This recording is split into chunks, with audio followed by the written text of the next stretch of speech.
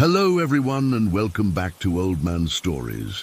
I'm aware that many of you use these videos to fall asleep, so before you doze off, I thought it would be a fun idea if each of you could leave a comment letting me know which part of the world you're listening from. Also, give a like and subscribe to the channel if you're enjoying the episodes, okay? Let's get comfortable, relax, and begin. I still don't know why I'm finally writing this down after so many years. Maybe because I haven't slept properly since returning to Mumbai 3 days ago. Every time I close my eyes, I see his face.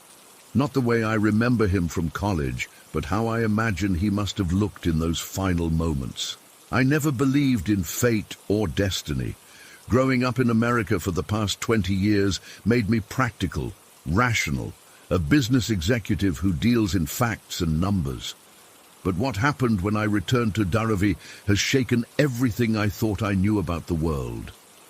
It started when my company sent me to Mumbai to negotiate a new manufacturing contract. After the meetings wrapped up, I had 2 free days before my flight home. Something pulled at me, a mix of nostalgia and guilt, I guess. I hadn't spoken to Vikram in over 2 decades. Life just happened. I moved to America after college, got married, had kids, built a career. Our regular calls became occasional emails, then nothing but holiday greetings, then silence. I rented a car and made the drive to Dharavi. The familiar chaos of the place hit me as soon as I arrived.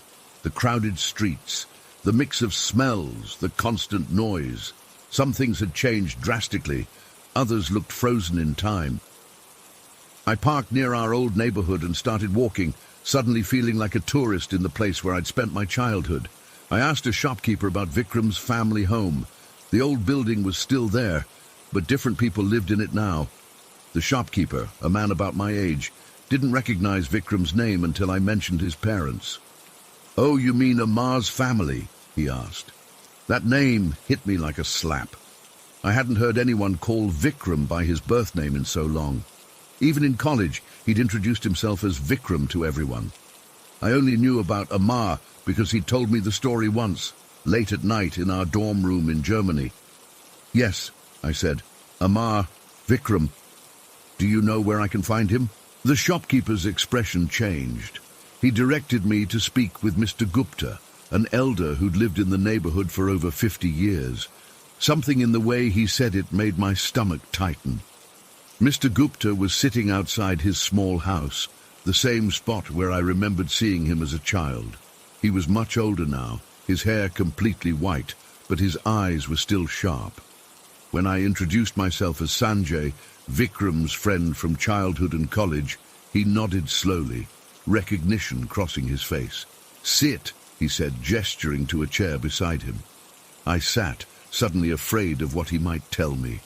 "I'm looking for Vikram," I said. "His family home has new occupants." Mr. Gupta looked at me with sad eyes. "You haven't spoken to him in many years, then?" I nodded, shame washing over me. Life got busy. I meant to reconnect, but... "Vikram is gone," he said simply. "He died almost 20 years ago." The world seemed to stop. 20 years. That would have been right after I moved to America. Right after our last real conversation. "What happened?" I managed to ask, my mouth dry. Mr. Gupta sighed deeply.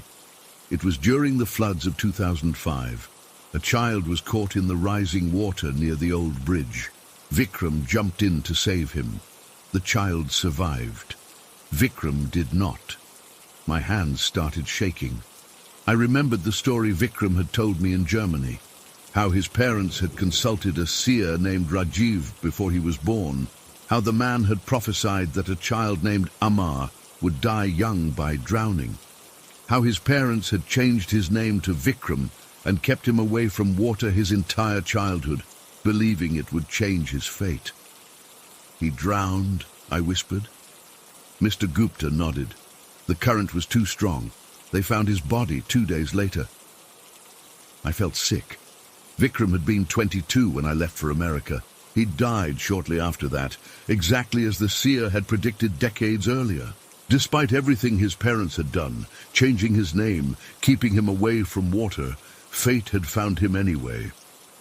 I need to see where it happened, I said, not really knowing why. Mr. Gupta seemed to understand. He gave me directions to the old bridge where Vikram had died. As I walked there, memories flooded back. Vikram and I sneaking around as teenagers, planning our escape from Dharavi, dreaming of universities in Europe and America. The day we actually left, his parents crying at the train station, his mother pressing something into his palm, a small idol of a protective deity, I later learned. The bridge was different now, wider, sturdier, but the river beneath it was the same.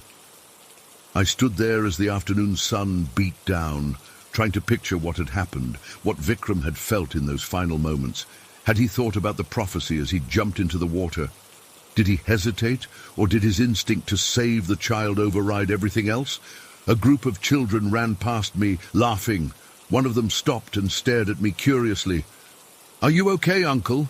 he asked in Hindi. "I'm looking for someone who might remember the floods of 2005, I said. "A young man died saving a child here." The boy pointed to a small house near the riverbank. "My grandfather tells that story, the man who saved my father." My heart nearly stopped. "Your father was the child?"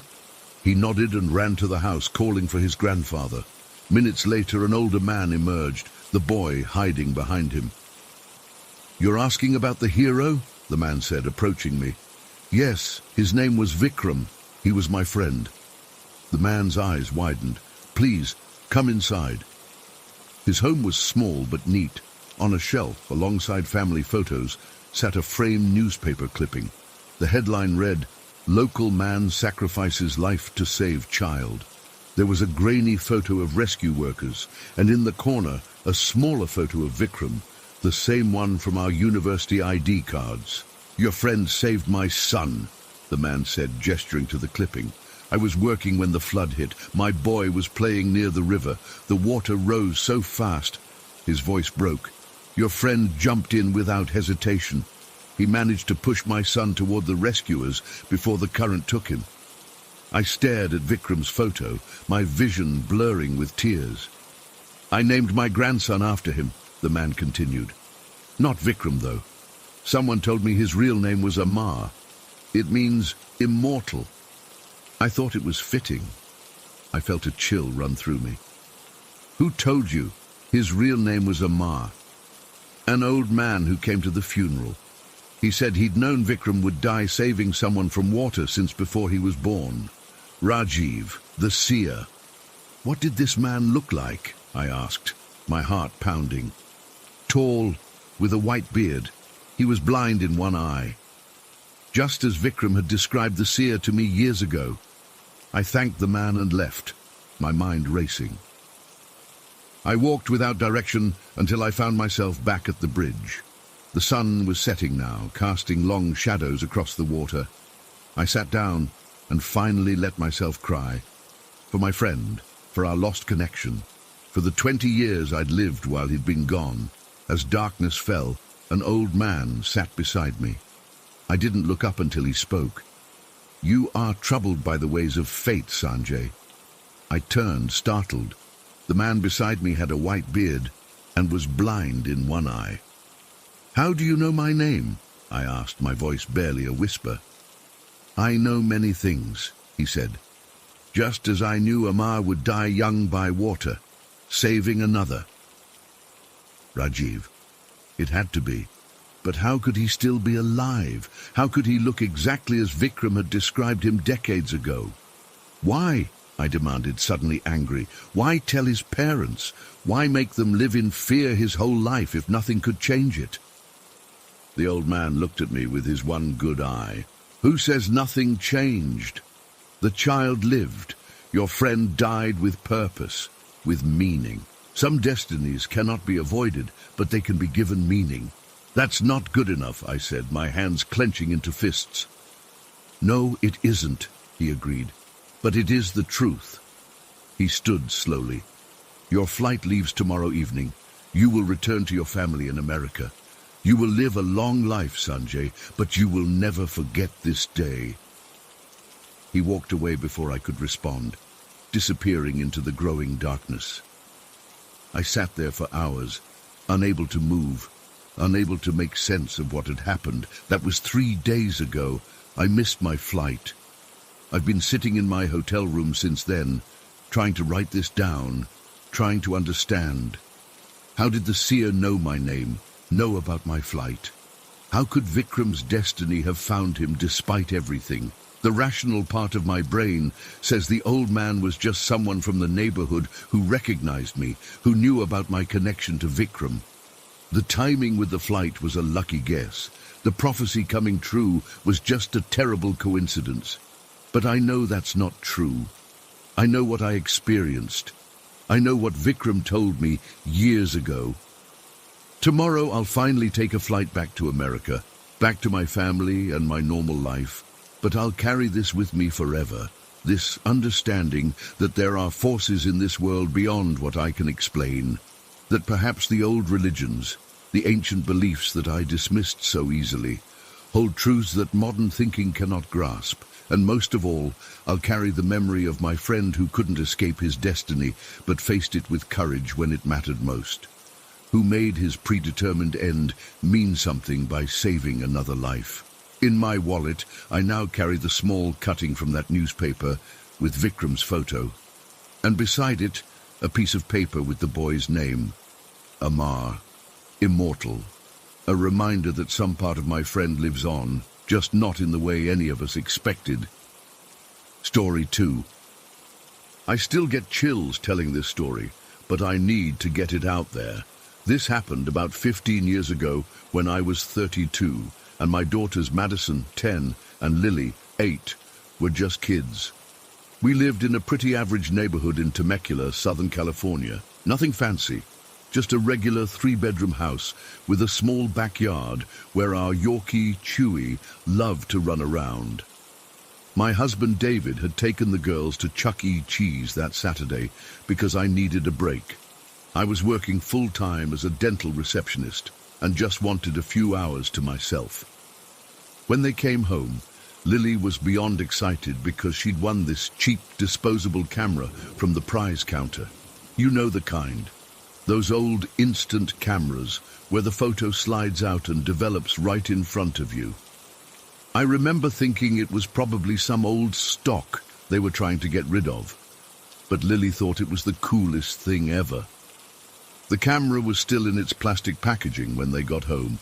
David helped Lily open it while I was folding laundry in the living room. I remember hearing the plastic crinkle as they tore open the packaging. Lily immediately wanted to take pictures of everything. The TV, her stuffed animals, David making a silly face. Madison joined in too, even though she acted like she was too cool for it at first. You know how older sisters can be. I wasn't really paying attention when they took the photo that changed everything. I was still folding clothes when I heard the girls in the kitchen. Our sliding glass door to the backyard was there, and apparently Chewy was sitting just on the other side, looking in like he wanted to come back inside. Lily thought he looked cute and wanted to take his picture. I heard the click of the camera, and then both girls were quiet for a moment before Madison called out, "Mom, Dad, can you come here?" Something in her voice made me put down the t-shirt I was folding. It wasn't her normal voice. It had this edge to it that made the hair on my arms stand up. When I got to the kitchen, both girls were staring at a small developing photo in Lily's hand. Madison looked pale. "What is it, sweetie?" I asked. And Lily just handed me the photo without saying anything. The image was still developing, that milky film clearing away slowly. I could make out Chewy sitting behind the glass door, looking at the camera, with his head tilted, like he always did. But as the photo became clearer, I felt my stomach drop. Behind Chewy, there was a woman. She wasn't just a blur or a shadow. She was crystal clear, standing directly behind our dog, looking straight into the camera. She had long, dark hair that hung past her shoulders, and these eyes that seemed to bore right into you. I still remember her expression, Not threatening, but intense, like she was trying to communicate something urgent. Around her neck were several uneven necklaces. They looked like beaded strands of different lengths, with what appeared to be small shells or stones worked into the pattern. My first thought was that they looked Native American. "Who is that?" Madison asked, her voice small. David came over and took the photo from my trembling hands. His face changed as he looked at it. "Is this some kind of joke?" he asked the girls, but I could tell by his expression that he knew it wasn't. "No, Daddy, we just took a picture of Chewie. There was nobody else there," Lily said, pointing to the glass door. Chewie was still sitting in the exact same spot, but there was definitely no woman behind him. We all went outside to check. The backyard was empty. We looked around the sides of the house, thinking maybe someone had walked by, but there was no one. Our yard was fully fenced with a 6-foot privacy fence, and the gate was still locked with the same padlock we always used. I remember David trying to rationalize it. "Maybe it's a flaw in the film. These cheap cameras can have weird defects." But we all knew that explanation didn't make sense. The woman was too detailed, too specific to be a random flaw. She wasn't transparent like you'd expect a ghost to be in movies. She looked solid, as real as any living person, just somehow there when she shouldn't have been. That night, after the girls went to bed, David and I examined the photo more carefully. The woman appeared to be Native American, maybe in her 30s or 40s. Her clothing was hard to make out in the small photo, but the necklaces were distinctive. I did some quick research online and learned that our area had been home to the Luiseno people for thousands of years before European settlement. I couldn't sleep that night. I kept getting up to check on the girls, irrationally afraid that somehow the woman in the photo might be in their rooms. Every time I closed my eyes, I saw her staring at me. The next morning, I called my mum, who's always been interested in the paranormal. She suggested we contact a local historian or someone from the Luiseno tribe who might have insights. David thought I was overreacting, but I couldn't let it go. A few days later, I took the photo to a local museum that had exhibits on Native American history. The elderly volunteer I showed it to studied it carefully and said the beadwork on the necklaces was consistent with Luiseno ceremonial wear. When I explained how we got the photo, she became uncomfortable and handed it back to me quickly. "Some things are better left unexplored," she said. I'll never forget the look on her face, like she knew something, but didn't want to say it out loud. In the weeks that followed, strange things started happening around our house. Nothing dramatic or Hollywood-worthy, just little things that were off. Items would be in different places than where we left them. The girls complained about hearing whispers at night. Chewie would sometimes growl at empty corners of rooms. Once I found all the kitchen cabinet doors open when I came downstairs in the morning, even though I knew they had been closed when we went to bed. The most disturbing incident happened about a month after we took the photo. I was home alone, cleaning the kitchen, when I distinctly heard a woman's voice say, "This was ours." It was so clear that I spun around, expecting to see someone standing there. But the kitchen was empty. I called David at work, completely freaked out, and he came home early. We talked about moving, but we couldn't afford it. The housing market had crashed, and we were underwater on our mortgage. We were stuck. Eventually, the strange occurrences tapered off. Life got busy, and while we never forgot about the photo, it became less of an active fear and more of a strange family story. I kept the photo in my wallet, tucked behind my driver's license. I rarely showed it to people. It felt too personal, too intimate somehow, like the woman had chosen us specifically, and sharing her image widely would be a betrayal. Fast forward about 7 years. The girls were teenagers, and we had mostly moved on from the incident. I was hiking in the hills near our home, part of what used to be Luiseno territory. I had parked at a small lot near the trailhead, leaving my purse hidden under the seat like an idiot. When I returned to my car, The window was smashed and my purse was gone. I was upset about the credit cards and the hassle of replacing my ID, but what brought me to tears was the realization that the photo was gone. That irreplaceable, inexplicable image that had become such a significant part of our family's history, stolen by someone who probably just tossed it aside when they saw it wasn't money. I filed a police report, but I knew they'd never find my purse, let alone that tiny photo. It was gone forever. Here's the truly bizarre part, though. That night, after dealing with cancelling credit cards and filing reports, I had a vivid dream. The woman from the photo was standing at the foot of my bed. Up close, I could see details that weren't visible in the small photo. Intricate patterns in her beadwork, a small scar above her right eyebrow, the texture of her skin. She didn't speak, but somehow I understood what she wanted to convey. She wasn't angry or threatening. She was a guardian of sorts, watching over the land that had once belonged to her people. The photo being lost wasn't an accident. It was time for her to move on, to release the connection to our family.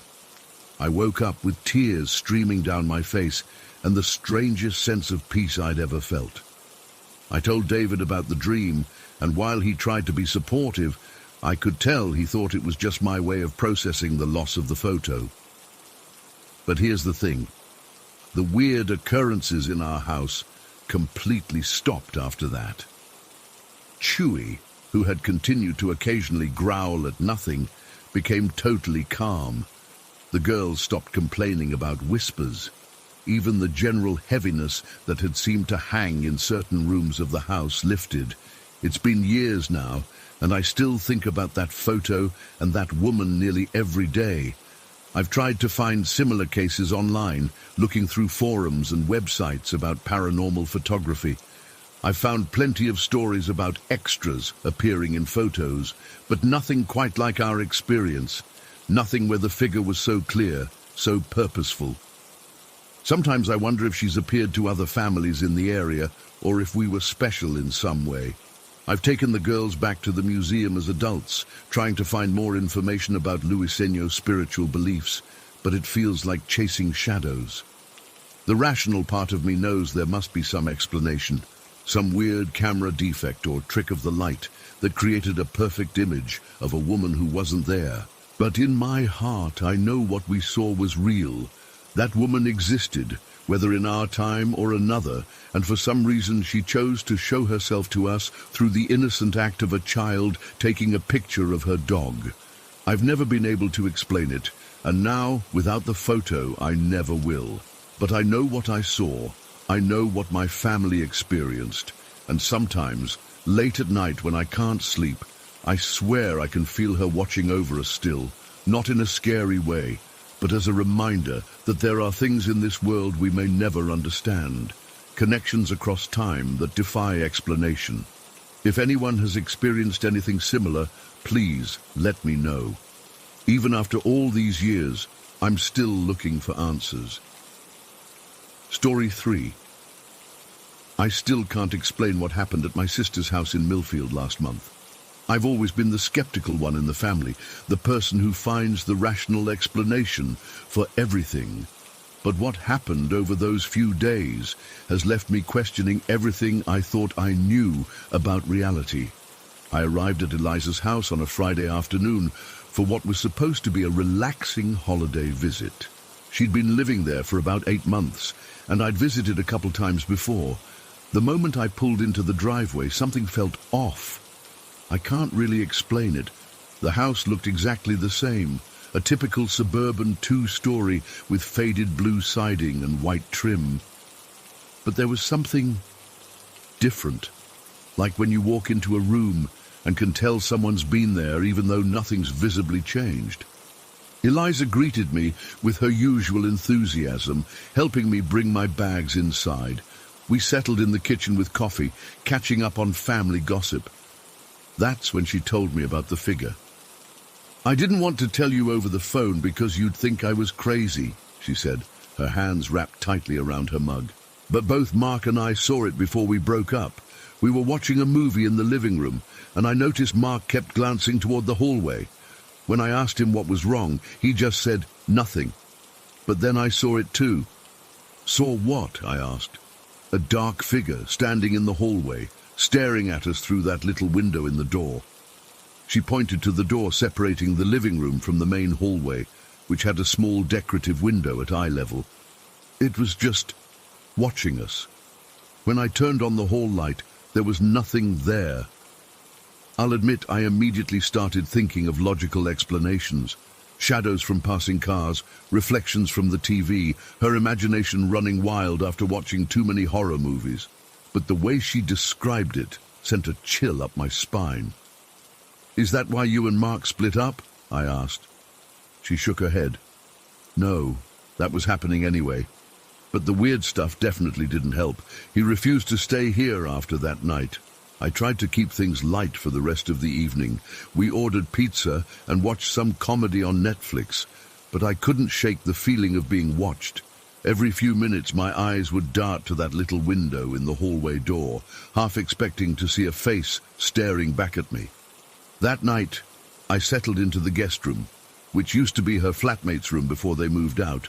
The moment I stepped inside, the temperature dropped noticeably. It was at least 10 degrees colder than the rest of the house. I checked the vents, the windows, looking for drafts, but found nothing. I grabbed an extra blanket from the closet and tried to ignore it. I woke up around 3 a.m., freezing. The blankets were on the floor, and I could see my breath in the air. The digital thermometer on the nightstand read 48 degrees, which made no sense since the rest of the house was comfortably warm. I wrapped myself in the blankets and tried to go back to sleep, but kept hearing faint scratching sounds from somewhere in the room. I told myself it was just the house settling, or maybe mice in the walls. Normal house stuff, right? The next morning at breakfast, I mentioned the cold room to Eliza. "Yeah, that room's always been like that," she said casually, pouring coffee. "The flatmate used to complain about it too. We had the heating system checked twice, but they never found anything wrong." "And that doesn't strike you as weird?" I asked. She shrugged. "This whole house is weird, Cass. I'm just used to it now." I wasn't used to it. All day, I felt like I was being watched. I'd be reading in the living room and suddenly get the sensation of someone standing behind me. I'd turn around, heart racing, to find nothing there. I'd be washing dishes and feel breath on the back of my neck. When I'd spin around, I was alone. That night was when I had the nightmare. I fell asleep reading around midnight, and then it started. In the dream, I was lying in bed, but I wasn't in control of my body anymore. I felt myself sitting up, legs swinging over the side of the bed. My body stood up, but it wasn't me doing it. It felt like someone else was piloting me from the inside. Then I heard whispering right by my ear, a raspy voice saying, "Oh, that," over and over. Sometimes it sounded like, "Oh, them," or "old hat." The words weren't clear, but the voice was right there, practically inside my head. My body started walking toward the door, my hand reaching for the knob. I was screaming inside my mind, but couldn't make a sound. Just as my hand touched the doorknob, I woke up gasping for air, drenched in sweat, despite the freezing room. The clock read 3:17 a.m. The worst part? I wasn't lying in bed anymore. I was standing at the door, my hand on the knob. I hadn't been dreaming the movement at all. I spent the rest of the night huddled under the blankets with the lights on, too terrified to go back to sleep. When morning finally came, I was exhausted and on edge. I didn't tell Eliza about the nightmare. I didn't want her to think I was feeding into the whole haunted house vibe. That afternoon, our cousin Jake stopped by. He ended up staying late, and Eliza suggested he crash on the couch rather than drive home. I was secretly relieved to have another person in the house. The next morning, Jake looked as exhausted as I felt. Over breakfast, he casually mentioned having a weird dream. "I dreamt I was floating above the couch," he said, rubbing his eyes, "like literally hovering a few feet in the air. It felt so real. Then suddenly I just dropped back down, woke me up with a jolt." I nearly choked on my coffee. Eliza just nodded like this was perfectly normal information. "This house does that to people," she said. "You get used to it." But I wasn't getting used to it. After Jake left, things got worse. I started hearing footsteps behind me whenever I walked down the hallway. Not like house settling noises, but actual footsteps, perfectly matching my pace until I stopped. Then they'd take one or two more steps before stopping too. The first time it happened, I convinced myself it was just an echo. The second time, I thought maybe it was the floorboard settling under my weight. By the third time, I couldn't ignore it anymore. I started doing quick stops like a test. I'd be walking and then suddenly freeze. The footsteps behind me would continue for one or two more steps before stopping, every single time. Then came the tapping. I'd be doing something, brushing my teeth, making a sandwich, reading, and I'd feel distinct taps on my shoulder or back. One tap, two taps, sometimes three in a row. I'd spin around, heart racing, to find nothing there, no one there, just empty air. I finally broke down and told Eliza about everything. The footsteps, the tapping, the nightmare where I sleepwalked to the door. "Why didn't you tell me sooner?" she asked, looking genuinely concerned. "Because it sounds crazy. I don't believe in ghosts or whatever this is." "I don't either," she said. "Or at least I didn't. But this house—" She trailed off, staring at that hallway door with the little window. "Mark saw it more than once, you know. The figure, sometimes in the hallway, sometimes at the foot of our bed. I felt sick. Why are you still living here?" "It's complicated. The rent is cheap, and I signed a year lease.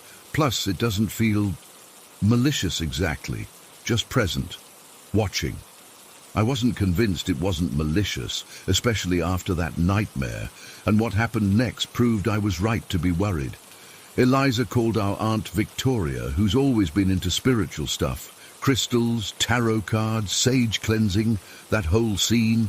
I've always rolled my eyes at it, but by this point I was desperate enough to try anything. Aunt Vicky arrived that afternoon, loaded down with bags of supplies. She wandered around the house with a serious expression, occasionally stopping to place her hand on a wall or close her eyes like she was listening for something. "There's definitely energy here," she announced after her tour. "Several presences, I think. Most feel neutral, but there's one that's agitated." I resisted the urge to scoff. This was exactly the kind of vague spiritual talk that usually made me tune out. But after what I'd experienced, I was willing to listen. "Let me see the cold room," she said. I led her to my temporary bedroom, pushing open the door. The temperature drop was immediate and dramatic, like walking into a freezer. Aunt Vicky's breath clouded in front of her face. "Oh my," she whispered. "This is significant, very significant." She took a tentative step into the room, and that's when it happened. The heavy wooden dresser against the wall suddenly slid across the floor with a horrible scraping noise, stopping directly in front of the doorway where we stood, like it was blocking our entrance. Aunt Vicky stepped back into the hallway, and I followed, my heart thundering in my chest. The moment we were both outside the threshold, things inside the room went crazy. The lamp on the nightstand flew off and smashed against the far wall. Books launched themselves off the shelf. The bedside clock unplugged itself and shot across the room like it was thrown by invisible hands. The door slammed shut in our faces with such force that the whole house seemed to shake.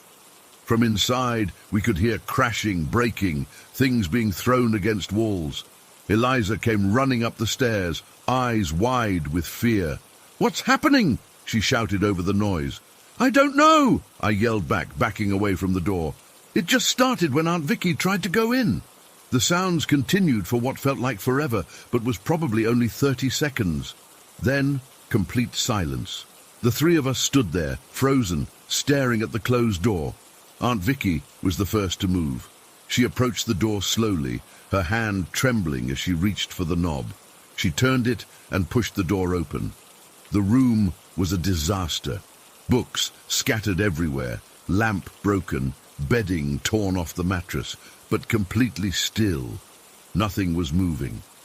The air was still freezing, but the violent activity had stopped the instant the door opened, like someone had flipped a switch. "It's making a statement," Aunt Vicky said quietly. "This is its space. We're not welcome in it." I started packing my bags immediately. I told Eliza she needed to come stay with me until she could break her lease. To my surprise, she agreed without argument. Whatever skepticism she'd been clinging to had vanished in the face of what we'd just witnessed. We stayed at a hotel that night, and I drove back home the next day. Eliza moved in with me temporarily before finding a new place of her own. She never went back to that house except once with the landlord to formally end her lease and collect the rest of her belongings. She said nothing unusual happened during that brief visit. With the landlord present, the house was perfectly still and normal. It's been a month now, and I still wake up at 3:17 a.m. almost every night, heart racing, certain I can hear that whispered "oh that" right beside my ear. I've never believed in the paranormal, always prided myself on being the rational one. But what happened in that house in Millfield? The footsteps that followed me, the tapping on my back when no one was there, the dresser that moved by itself, the objects flying across the room. I can't explain any of it. I've tried researching the history of the house, looking for previous deaths or tragedies that might explain the activity, but found nothing out of the ordinary. Just a normal suburban home built in the 1980s with a series of uneventful owners. Whatever was in that house, whatever claimed that cold room as its territory, it wasn't something from our normal understanding of reality. And the worst part, I'm not even sure it stayed behind. Sometimes in the quiet moments before sleep, I still feel like I'm being watched. Still feel that presence lingering just out of sight. Still feel the cold spots that shouldn't be there. And I wonder if maybe, just maybe, something followed me home from Millfield. Story 4. I still get chills thinking about what happened in our house back in 1998. I've never been the type to believe in ghosts or anything supernatural, but what happened that evening changed my perspective forever. It was late October, and I was living in our modest split-level home on Long Island with my wife Karen and our 2 young boys, Noah, 5, and Ethan, 2. I was 32 at the time, working as an accountant at a firm in the city, commuting every day. That particular day, I had managed to come home early to spend some time with the family. The weather had turned cold, so the boys were playing in the basement, where we had set up a small play area with some toys, a mini basketball hoop, and an old TV for cartoons. Noah had recently gotten this Mickey Mouse toy for his birthday from his great-aunt Helena. It was one of those crawling toys that would move across the floor on its hands and knees while playing music. The thing I remember most about it was that it would say hello in that high-pitched Mickey Mouse voice whenever you turned it on, and goodbye when you turned it off. Noah absolutely loved it, though he was starting to get a bit old for it. Ethan was fascinated by it, though. That evening, around 6 p.m., I went downstairs to call the boys up for dinner. Karen had made lasagna, and the smell was filling the house. I found the boys sitting on the carpet floor playing with that Mickey toy. Noah was showing Ethan how it worked, and they were both giggling as it crawled across the floor, its mechanical arms and legs making this whirring noise as it moved. "Time for dinner, guys," I called out. Ethan immediately ran over to me with his arms up, wanting to be carried. He was still in that clingy phase, especially on the stairs. I picked him up, and Noah stood up to follow us. We were about halfway up the stairs when we all heard it, clear as day from the basement behind us. "Goodbye," in that unmistakable Mickey Mouse voice. I stopped on the stairs. Ethan was in my arms, and Noah was right behind me. Neither of them could have possibly turned it off. "Noah, did you turn off the Mickey toy before we left?" I asked, looking back at him. Noah shook his head. "No, Daddy. It was still on the floor playing. I felt a strange sensation crawl up my spine. I considered going back down to check, but Ethan was getting fussy, and I could hear Karen calling us for dinner. "Probably just the batteries," I said, more to myself than to the boys. "We'll check after dinner." When we got upstairs, I put Ethan in his high chair and helped Noah wash his hands. Karen was setting the table, and everything seemed so normal. We sat down to eat, and for a few minutes I almost forgot about what had happened. It was around 6:30 p.m. when the phone rang. Karen got up to answer it, and I was busy helping Ethan with his food. He was at that age where more food ended up on his face and the floor than in his mouth. Karen came back with the phone, her expression serious. "It's your dad," she said quietly, handing me the receiver. I still remember every word of that conversation. "Mason." My father's voice sounded strange, fragile. "Yeah, Dad. What's up?" There was a pause. "It's your Aunt Helena. She passed away about half an hour ago." The room seemed to tilt around me. Aunt Helena wasn't just any relative. She had practically raised me after my mom died when I was young. She was the one who'd read me bedtime stories, who'd attended every school event, who'd taught me to drive. And she had adored my boys, especially Noah, who reminded her of me at that age. "What? How?" I managed to ask, my voice barely above a whisper. "Heart attack. It was quick," they said. "She was at home." I glanced at the kitchen clock, 6:35 p.m. Working backward, that meant she had died right around 6 p.m., precisely when we'd heard that Mickey Mouse toy say goodbye on its own. I don't remember much of the rest of the conversation. I mechanically discussed funeral arrangements and promised to come over the next day. When I hung up, Karen was looking at me with concern, and the boys were unusually quiet, sensing that something was wrong. "Aunt Helena died," I told Karen, my voice cracking, "about half an hour ago." Karen came over and hugged me, whispering condolences. But my mind was racing, fixated on that Mickey Mouse toy in the basement. After dinner, once the boys were distracted with a cartoon in the living room, I went back down to the basement. I needed to check that toy. I needed to know. The basement felt colder than usual as I descended the stairs. The Mickey Mouse toy was still there on the carpet, exactly where we'd left it. It wasn't moving or making any noise. I approached it cautiously, as if it might suddenly spring to life. When I picked it up and turned it over, I felt my heart skip a beat. The power switch was still firmly in the on position. It should have been crawling around, playing music. It shouldn't have said goodbye at all, unless someone had turned it off. I tried switching it off and on again.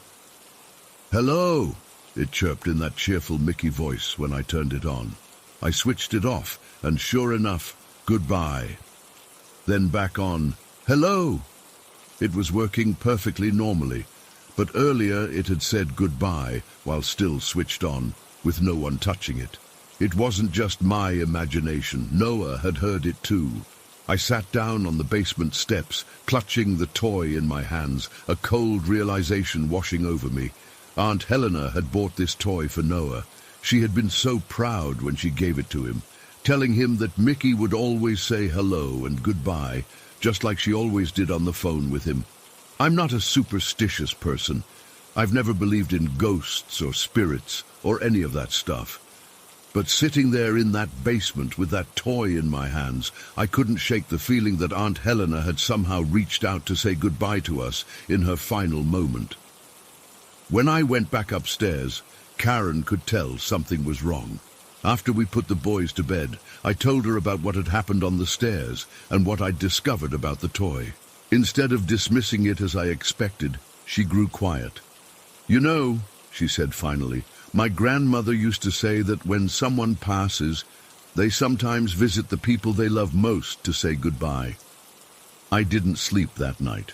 I kept thinking about Aunt Helena, about all she'd done for me, about how much she loved the boys, and I kept thinking about that toy saying goodbye at the exact moment she left this world.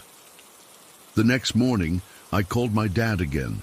Without explaining why I was asking, I confirmed the exact time of Aunt Helena's death, 6:02 p.m., according to the paramedics who had been called to her house. 2 minutes after we heard that goodbye from the basement. In the days that followed, as we prepared for the funeral and dealt with our grief, that Mickey Mouse toy remained silent. It worked normally when turned on or off, but there were no more unexplained messages. It was as if it had served its purpose, delivering one final message from a beloved aunt to the family she was leaving behind. Noah, being 5, seemed to understand on some level what had happened. One night, as I was tucking him in, he asked, "Was that Great-Aunt Helena saying goodbye to us, Daddy?" I didn't know how to answer him. "What do you think?" I asked instead. He thought for a moment. "I think it was. She always said goodbye on the phone. She wouldn't leave without saying goodbye." Ethan was too young to understand, of course, but as the years went by, we told him the story. The Mickey Mouse toy eventually broke and was put away in storage, but the memory of what happened has never faded. It's been over 20 years now. The boys are grown and life has moved on in so many ways. But sometimes, when I'm alone in the house and it's quiet, I find myself thinking about that evening in 1998, about a beloved aunt who, in her final moment on this earth, found a way to say goodbye to the people she loved most. I've never been able to explain what happened that day. Maybe it was some kind of electrical malfunction with the toy. Maybe it was a coincidence so incredible that it seemed supernatural. Or maybe, just maybe, there are connections between us that transcend what we can see and touch, connections that even death cannot completely sever. All I know for certain is what we heard on those basement stairs at the moment my aunt passed away. A simple goodbye from a toy that should never have spoken at all. I've never shared this story publicly before. I'm not looking for explanations or analysis. I just wanted to put it down in words, to acknowledge that it happened, that it was real.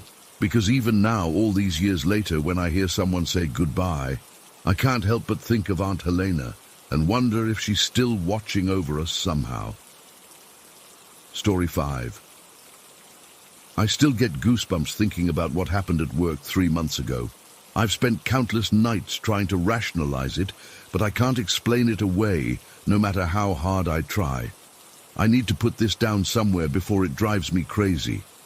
I work as a marketing executive at a mid-sized company in Riverside. Our office is nothing special, just your typical corporate setup with grey cubicles, fluorescent lighting, and the constant hum of air conditioning. About a year ago, we lost James, one of our team members.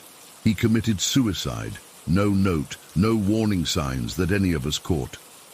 One Monday, he just didn't show up to work, and later that day, the police informed management.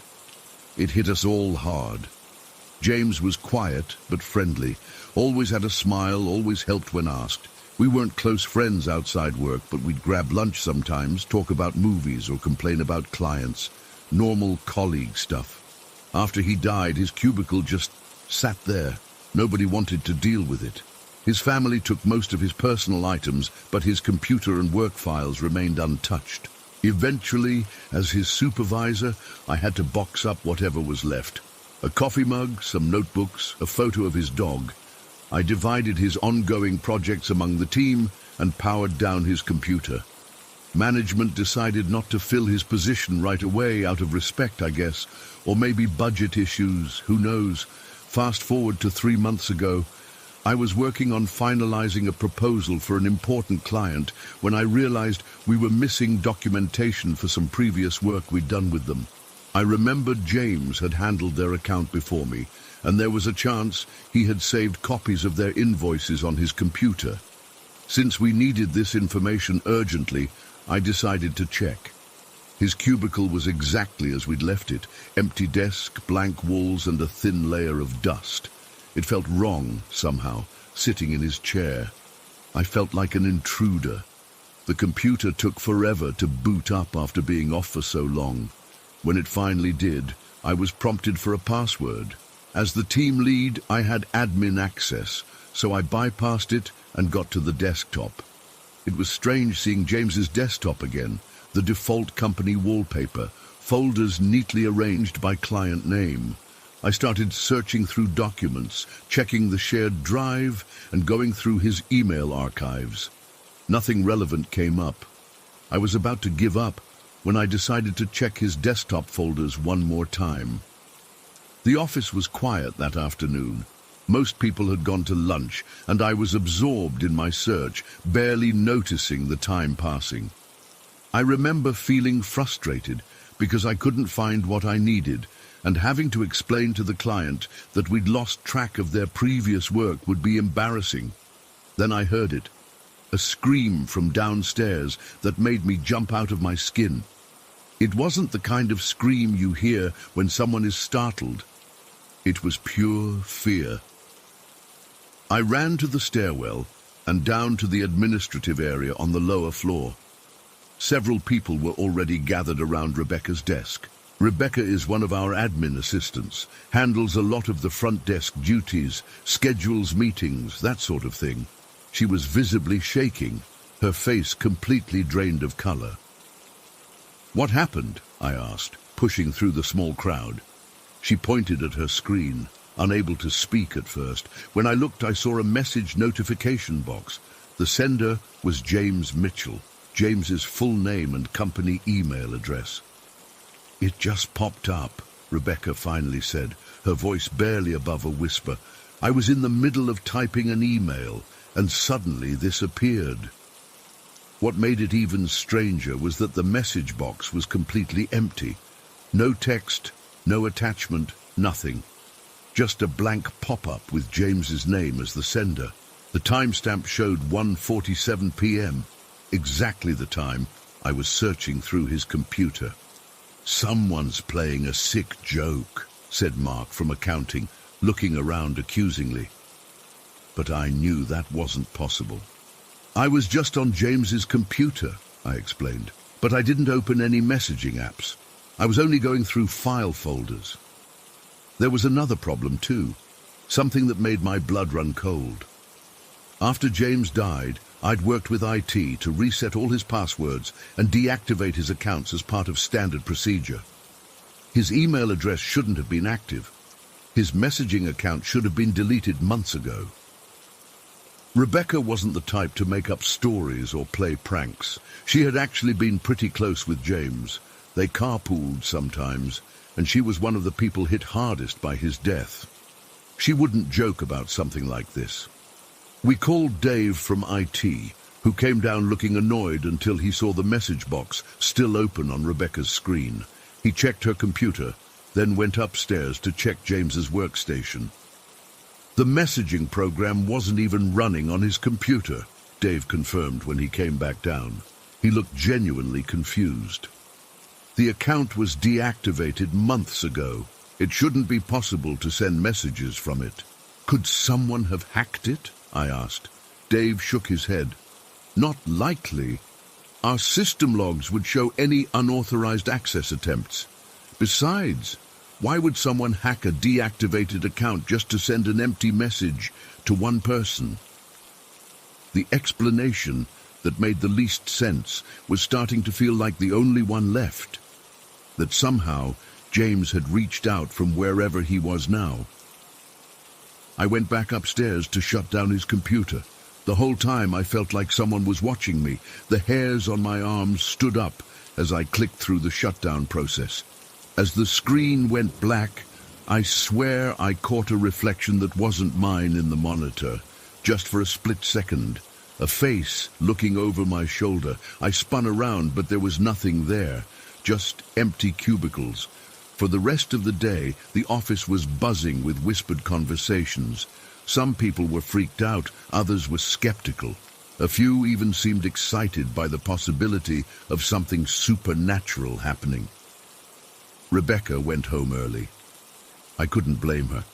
I stayed late that night, partly to finish the work I'd been derailed from, and partly because I didn't want to be alone in my apartment thinking about what had happened.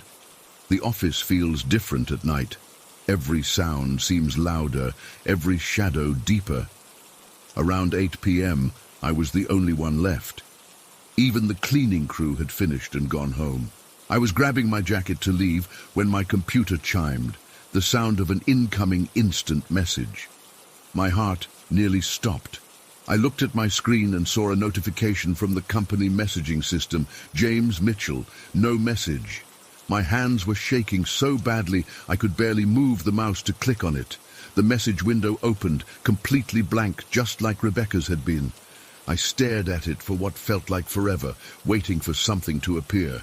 Nothing did. I don't know what possessed me, but I started typing, "James, is that you?" I hit send, then immediately felt ridiculous. What was I doing? But then something happened that I still can't explain. The cursor started moving, like someone was typing, 3 dots pulsing on the screen. I held my breath, waiting. Nothing came through. Then my screen flickered just once, and my computer restarted itself. By the time it booted back up, there was no trace of the message exchange in my history. I checked the system logs the next day with Dave from IT. No record of any messages from James's account. No record of any abnormal system behavior. Nothing. We never did figure out what happened. Some people think it was a glitch, that somehow James's old account temporarily reactivated during a system update. Others think someone was playing an elaborate prank, though no one ever came forward to claim responsibility. Rebecca transferred to our San Diego office the following month. She never said it was because of the message, but I think we all knew. As for James's cubicle, they finally assigned it to a new hire last week. They completely wiped his computer and replaced most of the hardware just to be safe. The new guy doesn't know about what happened, and we've all agreed not to tell him. Sometimes when I walk past that cubicle, I get this feeling that someone's watching me. Sometimes my computer will freeze for no reason, or my messages will send twice, or not at all. Little glitches that never happened before. The weirdest part. We eventually found those missing invoices. They were in a folder labeled Important Backup on the company server. The folder was created the day after James died, long after his accounts had been deactivated. The system shows his credentials as the creator of the folder. I still don't know what to make of any of this. Was James trying to help us even after he was gone? Was he trying to say something with those blank messages? Or was it all just a series of bizarre coincidences and technical glitches? The thing that haunts me most is that James died without leaving a note. No explanation, no goodbye.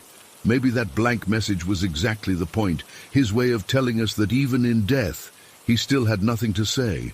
Or maybe he was trying to say something but couldn't get the message through. I've started saving backups of all my important files now. And sometimes, when I'm alone in the office, I swear I can hear the faint sound of typing coming from that cubicle, even though there's no one there. Story 6. I never thought I'd actually write this down, but it's been eating away at me for so long.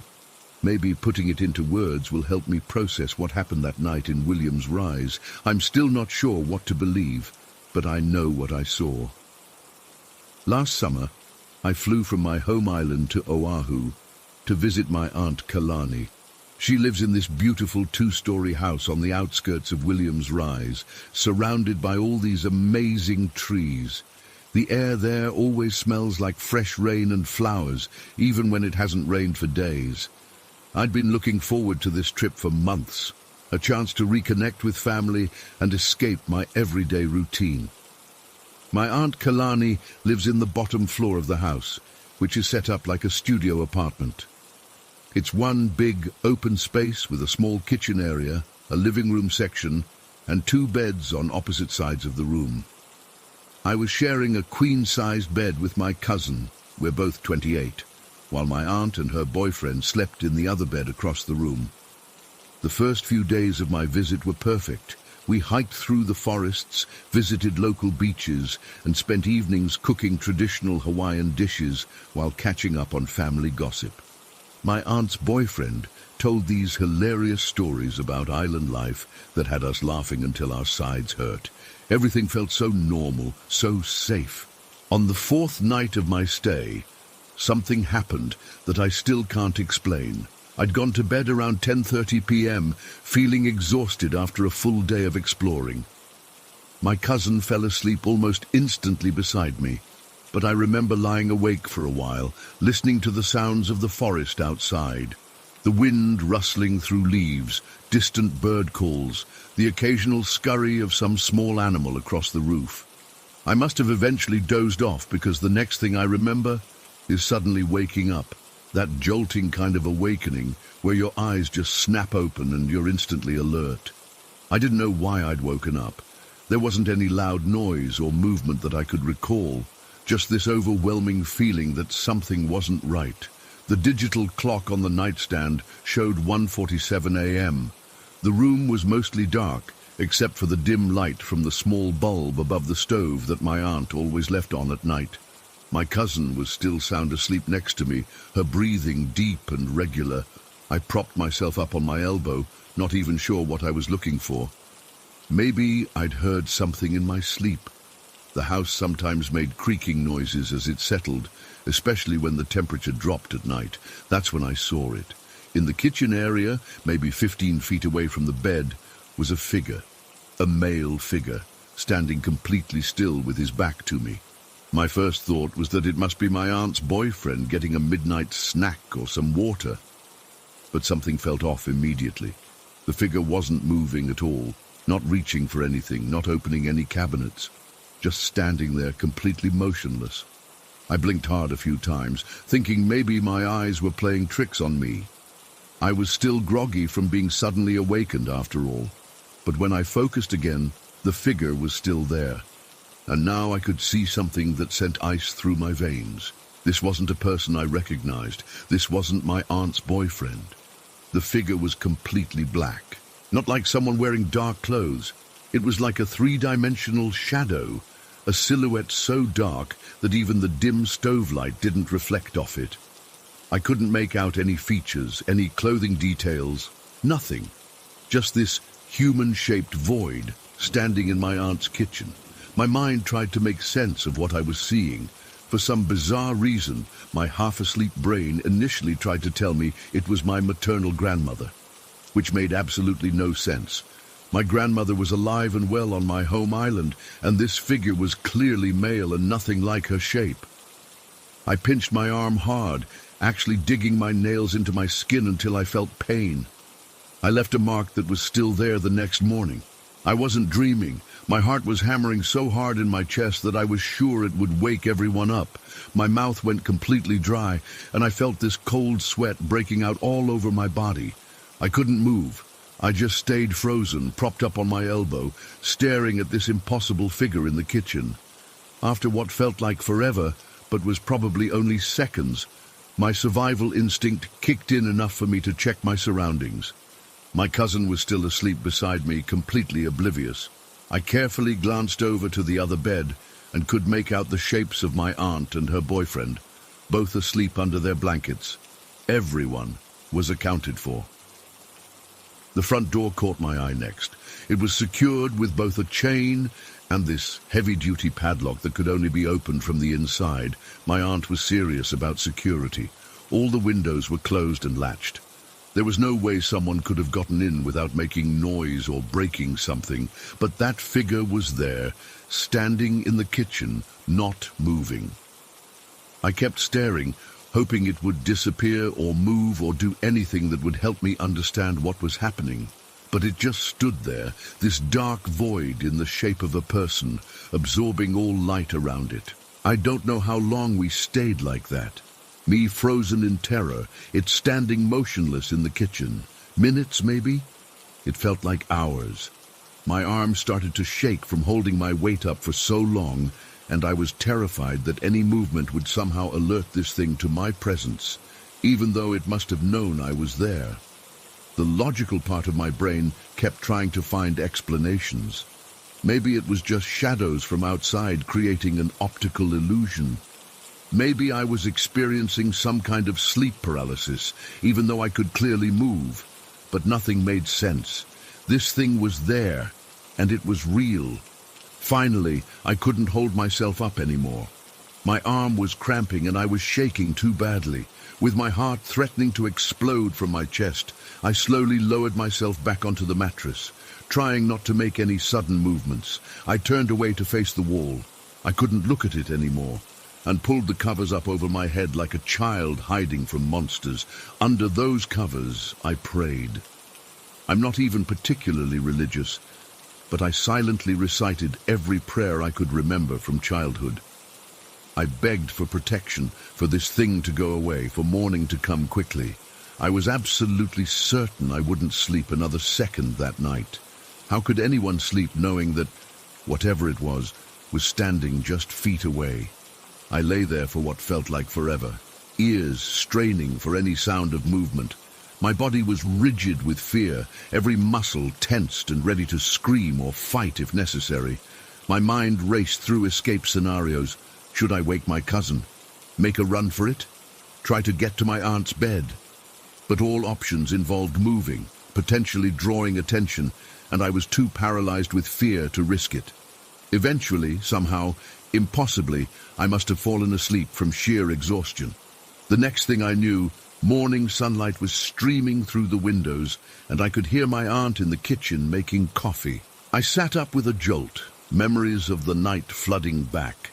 The kitchen area was completely normal, no dark figure, no evidence anything had been disturbed. My aunt was humming as she prepared breakfast, and my cousin was still asleep beside me. I got up shakily and went to the bathroom. In the mirror, I could see the mark on my arm where I'd pinched myself. It wasn't a dream. But what was it? Throughout that day, I kept quiet about what I'd seen. I didn't want my aunt to think I was crazy or ungrateful for her hospitality. I didn't want to scare my cousin, but I couldn't stop thinking about it. I checked and rechecked the doors and windows, looking for any way someone could have gotten in and out. There was nothing. I barely slept the rest of my visit, keeping the covers pulled up to my eyes and facing the kitchen all night, watching for any sign of the figure returning. It never did, but that didn't help me relax. For years, I told no one about what I saw that night. I tried to convince myself it was just a weird episode of sleep paralysis, even though I know that's not what happened. I was fully awake and could move. I pinched myself. That thing was there. It wasn't until 3 years later, during a quiet moment with my paternal grandmother, that I finally shared my experience. I expected her to dismiss it or suggest I'd been dreaming. Instead, she got this serious look on her face and took my hands in hers. "Leilani," she said, using my full name, which she rarely did. "Some people in our family are more sensitive to the other world, the world most people can't see. Maybe you're one of them." I've always considered myself pretty skeptical about paranormal stuff. Ghost stories are fun around campfires, but I never really believed in them. But that night in William's Rise changed something in me. I can't fully dismiss the possibility that there are things in this world we don't understand. I still don't know what that figure was. A spirit? Some kind of manifestation? An actual intruder who somehow got in and out without leaving a trace? I have no answers. Just the memory of that absolute darkness standing in the kitchen and the cold fear that gripped me as I watched it. Sometimes when I'm alone at night, I still catch myself glancing over my shoulder, half expecting to see that dark silhouette standing there, waiting, and I wonder if someday it might turn around and show me its face. Story 7. I've been holding this in for too long. I need to get this off my chest because I genuinely don't know what to make of it, and it still messes with my head 5 years later. When I was 18, my paternal grandmother Evelyn passed away. I barely knew her, to be honest. She lived about 10 hours away in this small town called Brookhaven, and our relationship consisted of awkward phone calls on holidays and birthdays that my dad would force me and my brothers to make. "Hey, Grandma, happy birthday. Yeah, school's fine. Yeah, basketball's good. Okay, here's Dad." That kind of thing. I couldn't tell you her favorite color, what she did for work, nothing. When she died, It wasn't exactly devastating for me personally, but obviously my dad was upset, so we all piled into our old Suburban for the 10-hour drive to Brookhaven for the funeral. The plan was to stay at her apartment for a few days afterward to sort through her belongings and decide what to keep, donate, or throw away. Her apartment was in this old building from the 1940s. 3 bedrooms, 1 bathroom, with that musty smell old people's homes always have, like potpourri and medicine and dust all mixed together. The furniture was outdated, lots of floral patterns and doilies. Classic grandma stuff, I guess. For sleeping arrangements, my parents took my grandmother's bedroom. My younger brothers shared the guest room, and I got stuck on this pull-out couch in what used to be her sewing room office. The mattress was paper thin, with springs that dug into my back, but whatever. It was just for a few nights.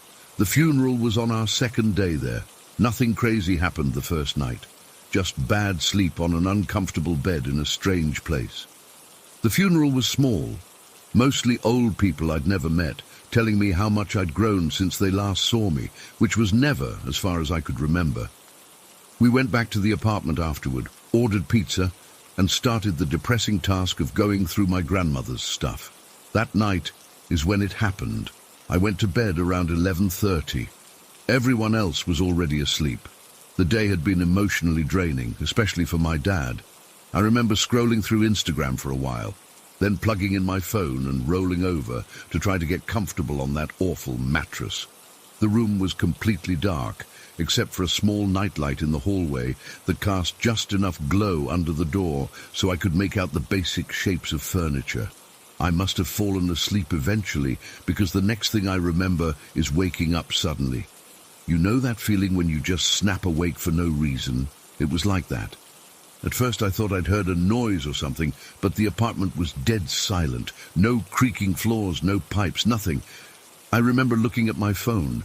3:17 a.m. I was about to roll over and try to go back to sleep when I noticed something in the corner of the room. There was a faint white glow, not like a light or a lamp, more like a slight disturbance in the air, like how heat rises from pavement on a hot day, but this was white and faintly luminescent. And it was taking shape. I froze. Completely froze. I wanted to call out for my dad, but my voice wouldn't work. I wanted to get up and run, but my body felt like it weighed 1,000 pounds. The glow began to move toward me. As it got closer, it became more defined, vaguely human in shape, but without clear features. Just this white, misty form floating about a foot off the ground. It moved to the side of the pull-out couch, right next to where I was lying. I tried to tell myself it was a dream. I tried to wake myself up. I even attempted to pinch myself, but my arms wouldn't move. I was completely paralyzed, lying there on my back, eyes wide open, staring at this thing. Then it got worse. As the figure hovered next to me, I suddenly couldn't breathe. It wasn't like something was choking me or covering my mouth. It was like the air was literally being pulled from my lungs. With each attempt to inhale, I felt less and less oxygen entering my body. It was like trying to breathe through a straw that was getting smaller and smaller.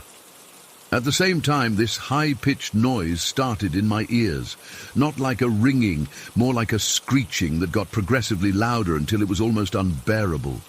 The sound seemed to vibrate through my entire skull. But the worst part, the absolute worst part, was the feeling that something was being extracted from me. Not physically, but something deeper. The only way I can describe it is that it felt like my soul was being pulled out through my chest. I could literally feel something tugging at my core, trying to separate it from my body. My heart was pounding so hard I thought it would burst. My vision started to get spotty from lack of oxygen. The white figure seemed to pulse and grow brighter as this was happening. I don't know how long this went on. It could have been minutes or seconds, but it felt like an eternity. Just when I thought I was going to pass out or die, everything stopped. The pressure released. Air rushed back into my lungs in a huge gasp. The screeching in my ears faded. The pulling sensation disappeared. and the glowing figure just dissolved, like smoke being blown away. I lay there gasping, sweating, shaking uncontrollably. My heart was still racing, and tears were streaming down my face. I immediately sat up and turned on the lamp next to the couch, then checked to see if anyone else had woken up. The apartment was still silent. I didn't go back to sleep that night. I sat upright with my back against the wall, lamp on, scrolling mindlessly through my phone until I heard my family getting up around 7 a.m. I didn't tell anyone what happened. What would I even say? "Hey, Dad, I think I saw a ghost in Grandma's apartment and it tried to steal my soul." They'd think I was crazy or seeking attention during a time that was supposed to be about my dad's grief. So I kept quiet, blamed my exhaustion on the uncomfortable bed, and counted the hours until we could leave. We spent 2 more nights there, and nothing else happened. No glowing figures, no soul-sucking experiences. Part of me started to think maybe it had been sleep paralysis or some kind of vivid nightmare. I'd heard about sleep paralysis before, how people can't move and sometimes see scary figures. But this felt different, more real somehow, and the feeling of something being extracted from me. I'd never experienced anything like that before or since. We went back home, and life moved on. I started college that fall, made new friends, got busy with my own life. The experience stayed with me, but I packed it away in the back of my mind. One of those weird, unexplainable things that you eventually convince yourself was probably just your imagination. 5 years passed. I was 23, living in my own apartment about an hour away from my parents. My Aunt Caroline, my dad's sister, was in town and came over for dinner one night. I didn't know Caroline super well. She lived across the country and only visited every couple of years. She was my grandmother, Evelyn's daughter, but I couldn't remember her ever talking much about her mom when I was growing up. After dinner, we were sitting on the couch watching TV when one of those ghost hunting shows came on. You know the type. People with night vision cameras freaking out over every little sound in abandoned buildings. Caroline immediately made a face and asked if we could change the channel.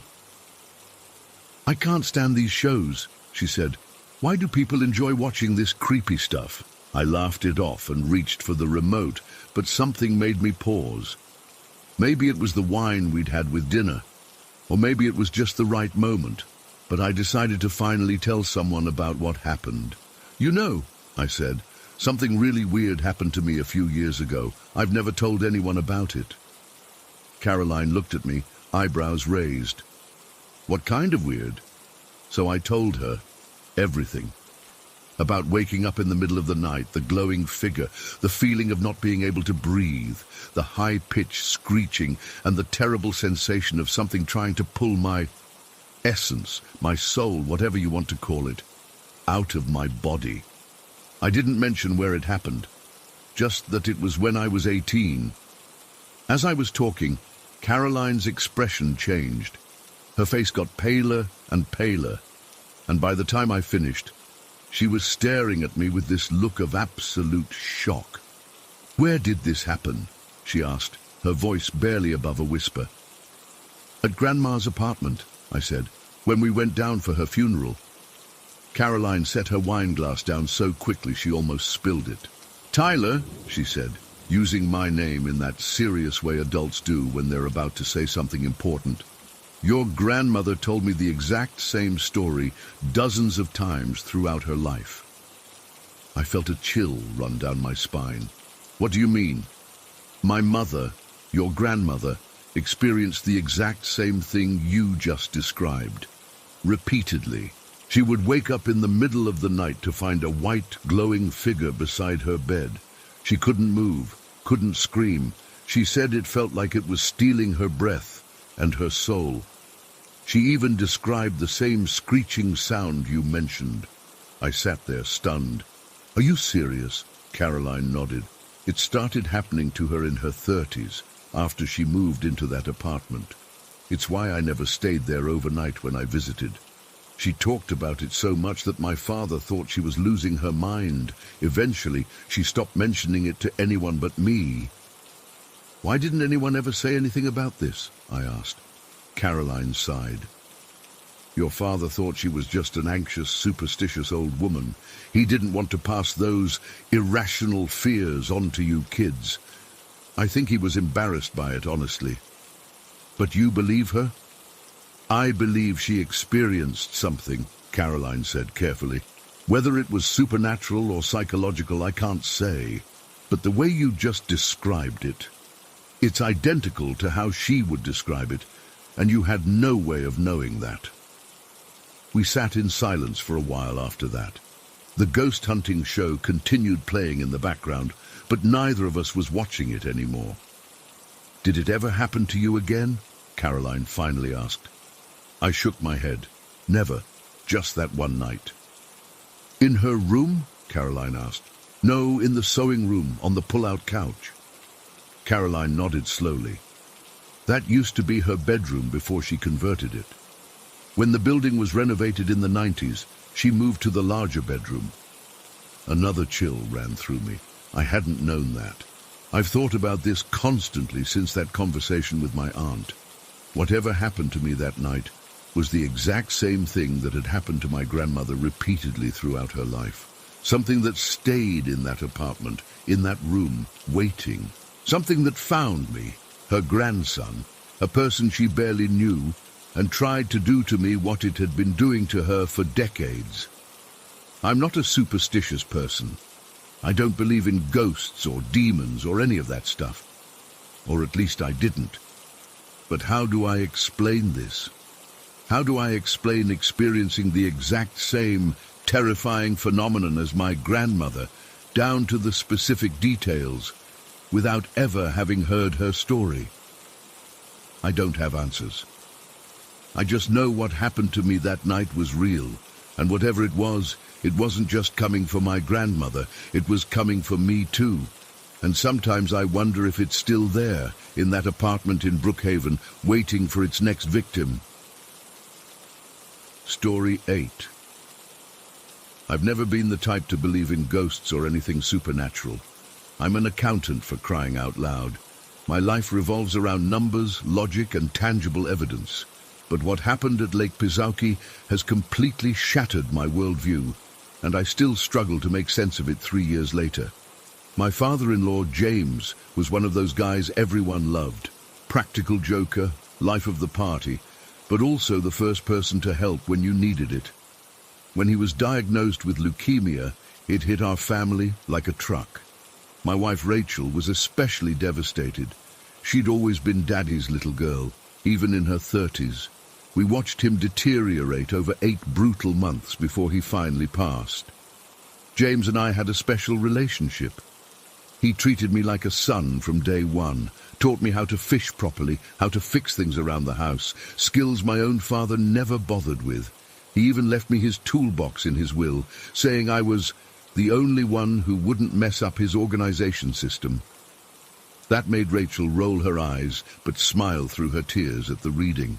The family property at Lake Pizauki in northern Michigan had been their special place. James built the main cabin himself in the 70s, and his brother added a smaller one next door in the 90s. The place was nothing fancy, just wooden structures with screened porches, simple kitchens, and that distinct musty lake house smell that somehow feels like home. Rachel and I would visit a few times each summer, sometimes with her brother's family, sometimes just us. The first summer after James died, we debated even opening the lake house. It felt wrong somehow, like we were pretending everything was normal, when there was this massive James-shaped hole in our lives. But Rachel insisted her dad would have hated the idea of the place sitting empty, so we made the 5-hour drive up for Memorial Day weekend to open it for the season. It was a gorgeous late May day when we arrived. The lake sparkled under the sun, and the trees had that fresh green color they only get in spring. I remember thinking that maybe this wouldn't be so bad after all. We could feel close to James here, surrounded by all the things he loved. We unloaded most of our stuff from the car, but we'd also brought supplies in our small aluminum fishing boat moored at the dock. After getting Rachel settled inside, I headed down to unload the rest. The dock creaked under my feet. James had been planning to replace some boards before he got sick. I made a mental note to tackle that project later in the summer. The boat was loaded with groceries, fishing gear, and a new outdoor rug Rachel had bought to replace the faded one on the porch. I placed the rolled-up rug on the dock first, then grabbed the cooler and a duffel bag of fishing equipment. The rug was about 6 feet long, pretty heavy, and I remember distinctly leaving it lying flat on the wooden planks while I carried the other items up to the house. When I came back down for the final bag, I stopped dead in my tracks. The rug wasn't where I'd left it. Instead, it was standing upright, leaning at a perfect 45-degree angle against the dock cart. I felt the hair on my arms stand up. There was no wind that day. The lake was like glass. No one else was around for hundreds of yards. Rachel was inside unpacking groceries. I stood there staring at it, trying to come up with a logical explanation. Maybe I'd somehow... No, there was no way I'd left it like that. It would have fallen over immediately. I looked around, half expecting to see someone playing a prank, but there was nothing except the quiet lapping of water against the shore.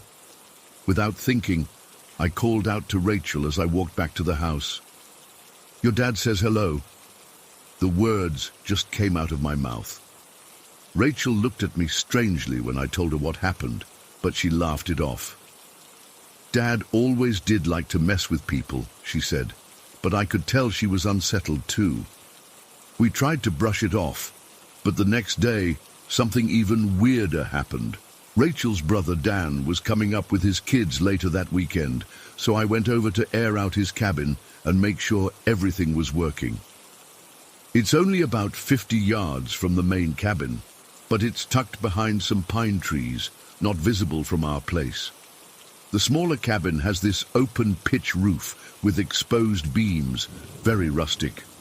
I was alone, checking the faucets and making sure the hot water heater was working. The place was dead quiet, except for the occasional bird call from outside. I was standing in the middle of the living room, looking up at the ceiling fan to see if it needed dusting, when something hit me right on the top of my head. I reached up, thinking maybe a bug had fallen on me, but instead I found an acorn in my hair. An acorn inside the cabin. I looked up immediately, scanning the ceiling and beams. There was nothing, no holes in the roof, no squirrel's nest, nothing that could explain an acorn falling from above. And it hadn't just dropped lightly, it had hit me with enough force that it stung. A chill ran through me that had nothing to do with the cabin's temperature. James used to collect acorns with Rachel when she was little. They had this silly tradition of seeing who could find the perfect acorn on their walks around the property. It was their special thing. I didn't even bother finishing the inspection. I just got the hell out of there, practically jogging back to our cabin, constantly looking over my shoulder. When I burst through the door, Rachel took one look at my face and asked what was wrong. I told her, trying to sound casual, but my voice was shaking. She tried to rationalize it. Maybe it had been stuck in my hair from earlier. Maybe it fell from my clothes.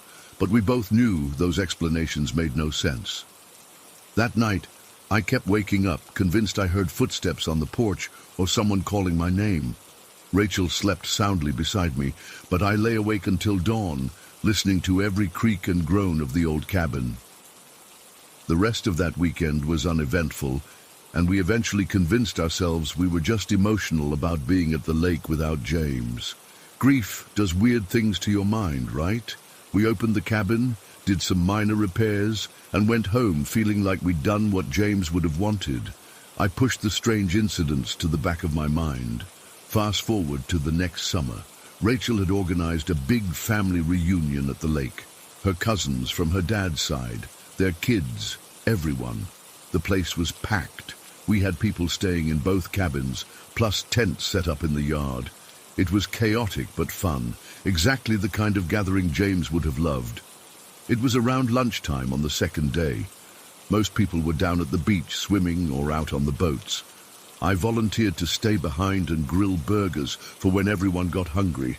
I was alone at the house, standing on the back deck with the grill going, flipping patties and enjoying the rare moment of quiet. Our cabin has this staircase that goes from the second floor down to the back deck where I was cooking. It's open, so you can see straight up to the second floor hallway. I was focusing on not burning the burgers when something flew down the stairs and hit me square in the face. I jumped back, nearly knocking over the grill. When I looked down, I saw a balled-up piece of fabric on the deck. I picked it up. It was a child's Pikachu bathrobe that belonged to Rachel's little cousin Emma. It had been upstairs in the kids' bedroom. I was furious. I assumed one of the kids had sneaked back to the house and was playing a prank. I shouted up the stairs, "Very funny, get down here right now." No answer. I turned off the grill and stormed upstairs, ready to lecture whoever thought it was hilarious to throw things at someone standing next to a hot grill. I checked every room, looked under beds, in closets, behind shower curtains. Nothing. The house was completely empty. I ran outside and looked around the property. No giggling kids hiding in the bushes. Everyone was still down at the beach. I could see them from the upstairs window. There was no way someone could have thrown that robe and left the house without me seeing or hearing them. I stood in the upstairs hallway, holding this stupid Pikachu robe, completely freaked out. James had always been the prankster of the family. At every gathering, he'd pull some kind of gag, hiding people's shoes, jumping out from behind doors, all harmless stuff that made everyone laugh. This felt exactly like something he would do. I didn't tell anyone what happened. What was I supposed to say? I think my dead father-in-law threw a Pokemon bathrobe at me. They'd think I was losing it, so I put the robe back in the kids' room, went back down to the grill, and pretended everything was normal. But I couldn't shake the feeling of being watched for the rest of the weekend. The final incident, the one that removed all doubt from my mind, happened last summer. Rachel and I were at the cabin alone for a long weekend. We'd been cleaning out some of the storage spaces under the cabin, something we'd put off since James died. It was emotional work, going through boxes of his stuff, deciding what to keep and what to let go. Rachel found this old coffee can full of wrenches buried under a pile of life jackets. James had been meticulous about his tools, so finding these rusty old wrenches thrown haphazardly in a can was strange. She brought them inside, filled the sink with water, and started cleaning them. I was sitting at the kitchen counter sorting through fishing lures when I noticed what she was doing. "You shouldn't clean metal tools with water like that," I said. "They'll rust faster." Rachel gave me one of those looks wives give husbands when they're being annoying. "They're already rusty, Michael. Water and soap is the best way to clean them." "No, it's not," I insisted. "You need to clean them with oil. Your dad would back me up on this." I said it without thinking, just one of those throwaway comments you make in a marriage. The second those words left my mouth, something impossible happened. There was a bar stool between us at the kitchen island, empty, nobody near it. This heavy wooden stool suddenly jumped about an inch off the ground and came down with a loud thud that echoed through the kitchen. Both of us froze, staring at the stool, then at each other. There was no way to explain it, no earthquake, no one else in the house, nothing that could have made that stool move on its own. It was like someone had picked it up and dropped it to get our attention. Without missing a beat, I looked at Rachel and said, "See, your dad agrees." She burst into tears right there at the sink, hands still submerged in the dirty water. I held her while she cried, and she kept repeating, "It's him, isn't it? It's really him." After that day, we stopped questioning it. We accepted that somehow, some way, James was still hanging around the lake house. Rachel started talking to him sometimes. Just casual comments like, "Dad, stop hiding the remote," when we couldn't find it. Or, "Thanks for the beautiful sunset, Dad, on particularly gorgeous evenings." And things kept happening. Small things. Nothing scary. Tools would appear exactly when we needed them. The radio would suddenly change to James's favorite station. Once, during a bad thunderstorm, all the power went out in the area, except for our cabin. I don't tell many people about this. I know how it sounds. If someone had told me this story 4 years ago, I'd have thought they were either lying or needed psychiatric help. But I know what I experienced. We both do. I still don't understand how or why James is able to make his presence known to us. Is he stuck here? Is he watching over us? Does he just love this place so much he can't leave it behind? I don't have answers. I just know that Lake Pisaki isn't just a family property anymore. It's where we go to still be with James. The strangest part, I'm not afraid anymore. There's something comforting about it now. My father-in-law is still looking out for us, still playing his practical jokes, still part of our lives somehow. Sometimes I find myself talking to him when I'm alone at the cabin, asking for advice or just updating him on Rachel and the rest of the family. I don't know if he can hear me, but sometimes, right after I speak, an acorn will fall nearby or a tool I need will be sitting right where I'm about to look. And I know. Story 9. I've been trying to make sense of what happened that night at the thrift store for almost 2 weeks now. I still get goosebumps thinking about it, and I've barely slept since. I figured maybe writing it all down would help, and maybe someone here has experienced something similar and can tell me I'm not losing my mind. I'm Amber, 23, and I've worked at Second Chance's thrift store in Riverside, Oregon for the past 3 years. It's this big old building on the edge of town where most of the donations come from estate sales or families clearing out homes after someone passes away. Everyone who works there knows the place has a weird vibe. Lights that flicker for no reason, items that fall off shelves when nobody's around, that kind of thing. We joke about it being the ghosts and go about our day. I never took it too seriously until last Thursday. The store is divided into 3 main sections. Up front, we have clothing racks, shoes, and small household items. The middle section has electronics, furniture, books, and a small library area with old magazines. Then there's the warehouse in the back, where we sort donations, store seasonal items, and keep extra inventory. The warehouse is easily the creepiest part. High ceilings, poor lighting, and rows of metal shelving stacked with cardboard boxes nearly to the ceiling. That Thursday I was closing with Shannon, who's been there even longer than I have. It was early February, already dark by 6 p.m., and we were supposed to close at 7. It had been a slow day. Just one customer browsing the electronics section, while Shannon manned the register. I needed to put away an empty clothing rack in the warehouse, so I let Shannon know I'd be in the back for a few minutes. The warehouse has this long row of light switches, but I only flipped on the first one since I only needed to go to the clothing section near the entrance. The rest of the warehouse stretched back into darkness. I remember thinking how quiet it was back there.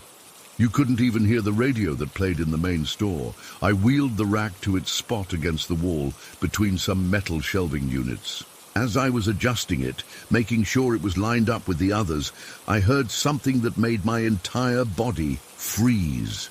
It was this low, wheezing sound, almost like a growl, but wetter, if that makes sense. Like someone breathing through fluid in their lungs, but with a raspy quality that reminded me of how witches sound in horror movies. My first thought was that Shannon was messing with me. We sometimes played pranks on each other when things were slow. "Shannon?" I called out, trying to sound casual even though my heart was already racing. "Very funny." No answer. I listened again but didn't hear anything. Maybe I'd imagined it. I started walking back toward the warehouse entrance, moving a bit faster than normal. That's when I felt something was wrong. You know that feeling when you're alone, but suddenly feel like you're being watched?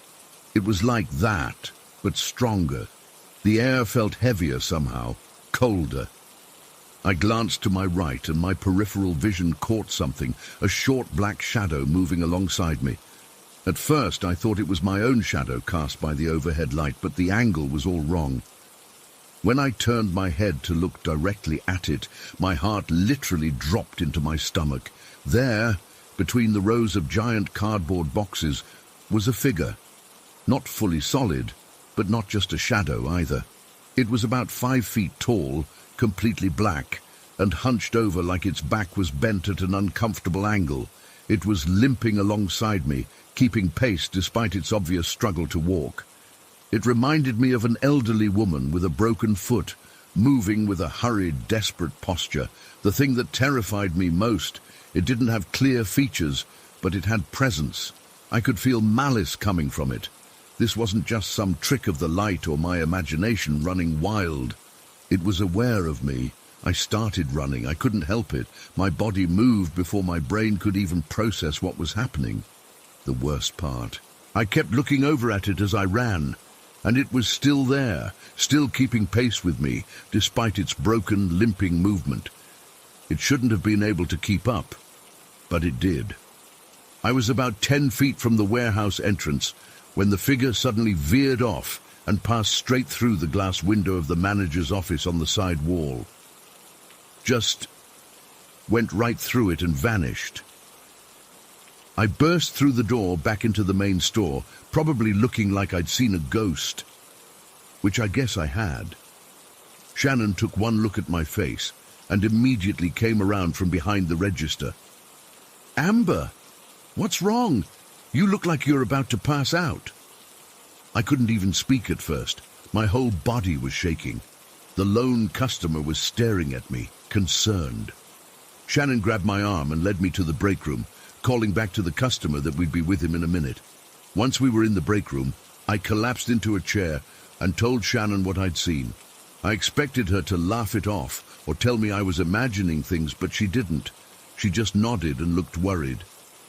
"I've never seen a full apparition myself," she said, "but I felt things back there, especially in that same area by the manager's office.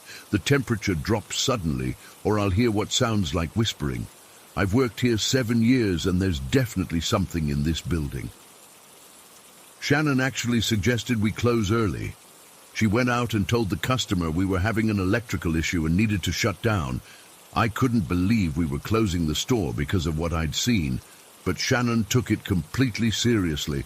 That scared me almost as much as the entity itself, the fact that Shannon, who's usually so practical, didn't question me for a second. I had to go back into the warehouse with Shannon to finish closing procedures. I've never been so terrified to enter a room. Shannon kept talking the whole time, her voice artificially bright, telling me about her weekend plans, while we quickly turned off the computer systems and locked the donation door. I kept feeling like something was watching us from the darkness at the back of the warehouse, but I didn't see the figure again that night. As we were leaving, Shannon told me something that made my blood run cold. She said there had been rumors that the building had once been a small medical facility before being converted to retail space in the 1980s. She didn't know if it was true, but several employees over the years had reported strange experiences, particularly in the warehouse area. I barely slept that night. I kept seeing that hunched, limping figure whenever I closed my eyes. The way it moved, unnatural but determined, kept replaying in my mind. I seriously considered quitting my job, but I need the income, and jobs aren't easy to find in our small town. I called in sick the next day. I just couldn't face going back there so soon. When I finally returned 2 days later, my co-worker Rita came up to me almost immediately. "Did Shannon tell you what happened when I was closing the other night?" she asked, her voice low so customers wouldn't hear. My stomach knotted. "No, what?" "I was in the warehouse putting away some Christmas decorations that someone donated late, and I saw this.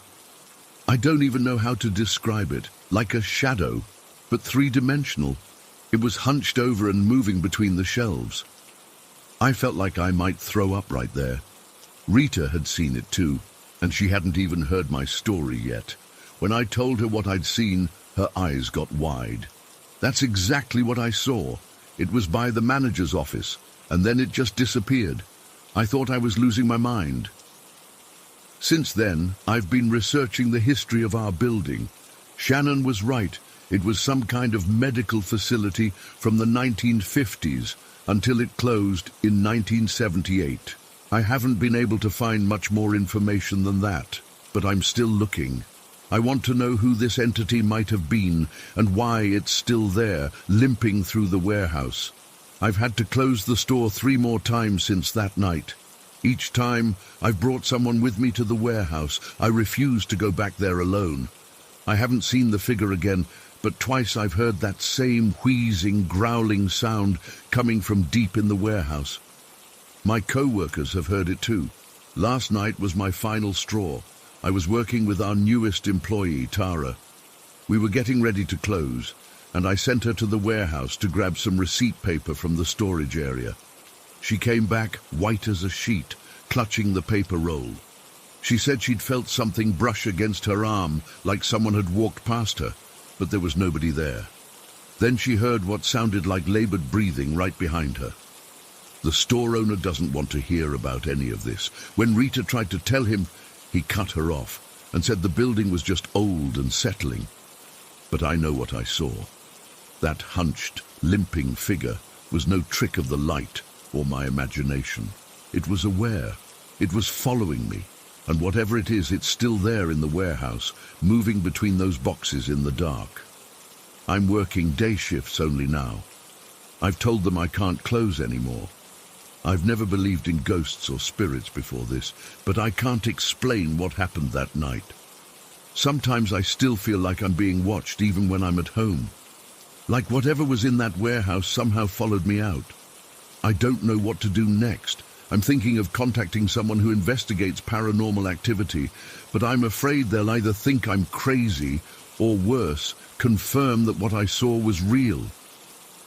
Part of me still hopes there's some logical explanation, but deep down, I know there isn't. There, that hunched black figure limping alongside me was something beyond normal reality, and I'll never forget the malevolence I felt coming from it. Has anyone else experienced something like this? I need to make sense of what happened, because right now I'm jumping at shadows and afraid to be alone in the dark.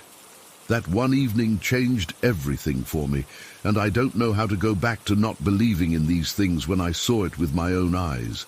Nah, sure. Story 10. I've never really told this story to many people. Even now, 20 years later, I get chills thinking about that night. My childhood home wasn't anything special, just an old 2-story farmhouse my dad got for a steal back in the early 90s. It sat alone on about 2 acres in Elmwood County, surrounded by cornfields and pastures. The nearest neighbor was about half a mile down the dirt road. Dad was a police sergeant who worked midnight shifts in Rivertown, about 12 miles away. Most nights, it was just Mom and me in that big old house. I was 11 at the time, and I'd gotten used to Dad not being around at night. But that didn't make the house any less creepy when the wind picked up or when the old boards would creak and groan. The house itself was built around 1900 with those thick plaster walls and high ceilings. We heated it with this ancient Franklin wood stove that sat in what we called the middle room, which connected the kitchen to the living room. During winter, that stove was our lifeline, but in early fall, we rarely used it unless there was an unusual cold snap. This particular night was in September, still warm enough that we had some windows open. Dad had left for his shift around 10:30 and I'd gone to bed shortly after. My bedroom was upstairs, right next to my mum's. Between our rooms was this old metal floor grate, originally designed to let heat rise from the stove downstairs into the upstairs hallway. You could look straight down through it and see the top of the wood stove. I must have been asleep for a couple hours when I woke up to this weird metallic clinking sound. At first I thought I was dreaming, but as I became more alert, I could clearly hear what sounded like someone repeatedly hitting the wood stove with the fireplace poker. Clink, clink, scrape, clink, like someone was trying to build a fire or stoke one. It immediately struck me as strange because it was a warm night. Why would anyone be starting a fire? Then it hit me. Dad wasn't home. There shouldn't be anyone downstairs making that noise. I froze in my bed, listening to the sounds continue. Clink, clink, scrape. Before I could decide what to do, I heard my mom's voice from her bedroom. "Thomas, is that you down there?" Her voice was tense, concerned.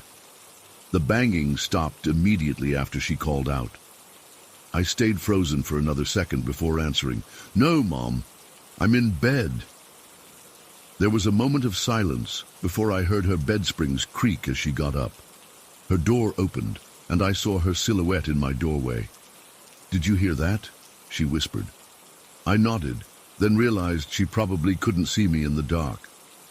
"Yeah, someone's downstairs." "Stay here," she said, and I heard her open her nightstand drawer. I knew what she was getting, her .38 Smith & Wesson. Dad had made sure she knew how to use it, given his job and our isolated location, but there was no way I was staying in my room alone. I got out of bed and followed her to the hallway. When she saw me, she sighed but didn't send me back. "Stay behind me," she whispered. We crept down the stairs together, Mom leading with the gun pointed slightly downward. The old wooden steps creaked under our weight. The house was completely silent now. No more clinking or scraping sounds. When we reached the bottom of the stairs, Mom flipped on the lights. The middle room was empty. No intruder, no sign of disturbance.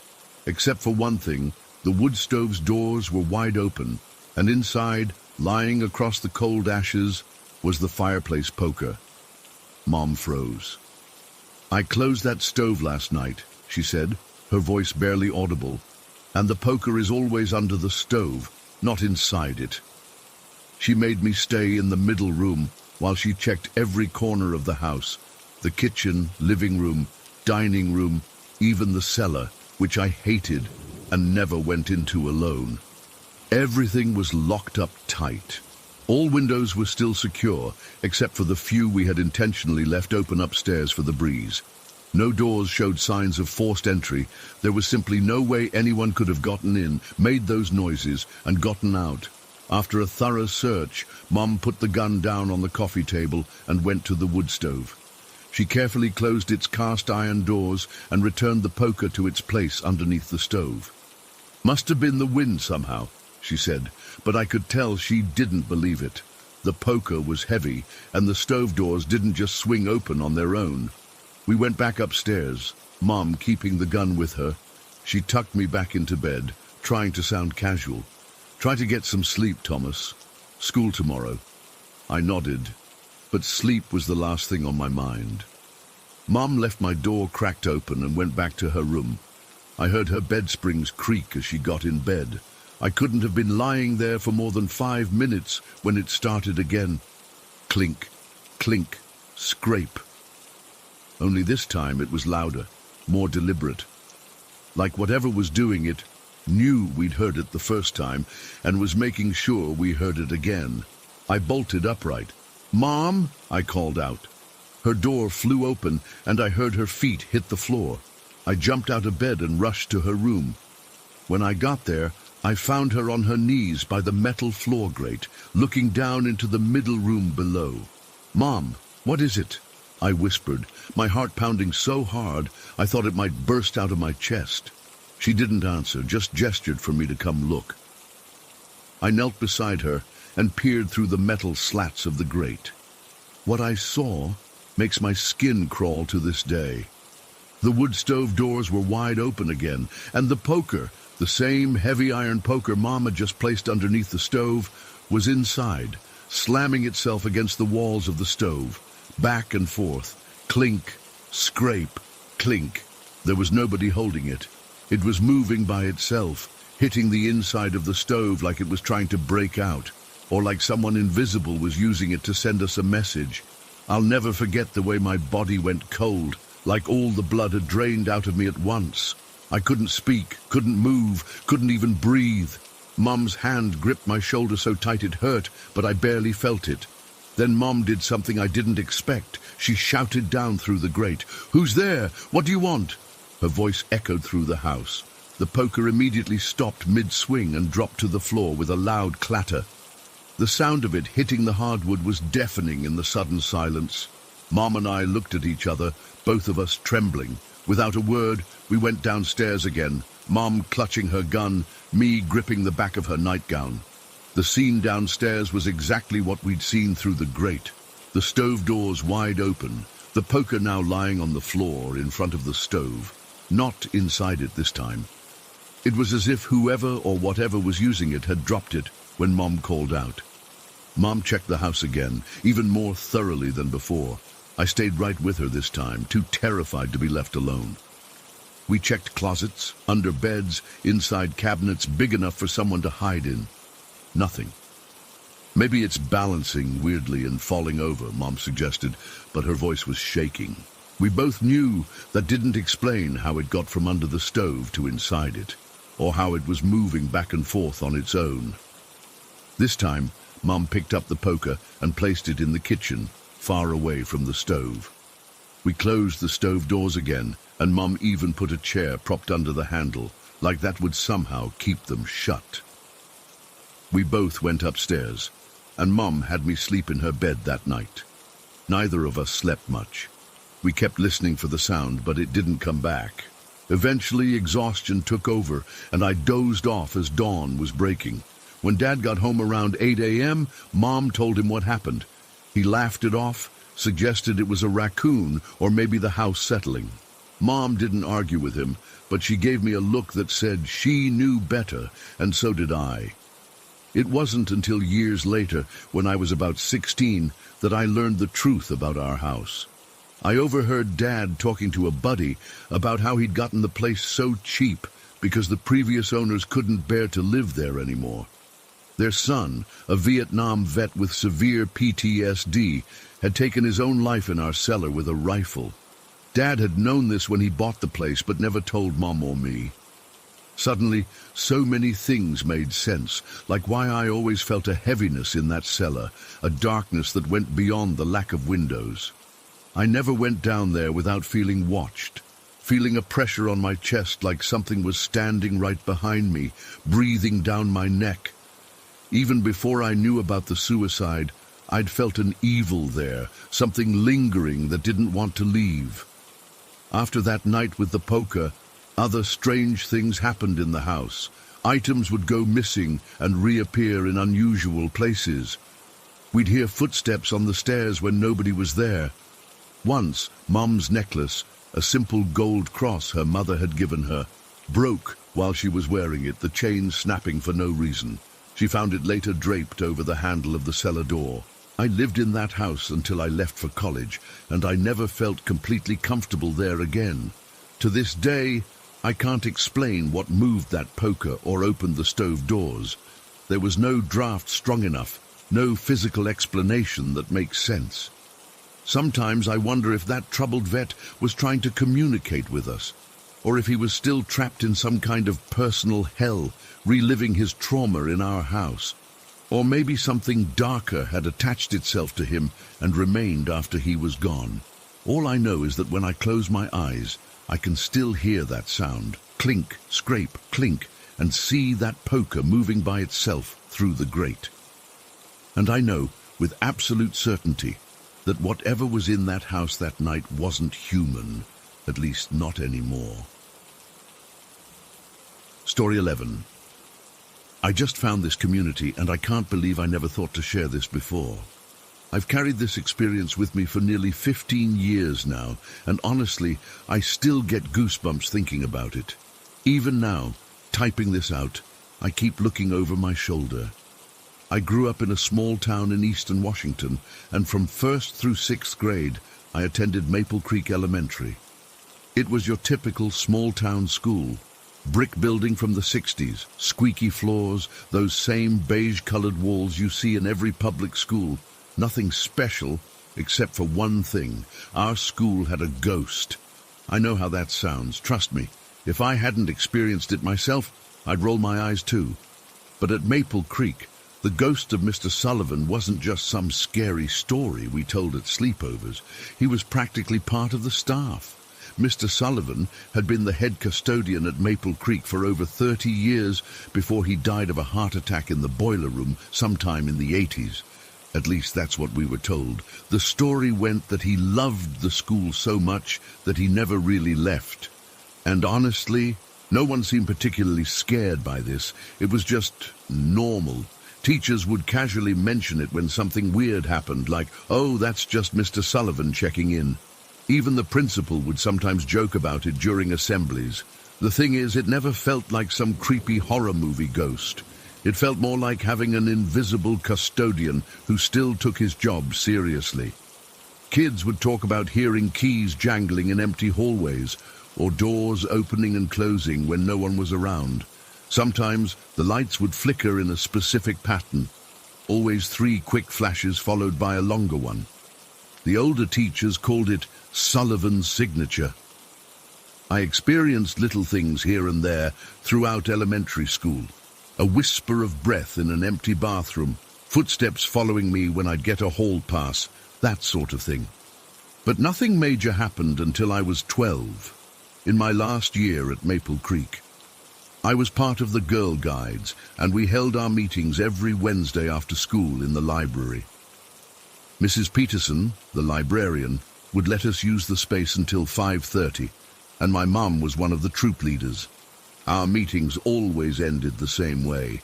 We'd stack the chairs on top of the tables to make it easier for the night janitor, just like we did in our classrooms. The weird stuff always seemed to happen right as we were leaving. A chair would suddenly fall off a table, or books would tumble from shelves. Not like flying across the room or anything that dramatic, just falling, as if someone had nudged them. We all blamed it on Mr. Sullivan, saying he didn't want us to leave. It became such a regular thing that before leaving, our troop leader would actually say, "Goodbye, Mr. Sullivan. See you next week." And usually that was it. Maybe one small thump as we walked out, like he was saying goodbye back. This went on for months, and honestly, it became comforting in a weird way. It was just part of our routine. But then came that Wednesday in late November. I still remember it was already dark outside, and it had been snowing lightly all day. The sky had that weird orange glow that happens when streetlights reflect off snow clouds. Our meeting had ended, and most of the girls had already been picked up. My mom was one of the last leaders there, along with Mrs. Hendricks, and they were in the hallway talking to the principal who had stopped by. It was just me and my friend Emily left in the library. Our moms were carpooling that night, so we were waiting for them to finish their conversation. The library was already mostly dark. Mrs. Peterson had turned off the main lights and just left the small lamps on at the reading tables. Emily and I were sitting at one of these tables, flipping through a Guinness Book of World Records, laughing at the weird entries. The school was that special kind of quiet that only happens after hours. You could hear the heating system clicking, the faint hum of the emergency exit signs, and the occasional creak of the old building settling. Every sound echoed down those empty halls. "Jessica? Emily? Time to go, girls," my mom's voice called from down the hallway. We closed the book and grabbed our backpacks. I remember Emily was wearing this puffy purple coat that made a swishing sound as she moved. We were the last ones in the library, and as we walked toward the exit, I felt this pressure, like the air had suddenly gotten heavier.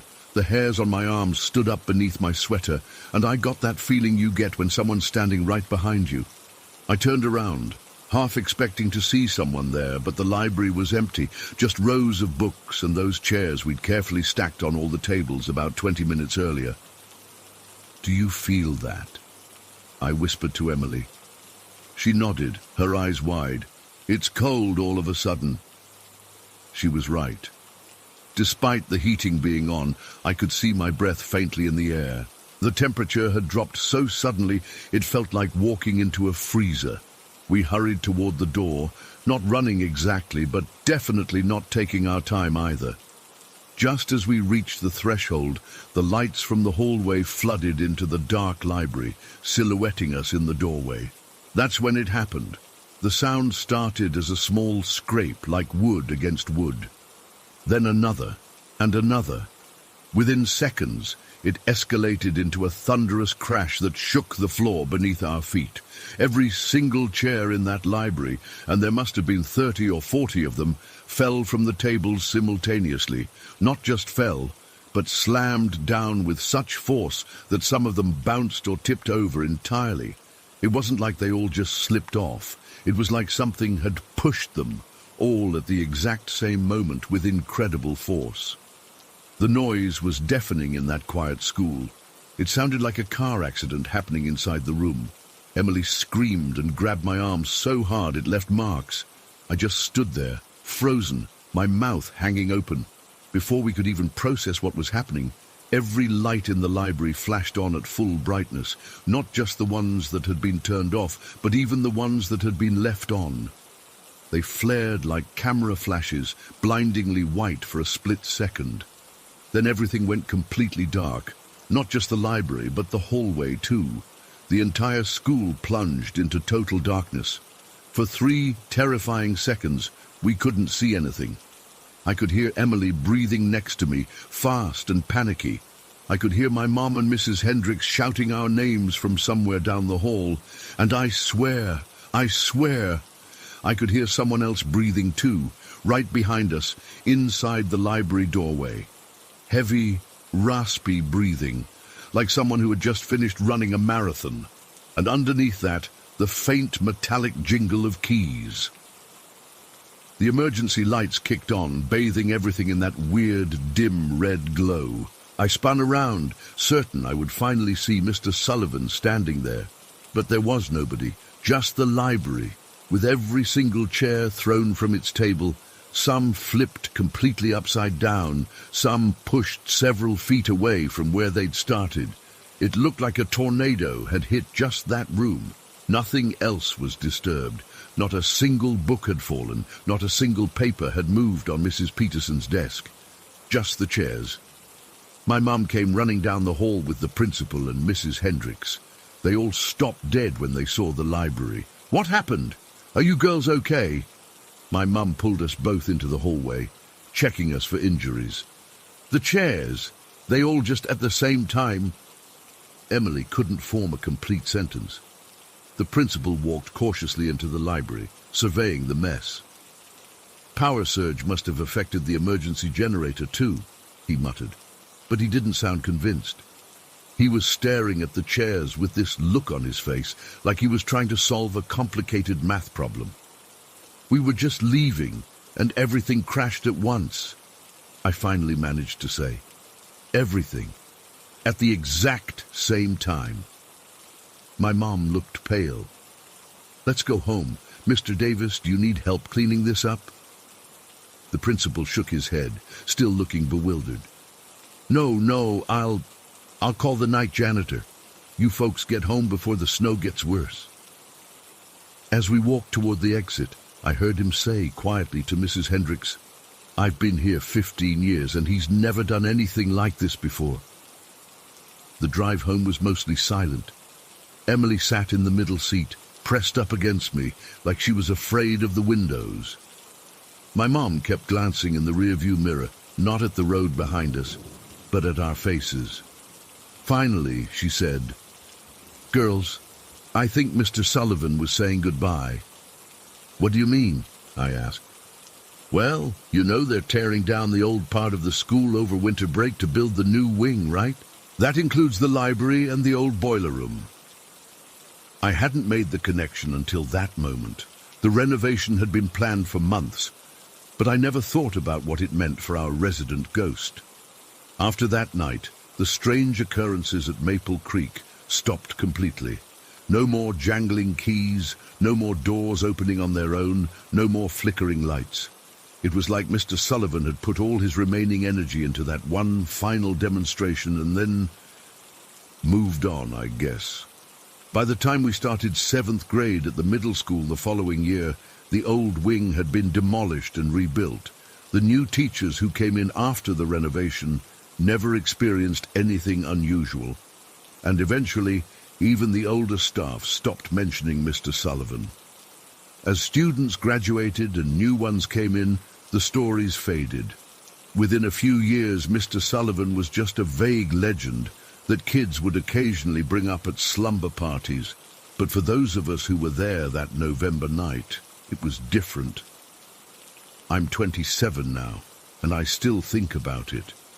Whenever I visit my hometown and drive past Maple Creek Elementary with its modern new wing, I feel this weird sadness, like I lost a friend who was watching over me during those formative years. I've been to supposedly haunted places since then. I've done the touristy ghost tours and visited the famous haunted hotels. Nothing has ever affected me the way those falling chairs did, because it wasn't just scary, it was personal. It wasn't a random ghost trying to frighten people away. It was Mr. Sullivan saying goodbye to the place he loved and the kids he had watched over for decades. Sometimes, when I'm alone in a quiet building and I hear that familiar sound of a heating system kicking on or the creak of an old floor, I find myself whispering, "Goodbye, Mr. Sullivan," out of habit, just in case he found a new school to look after. And sometimes, not often, but sometimes, I swear I hear keys jangling softly in reply. She's also. Story 12. I've never really told my story to anyone outside my family, but I guess I've been holding on to it for so long that it feels right to finally share it. I grew up in a small town in southern Georgia, in an old 2-story house with a wraparound porch that my parents bought when I was just 3 years old. It wasn't until I was about 5 that I first became aware we weren't alone in that house. I never actually saw him, not once in all those years, but I always knew when he was there. It's hard to explain to someone who hasn't experienced it, but it was like suddenly knowing someone was standing right behind you. The air would get thick and cool, and there'd be this pressure, not threatening, just present. My family never treated it as strange. My parents, my older sister, even our extended family who visited, they all acknowledged it. We just accepted that our house came with an extra resident who didn't pay rent. I called him Harvey. I was obsessed with that old Jimmy Stewart movie where he has an invisible rabbit friend, and something about that felt right. In my 5-year-old mind, I decided our ghost was a Confederate soldier. I don't know why. Maybe because our house was pretty old, or maybe because I'd learned about the Civil War in school, and it captured my imagination. Whatever the reason, that's who Harvey became to me. Harvey wasn't scary, at least not to me. He felt protective. He'd walk around upstairs when we were downstairs, his footsteps creaking on the old wooden floors. Sometimes doors that were left open would suddenly close, and not because of any draft. They'd close firmly with purpose. Our dog, an old beagle named Blue, would sometimes stand in the middle of a room, hackles raised, barking at absolutely nothing. Except it wasn't nothing. It was Harvey. When I was about 7, I started talking to him. Not out loud at first. I'd just think things toward that cool, heavy feeling when it was around. Later, I'd whisper to him at night, telling him about my day, or asking for help with things that worried me. I never got verbal responses, but sometimes the pressure in the room would change, or the temperature would drop suddenly, and I'd take that as an answer. My mom was pretty matter-of-fact about Harvey. She'd come into a room where I was playing alone and ask, "Is Harvey with you today?" And I'd nod or shake my head. If something fell unexplained, or if Blue started barking at nothing, she'd just say, "Harvey, settle down, please." And often things would quiet. The scissors thing started when I was about 8. We'd buy a new pair of scissors, use them for a while, and then they'd vanish. Not just misplaced, completely gone. My dad thought it was me or my sister taking them and forgetting where we put them. But even after he bought special scissors just for each of us, the disappearances continued. It became such a common occurrence that whenever someone needed scissors and couldn't find them, we'd automatically blame Harvey. When I was 12, something happened that cemented my belief that Harvey wasn't just a presence, but a protector. My maternal grandmother had always been unstable. She'd been in and out of psychiatric facilities for years, diagnosed with several severe mental disorders. My mum limited our contact with her, but that summer she seemed to be doing better on her new medication, and Mum agreed to let her stay with us for a week. The third night she was there, I woke up around 3 a.m. to the feeling of something ice-cold pressing against my chest. It wasn't painful, just intensely cold and heavy, like someone had placed a frozen weight right over my heart. I opened my eyes, confused and groggy, and that's when I saw my grandmother standing in my doorway. She was just standing there, staring at me with this blank expression, holding one of my dad's fishing knives.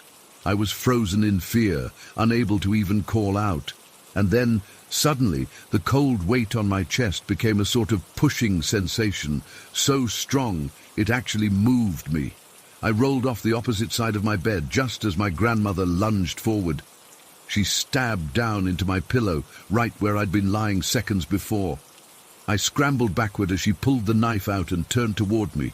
I should have screamed, should have run, but I was so terrified I could barely breathe. And then the strangest thing happened. She suddenly stopped, eyes widening, and began swatting at the air around her face, like she was being attacked by invisible bees. She backed up, still swinging wildly, and crashed into my dresser. The noise finally alerted my parents. My dad rushed in and tackled her when he saw the knife, while my mum called the police. Later, after they'd taken her away, my grandmother told the psychiatrist that something had been clawing at her face, trying to stop her. She said she could feel fingernails scratching her skin, but there wasn't a mark on her. I knew it was Harvey. I thanked him that night, whispering into the darkness of my room, and felt that familiar cool pressure settle beside me on the bed, like someone sitting watch. After that incident, Harvey's presence became even more noticeable.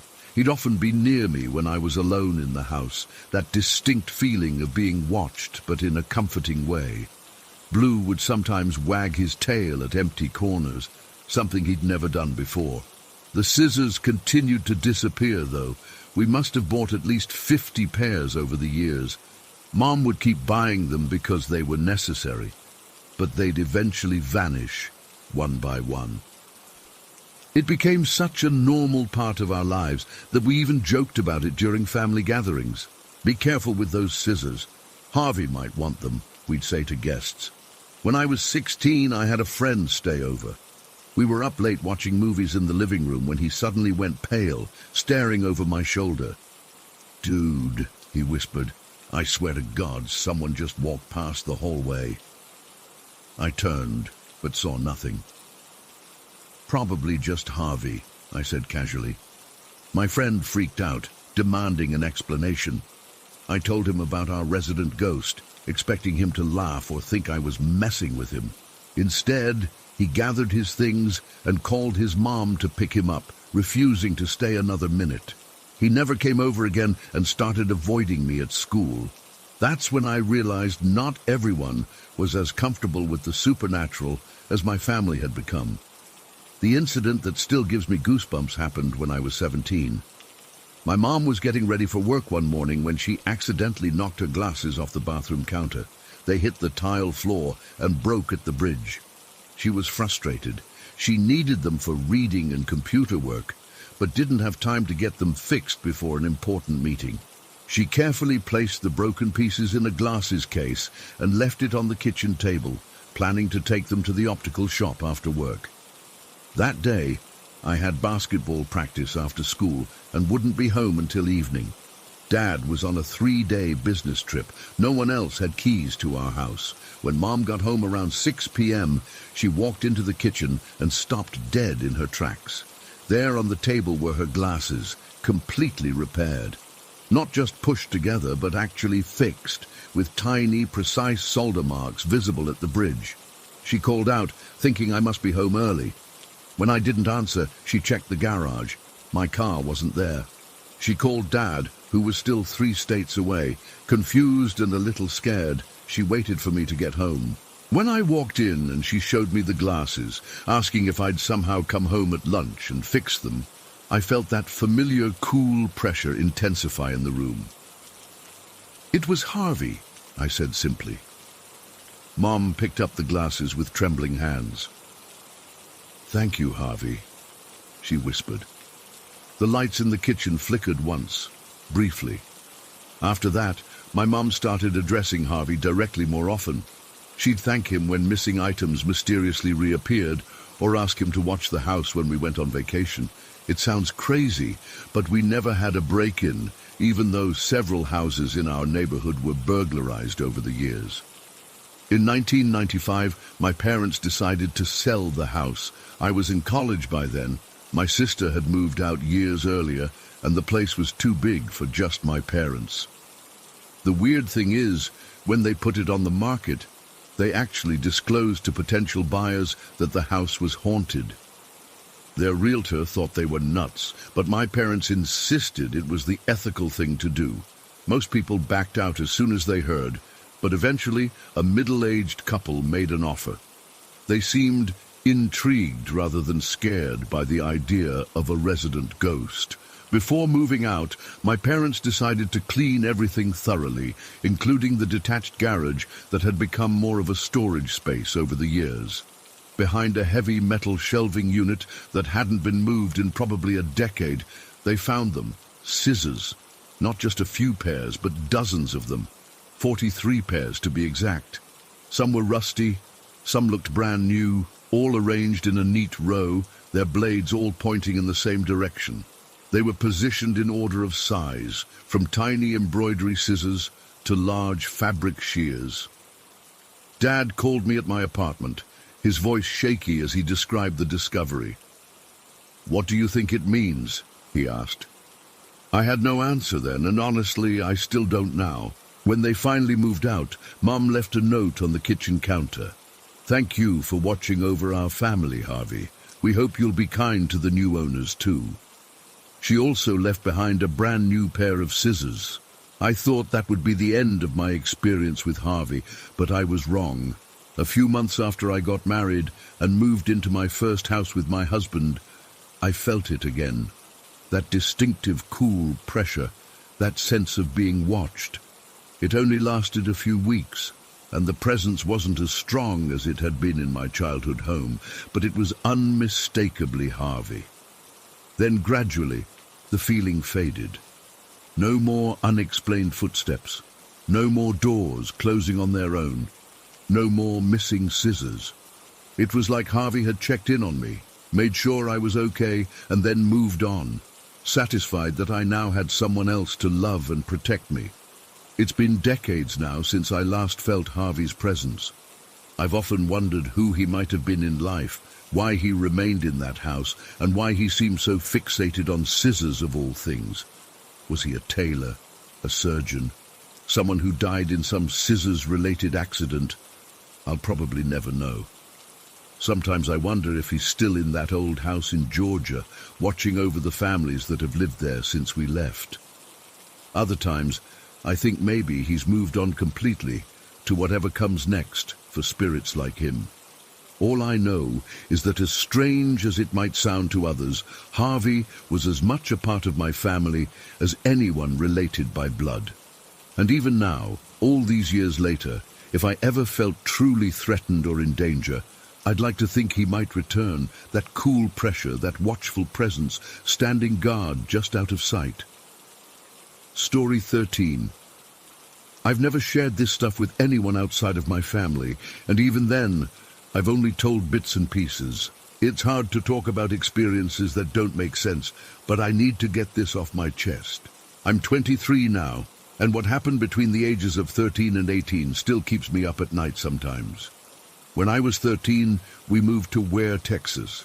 Not many people know about this tiny town, unless they're serious horror movie buffs. Our property was just 2 driveways down from where they filmed parts of the original Texas Chainsaw Massacre. My mom thought that was neat when we bought the place. I thought it was creepy as hell. Our land was pretty big, several acres of farmland with a creek running through it. There were trees lining the creek, and at the back of our property was a clearing that led into this massive wooded area. When we first moved in, it seemed perfect. My stepdad had always wanted some land to raise animals, so within the first month, we had 37 goats and 2 guard dogs, big German shepherds named Rex and Diesel. The property was great during the day, but at night, the woods seemed to swallow all light. Even with a full moon, you couldn't see more than a few feet in. My bedroom window faced those woods, and I used to keep my blinds shut tight after dark. About 2 months after getting the goats, weird stuff started happening. First, one goat disappeared. My stepdad thought it might have gotten through the fence somehow, but that fence was near impossible to escape. He'd made sure of that. Then another one vanished the next week. No blood, no signs of struggle, nothing. Just gone. This went on for about a month. We lost 7 goats in total. The weird part was that Rex and Diesel never barked at night when these disappearances happened. Those dogs would bark if a leaf blew across the yard, but on the nights the goats went missing. Complete silence. One Saturday in October, I decided to walk the property line to see if I could find any holes in the fence where the goats might be getting out. It was around 4 p.m., and the sun was already starting to set. I followed the creek all the way to the clearing at the back of our property. That's when I smelled it. If you've ever smelled something dead, you know that smell sticks with you. It was coming from near the tree line, and against my better judgment, I went to check it out. About 10 feet into the woods, I found one of our goats. It was lying on its side, bloated and obviously dead for at least a couple days. But that's not what made me freeze in place. Standing over the goat was something I still can't properly explain. At first glance, I thought it was a really big dog, but as I stared, I realized it was nothing like any dog I'd ever seen. It looked kind of like a hyena, but without a tail. It had these weird patches of grey and black fur that didn't seem to grow right, like parts were missing or growing in different directions. And it was big, probably stood about 5 feet tall at its back. When I think about it now, the proportions were all wrong, like someone who'd never seen a dog tried to make one. I must have made some noise because it suddenly looked up at me. Its eyes, they weren't animal eyes. They were too aware, too calculating. We stared at each other for what felt like forever, but was probably only a few seconds. Then it just ran off deeper into the woods, moving in this awkward, jerky way that made my skin crawl. I sprinted all the way back to the house. When I told my stepdad, he grabbed his rifle, and we went back to where I'd seen it. But the goat carcass was gone, completely gone. There wasn't even blood on the ground where it had been. My stepdad thought I was making it up, but my mum could tell I was genuinely scared. We lost one more goat after that, then nothing. Whatever that thing was, I never saw it again. Fast forward to when I was 16. My mum and stepdad split up, and we moved in with my mom's new boyfriend, who later became my stepfather. He lived in this big old house about 20 miles from our old place. My stepsister Sarah had lived there before us and had all these stories about weird stuff happening. Books flying across rooms, doors slamming by themselves. I thought she was just trying to freak me out. My room was in the basement, which had been converted into this game room-bedroom combo. It had its own bathroom and a small TV area with a couch. The previous owners had installed a stereo system with speakers in the ceiling. The stereo itself sat on a shelf near the TV, and it had this weird old-school remote that was always getting lost. One night, I was up late playing video games. It was the middle of summer, so I didn't have school the next day. I remember checking the time on my phone. It was exactly 3 a.m. Right at that moment, the stereo turned on by itself, not to music, but to this loud, static noise. It scared the crap out of me. I looked around for the remote to turn it off, but then remembered it had disappeared before we even moved in. I'd have to get up and turn it off manually, but something kept me on the couch. I didn't want to look directly at the stereo. It sounds stupid now, but I had this overwhelming feeling that if I looked at it, I'd see something else too, something standing beside it. So instead, I grabbed the TV remote, turned the TV on, and cranked the volume to drown out the static. I sat there watching infomercials until around 4 a.m.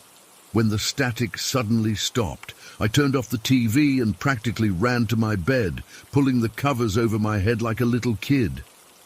The next morning, I checked the stereo. It was unplugged. It had been unplugged since we moved in because we couldn't find the remote and none of us really used it. I plugged it in and tried to turn it on, but nothing happened. It was broken. I didn't tell anyone about that night. What was I supposed to say? Hey, the broken stereo turned on by itself at 3 a.m. They'd think I fell asleep playing games and dreamed it. Fast forward again. I'm now 17, still living in the same house. By this point, I'd convinced myself that the stereo incident was just my imagination. Maybe I did fall asleep. Maybe I dreamed it. But then came the night that I can't explain away. I woke up suddenly in the middle of the night. You know that feeling when you can tell someone is staring at you? That's what woke me. My eyes snapped open and I immediately checked my phone. 3 a.m. exactly. Again with the 3 a.m. I looked up, and there it was. Standing at the foot of my bed was this massive, dark figure.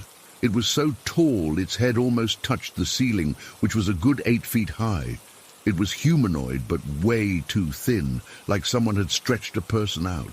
It seemed to be wearing some kind of hood or robe, but it wasn't clothing exactly. More like the darkness was just shaped that way. The worst part was its eyes. They weren't glowing or red or anything Hollywood like that.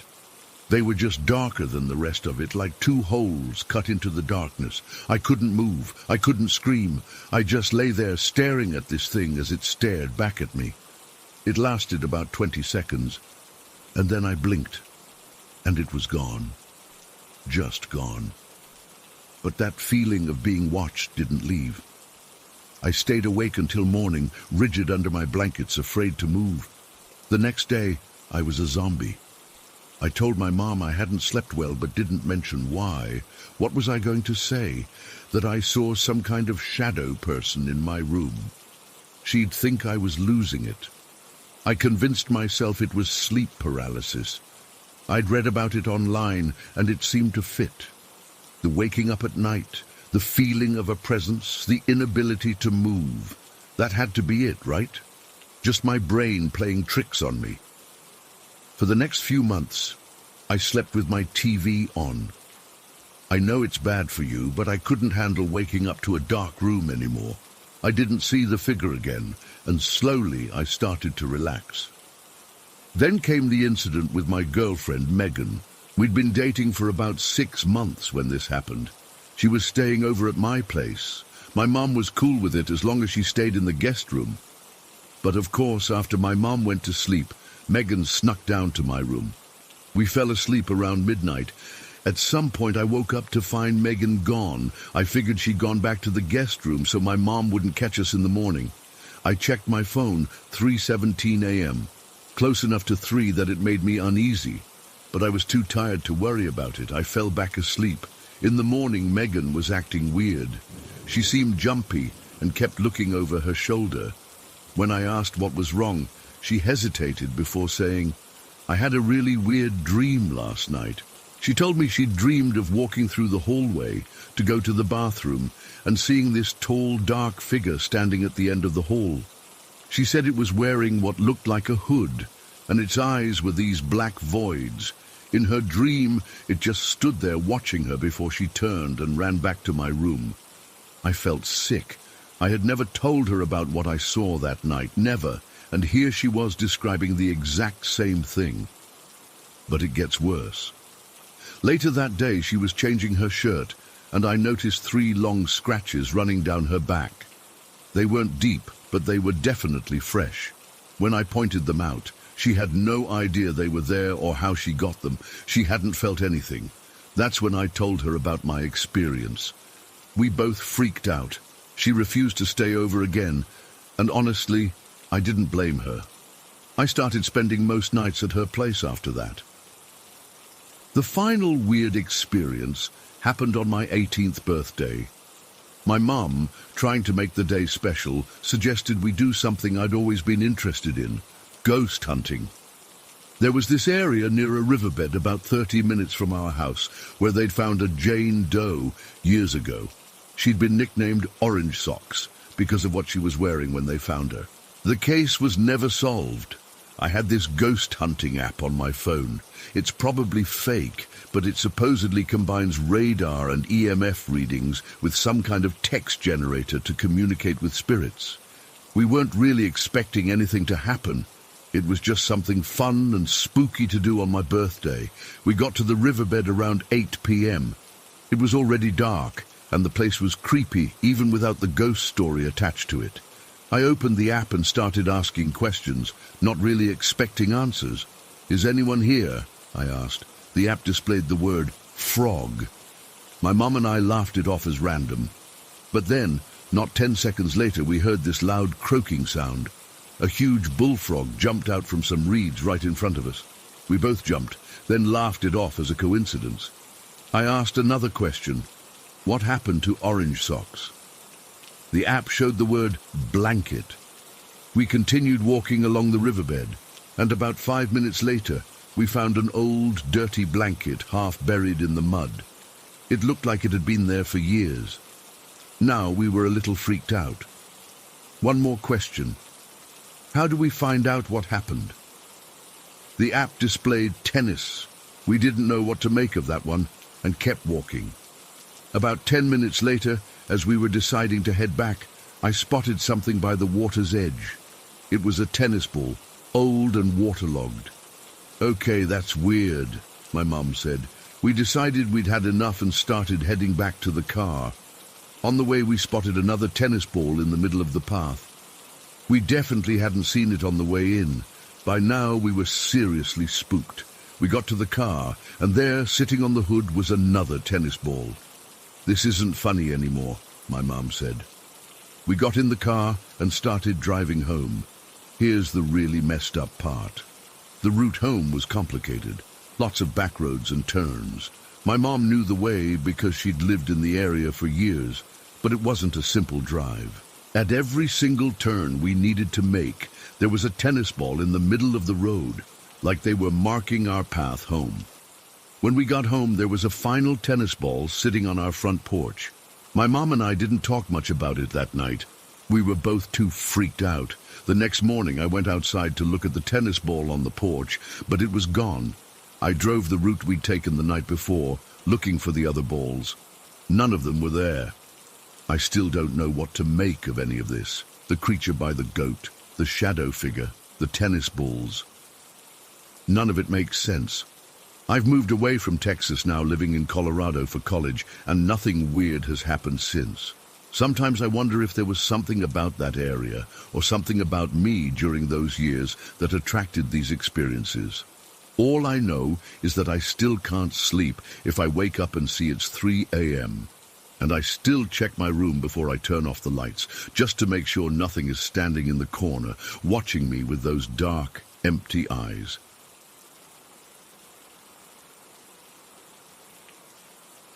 Story 14. I've never been the type to believe in ghosts.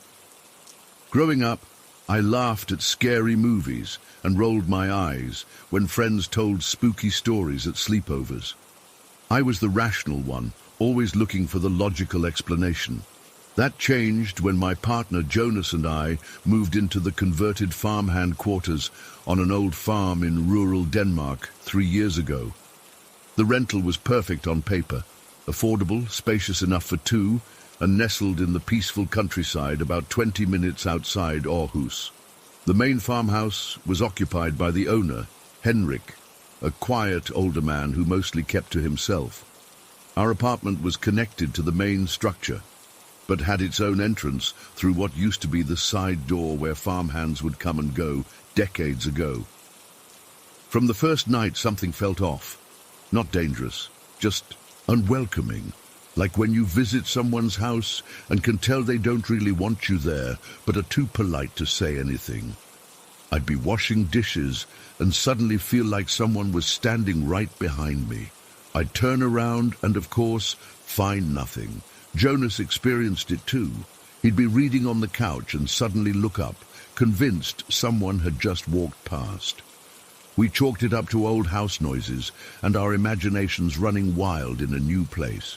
The building was at least 150 years old, so creaks and groans were to be expected. But then things started happening that weren't so easily explained. One night around 11 p.m., we were both in bed when we heard distinct footsteps in our kitchen. Not the subtle creaking of an old house settling. These were deliberate steps, like someone in work boots walking across our floor. Jonas grabbed his phone as a makeshift weapon, and we crept out to investigate. Nothing was disturbed, no one was there, and our door was still locked from the inside. This happened several more times over the following months. We'd hear movement in rooms where no one was present, chairs scraping, footsteps, once even what sounded like someone dropping a metal tool on the floor. We never felt threatened, just observed. Like we were roommates with someone we couldn't see who wasn't particularly thrilled about our presence. We learned to live with these minor disturbances. They became part of the background noise of our lives. Strange but not frightening enough to make us want to move, until the horses arrived. About 8 months after we moved in, Henrik decided to renovate the old stables. The farm hadn't been a working operation for decades, but the stables were still structurally sound. He spent weeks fixing them up, new doors, fresh paint, proper ventilation, and then put out ads to rent stall space to local horse owners. Within a month, 3 horses had taken up residence: a dapple grey mare named Storm, a chestnut gelding called Rusty, and a young black stallion named Midnight. Their owners would come by daily to feed them, groom them, and take them riding. Jonas and I would sometimes bring them apples or carrots when we passed by. I'd always loved horses, but never had the opportunity to own one, so having them nearby was a bonus of country living. That's when things changed. It happened on a Tuesday in October. The days were getting shorter, and there was a chill in the air that hinted at the coming winter. Jonas and I had just finished dinner around 7:30 p.m. and were cleaning up when we heard it. The unmistakable sound of a horse walking through the courtyard, the distinct clip-clop of hooves on the cobblestone path that ran between our apartment and the stables. "Did someone come to check on their horse this late?" I asked, peering out the window into the darkening courtyard. I couldn't see anything from our kitchen window, which faced in the wrong direction. "Maybe one got loose," Jonas said, instantly alert. We both rushed to the front door and stepped outside. The courtyard was empty, no horse, no person, but the sound continued, clip-clop, moving from the direction of the road toward the stables. We could hear it as clearly as if a horse were walking right past us, but there was nothing there. "What the hell?" Jonas whispered. My first thought was that one of the horses had indeed escaped and was somehow invisible in the gathering darkness. I ran toward the stables, fumbling with my phone to turn on the flashlight. Jonas followed close behind. When I reached the stable door, I could still hear the hoofbeats, now seemingly right beside me. I swung open the door, heart pounding, half expecting to find an empty stall. Instead, all 3 horses were exactly where they should be, safely in their stalls. But they were all awake and alert, ears pricked forward, heads turned toward the door where I stood. All 3 pairs of large, expressive eyes were focused not on me, but slightly to my left, following something I couldn't see. Storm, the dapple grey, nickered softly, the kind of gentle greeting horses give to familiar humans or other horses. The hoofbeats continued past me into the stable and then stopped. The 3 horses continued to stare, their eyes tracking something invisible moving among them. Rusty stretched his neck over his stall door, as if reaching out to touch something. Then, as suddenly as it had begun, the strange atmosphere dissipated. The horses relaxed, returning to their hay or dozing. The night was silent again, except for our rapid breathing. "Did that just happen?" Jonas asked as we walked back to our apartment. "Did we both hear that?" Yeah, I said. We did. We spent the rest of the evening researching local history, looking for any stories of the farm or accidents involving horses. We found nothing specific to our property, just general information about the area's agricultural past. Maybe it was a weird acoustic phenomenon, Jonas suggested. Sound traveling from somewhere else, bouncing off the buildings. I nodded, wanting to believe it, but deep down I knew what we'd heard had been right there with us. The next night, at almost exactly 8 p.m., it happened again. The unmistakable sound of a horse walking through the courtyard. This time, we were ready. We both went outside immediately, but again, nothing visible was creating the sound. The hoofbeats proceeded to the stable just like the night before, and so began one of the strangest chapters of my life. Every night, give or take 15 minutes around 8 p.m., our invisible visitor would make its journey from the road to the stables. Never earlier, never later, never on a different route. Always the same steady pace, the same distinctive rhythm of hooves on stone. We began to recognize the particular cadence, slightly uneven, as if the horse had a very mild limp or peculiarity to its gait. After the first week, the sound no longer frightened us. There was something almost comforting about its regularity, its predictability. I found myself listening for it while preparing dinner, glancing at the clock as 8 p.m. approached. It's just visiting its friends, I told Jonas one night, about 2 weeks after the phenomenon began. Whatever it is, it's not here for us. The horses in the stable seemed to confirm this theory. Every night, they reacted to the invisible visitor with what could only be described as happy recognition. No fear, no agitation, just the kind of greeting they'd give to a familiar stablemate. We started to think of our ghost, because what else could it be, as a kind of caretaker, checking in on the new residents. Our neighbor, Mikkel, lived in the converted dairy building across the courtyard. He was in his 50s, a mechanic who worked on farm equipment and kept to himself. Not the type you'd expect to entertain supernatural explanations for anything. One evening in late October, I was taking out the trash when I ran into him. "Have you heard it too?" he asked without preamble, his weathered face serious in the porch light.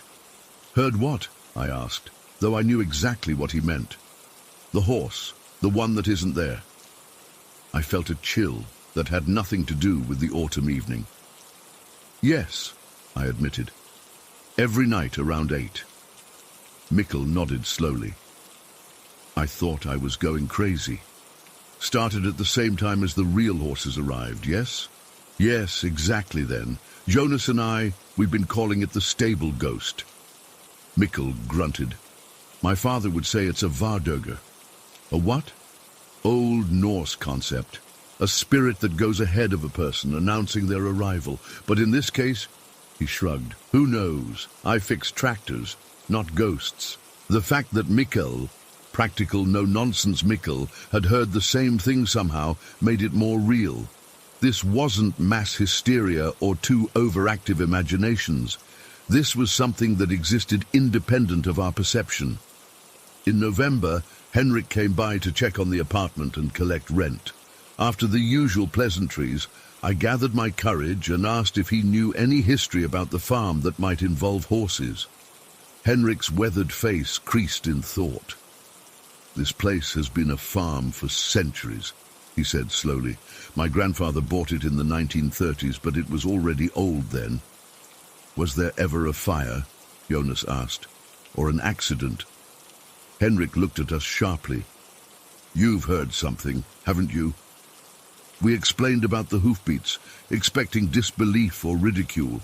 Instead, Henrik sank into a chair, his expression somber. There was a fire, he confirmed, long before my family owned the place. Around 1890, from what my grandfather told me, the whole farm burned down and was rebuilt. The story was that a stable hand died trying to save the horses. Did any horses die in the fire? I asked. I don't know the details, but probably yes. Farms back then might have had a dozen working horses. If the fire was bad enough to kill a person, he didn't need to finish the thought. After Henrik left, Jonas and I sat in silence for a long time. So, our ghost is probably a horse that died in the fire, Jonas finally said, coming back to where it lived. And now, there are horses here again, for the first time in decades, I added.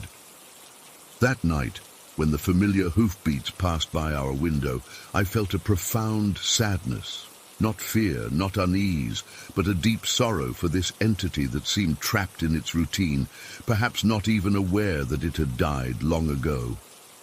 Winter deepened, and the phantom hoofbeats continued like clockwork. We grew so accustomed to them that it became strange to have dinner guests who would freeze mid-conversation, eyes wide. What was that? The original sense of unwelcome we'd felt in the apartment gradually faded. Whether this was related to our acceptance of the horse ghost, I couldn't say, but the random footsteps and noises inside our home became less frequent, eventually stopping altogether.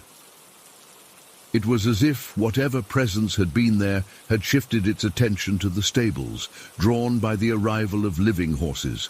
One particularly cold January evening, I was alone at home. Jonas was on a business trip, and I'd stayed up late working on a project. It was nearly midnight when I realized I hadn't heard the phantom hoofbeats at the usual time. Thinking I must have been too absorbed in my work to notice, I didn't give it much thought until I heard an unusual commotion from the stables. The horses were whinnying, not their usual soft nickering, but loud, distressed calls. Something was wrong. I grabbed my coat and boots and rushed outside. The bitter cold hit me like a wall as I made my way across the icy courtyard. As I approached the stable, I could hear the horses moving in their stalls, stomping and snorting. When I opened the door, the warm, hay-scented air enveloped me. But something else filled the space too. A sense of urgency, of agitation. All three horses were awake and restless. Storm was pressing against her stall door, eyes wide and nostrils flared.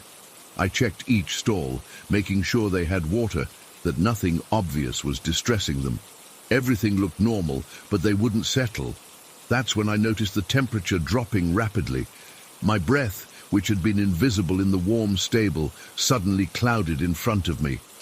A cold spot moved through the center aisle, not the general chill of a draft, but a defined area of cold that passed right by me. The horses tracked it with their eyes, just as they did with our usual visitor, but their reactions were different this time. Alert, concerned, but not frightened. Storm whinnied again, a long questioning sound, and then, as clear as day, came the sound of hoofbeats inside the stable, circling urgently. They moved faster than our regular visitors' calm pace, almost frantic. The cold spot circled back to me, and I felt something brush against my shoulder, something substantial enough to make contact but not visible to my eyes. "What is it?" I whispered, feeling ridiculous talking to empty air. "What's wrong?" The temperature plummeted further. My teeth began to chatter. The hoofbeats circled once more, then headed toward the door. Understanding dawned on me. It wanted me to follow. I hesitated only briefly before stepping outside. The hoofbeats led me across the courtyard, not toward our apartment, but toward the main farmhouse. They stopped at Henrik's front door. I stood there, confused, until I noticed a faint glow coming from inside. Not the warm yellow of electric lights, but the flickering orange of fire. I pounded on Henrik's door, shouting his name. When there was no answer, I tried the handle. Unlocked. I rushed inside to find his kitchen filling with smoke, flames licking up the wall behind his stove, where he'd apparently left something cooking before falling asleep. I grabbed the fire extinguisher mounted by the door and managed to put out the flames before they spread further. The noise finally woke Henrik, who came stumbling downstairs in shock. When the fire department arrived, they confirmed what I already knew. Henrik had narrowly avoided a serious house fire, one that could have engulfed the entire property just as it had over a century ago. "How did you know?" Henrik asked me later, his hands still shaking around a mug of tea. How did you know to check on me? I considered telling him some plausible lie, that I'd seen smoke or smelled it from our apartment. Instead, I told him the truth. The horse ghost told me, I said simply. It came at a different time tonight, acting strangely. It led me here. Henrik didn't laugh or question my sanity. He just nodded slowly. Trying to prevent history from repeating itself, he murmured. That night changed my understanding of our spectral visitor. It wasn't mindlessly reenacting its death or stuck in some loop of time. It was aware, conscious, capable of breaking its routine when necessary. It had saved Henrik's life, and possibly all of ours. The next evening at 8 p.m., the familiar hoofbeats returned to their usual pattern from the road to the stables. But this time, when I heard them pass our window, I opened the door and stepped outside. Thank you, I said to the empty air, feeling simultaneously foolish and profoundly grateful. The hoofbeats paused briefly, as if the invisible horse had stopped to listen. Then they continued on their way, a steady rhythm fading into the stable where the 3 living horses waited with their usual greeting. I don't know if our ghostly guardian was the horse that died in the fire, or perhaps the spirit of the stable hand who died trying to save his charges, returning in a form that made sense to him. Sometimes I think maybe they merged somehow, human and animal united in death as they had been in life, continuing their duties long after both had passed from this world. We still live in the farmhand quarters, and the phantom hoofbeats still make their nightly journey at 8 p.m. New horses have come and gone from the stables as owners' situations changed, but our unseen visitor continues its rounds regardless. I've come to find comfort in those familiar sounds, not a haunting, but a watchful presence, a reminder that some bonds transcend even death.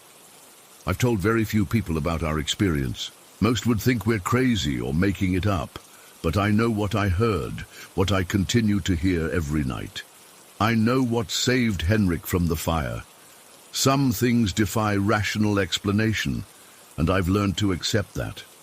In the end, isn't that what matters most? Not that we understand everything, but that we remain open to possibilities beyond our understanding.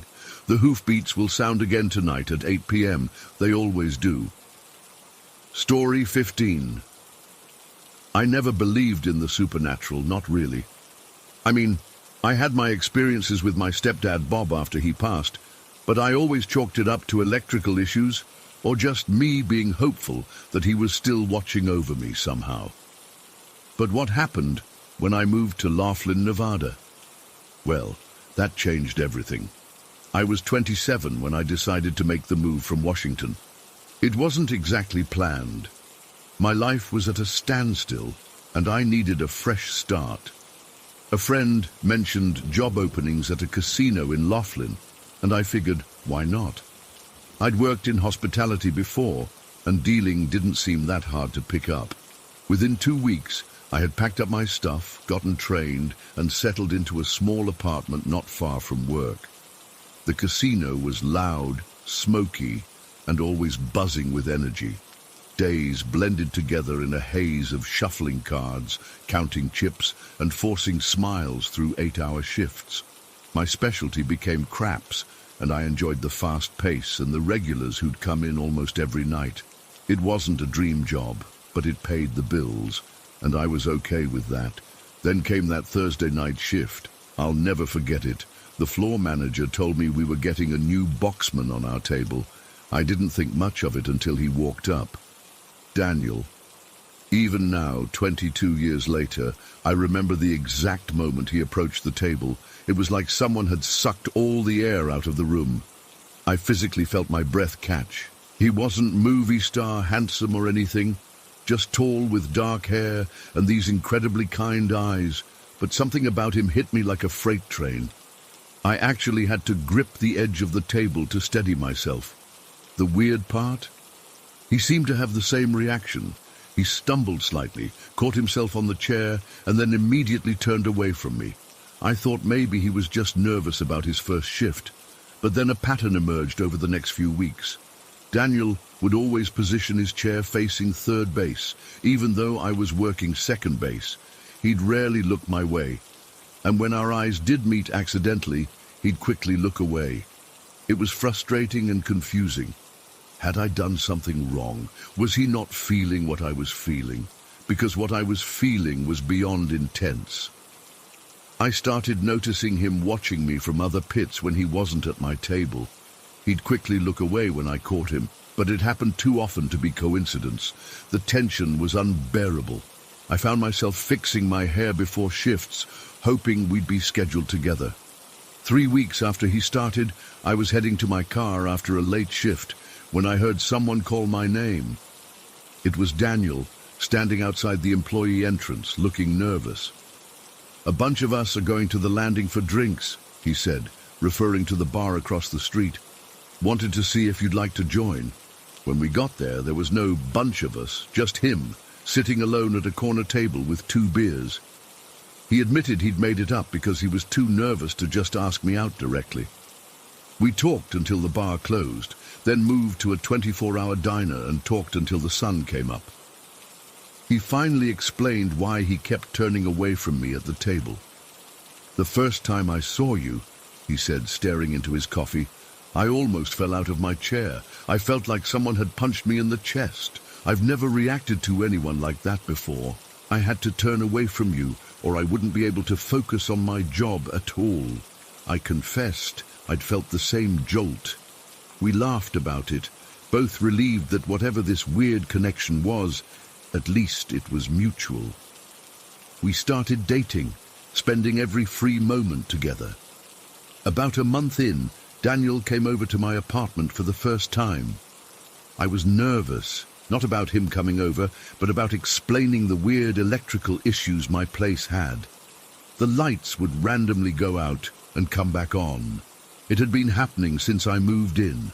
As I was making dinner, it happened. The lights in the kitchen flickered and went out. "Hang on," I said casually. "Bob, please turn the lights back on." The lights immediately came on.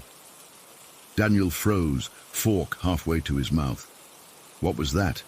he asked. I explained about Bob, my stepdad who had passed away 3 years earlier. How the lights would go out in my old place too, and I'd joke it was Bob checking in on me. I told Daniel I didn't necessarily believe it was actually Bob, but it had become a habit to talk to him when weird things happened. Daniel looked skeptical. "You don't actually believe your dead stepdad is playing with your lights, do you?" I got defensive. "Look, I don't know what I believe. All I know is the lights go out, I ask Bob to turn them back on, and they come back on. It's probably just bad wiring." To prove my point, I said loudly, "Bob, if you're here, can you please turn off the lights again?" The lights went out immediately. Daniel dropped his fork with a clatter. "Turn them back on, please, Bob," I said, and the lights came back on. Daniel was visibly pale. That's not normal, Claire." We tried to salvage the evening, but Daniel was clearly spooked. Still, he stayed over that night, and despite being religious about taking my birth control pills, I got pregnant immediately, like that first night. The doctor was shocked when I went in for confirmation, saying the timing suggested I'd conceived within days of my last period, which lined up exactly with that first night. Despite the unexpected pregnancy, Daniel was amazing. He stepped up in every way, buying us a house within months, talking about marriage, setting up a nursery. But Bob's presence never went away. The TV would change channels when we were watching something. The baby's mobile would start spinning on its own. Each time I'd say, "Thanks for checking in, Bob," and Daniel would get that same uncomfortable look. One day, while Daniel was at work, I was unpacking some of his boxes that had been sitting in our garage. I came across a thick, leather-bound book, his family genealogy. Curious, I flipped through it, learning about his Canadian roots, and that's when I saw it. The town name jumped out at me from the page. It was the exact small town in Canada where my dad was born. I kept reading, heart pounding, and found interconnections I couldn't believe. His grandmother had lived next door to my father's family. Our families had attended the same church, the same community events. There were photos of gatherings where I swear I could see my own relatives in the background. When Daniel came home, I showed him what I'd found.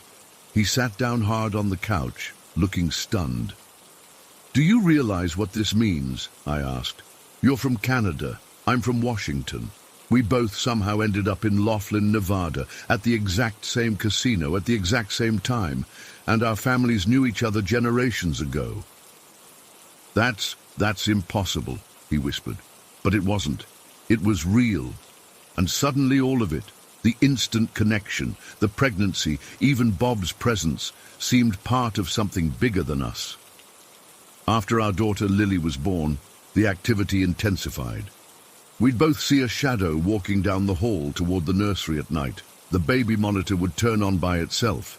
Lily's toys would move from one spot to another. "It's like he's checking on her," I told Daniel one night. By then, he'd stopped denying it. He'd seen too much. Over the years, we moved 3 times for Daniel's career. Each time, Bob came with us. In our second house, Lily, then 4, asked who the nice man was who came into her room at night to tuck her blanket around her. In our third house, when Lily was 8, she fell off her bike and came running inside saying a man had helped her up and told her she'd be okay. There was no one outside when we checked. I'm 49 now. Daniel and I have been together for 22 years. Lily is in college. And just last week, I was home alone, feeling a bit down about empty nest syndrome. The lights flickered, then went out. "I know, Bob," I said out loud. "I miss her too." The lights came back on, and for a brief moment, I swear, I felt a hand on my shoulder. I still don't know exactly what happened to us. How Daniel and I were brought together across thousands of miles, with family connections going back generations. How my stepdad's spirit somehow knew to watch over us, over our daughter. How everything aligned so perfectly to create this life. All I know is that something, fate, destiny, whatever you want to call it, wanted us together. And Bob? Well, he's still here, still checking in, still watching over us. He's expanded his protection to include Daniel and Lily, creating this weird supernatural bubble around our family. I used to try to explain it to people, but I've stopped. How do you explain something like this? That I met my husband because of some cosmic connection neither of us understood, that my deceased stepdad plays with our electricity and watches over our daughter. That somehow, against all odds and logic, 2 families, separated by a generation and a border, found each other again. You don't. You just accept it. You live with the unexplainable and you're grateful for it. Last night, Lily called from college, upset about a bad grade. As I was comforting her, the call suddenly dropped. A minute later, she texted, "Sorry, Mum, my lights just went out for a second and my phone died. But they're back now." Weird, right? I smiled to myself and texted back, "Say thank you to Grandpa Bob." Her reply came instantly, "Already did." Whatever brought us together, whatever keeps watching over us, it's still here. And honestly, I've stopped questioning it. Some things in life defy explanation.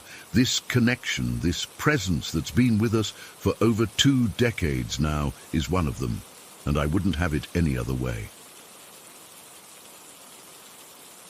Story 16.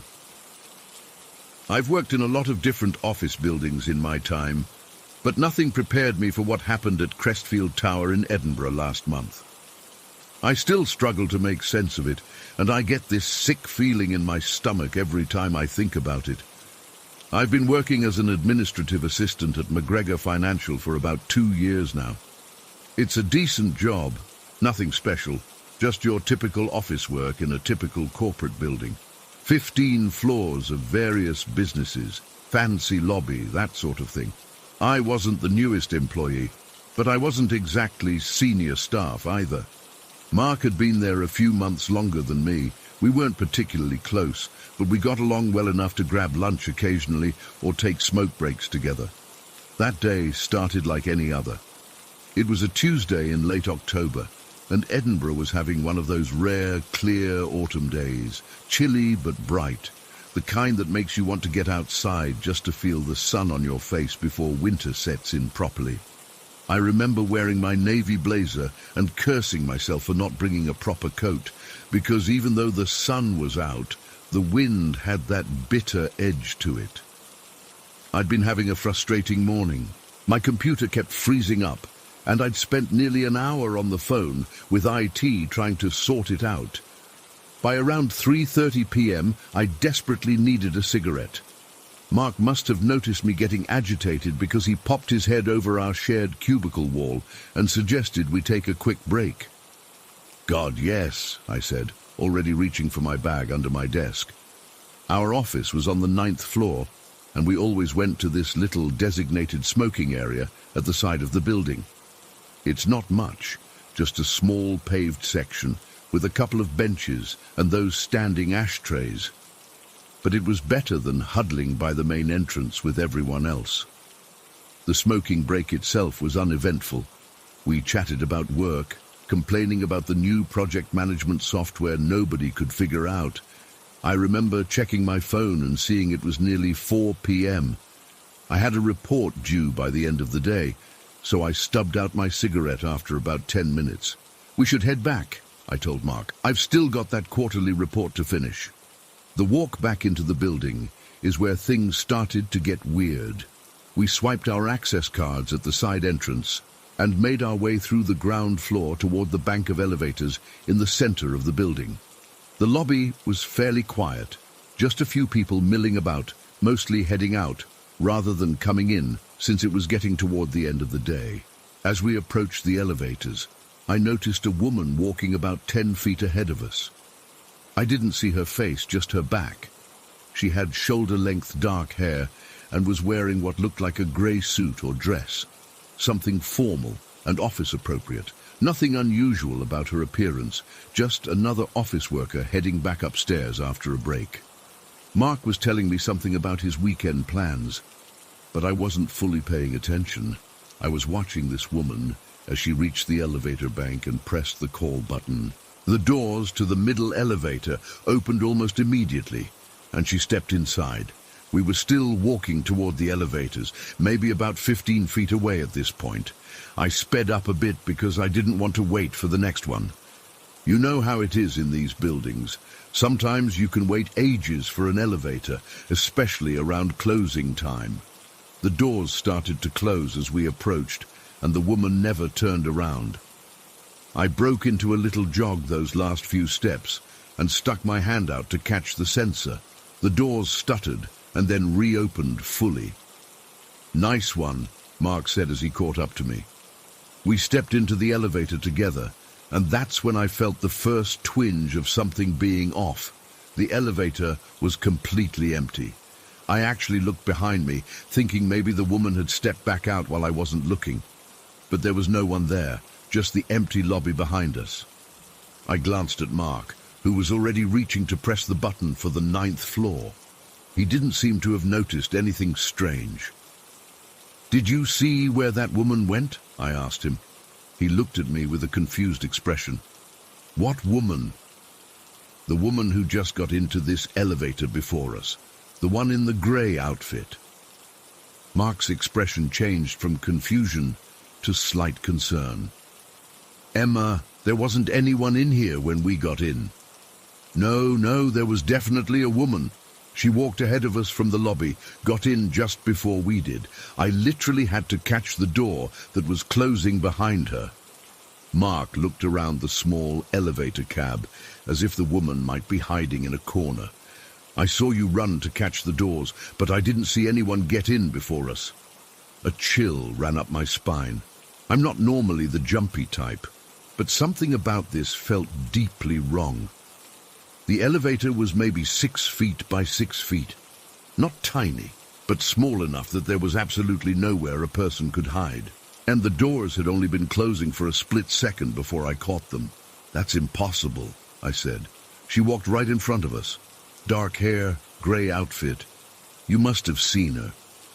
Mark shook his head slowly. I was looking at my phone for a second, but I definitely didn't see anyone get into the elevator. The elevator started its ascent, and I felt that familiar dropping sensation in my stomach, though it seemed more pronounced than usual. My palms were suddenly clammy. "Are you feeling all right?" Mark asked, giving me a concerned look. "I'm fine," I said automatically, but I wasn't. I couldn't shake the image of the woman stepping into the elevator. I was absolutely certain of what I'd seen. "Maybe she got out while you were turning around," Mark suggested, but his voice lacked conviction. In the half-second it took me to step inside. And where would she go? Back into the lobby? We would have seen her. The elevator continued its climb in uncomfortable silence. I kept replaying the scene in my mind, trying to find some logical explanation. Maybe she'd ducked out while I blinked. Maybe she'd somehow slipped past us. But I knew neither of those things had happened. The woman had entered the elevator and then simply vanished. When we reached the 9th floor, I was almost relieved to hear the soft ding and see the doors slide open. But as we stepped out, I felt oddly reluctant to leave the elevator, as if by exiting I was somehow accepting what had happened without an explanation. Back at our desks, I tried to focus on my report, but I couldn't concentrate. I kept seeing the woman's back, her dark hair, the grey outfit. I typed the same sentence 3 times before deleting it entirely. After about 20 minutes of attempting to work, I got up and walked over to Mark's cubicle. He looked up from his computer with an expression that told me he'd been expecting me. "I need to ask you something," I said, keeping my voice low, even though there weren't many people around. "When we were walking to the elevator, did you see anyone at all walking ahead of us?" Mark hesitated, and I could tell he was carefully considering his words. "I saw someone, yes, but they turned left toward the restrooms before reaching the elevators. Definitely didn't get in before us." "What did they look like?" I pressed. "I don't know, Emma. Just someone in dark clothing. I wasn't really paying attention."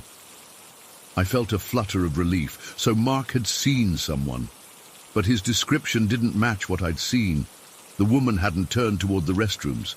She'd walked straight to the elevator and gotten in. "I'm going to check something," I said abruptly.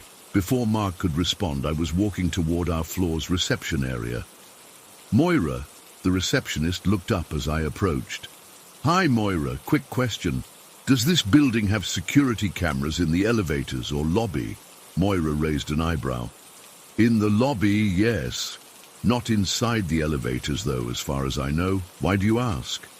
"Just curious," I said, trying to sound casual. "Had a weird experience earlier and wondered if it might have been caught on camera." "What kind of weird experience?"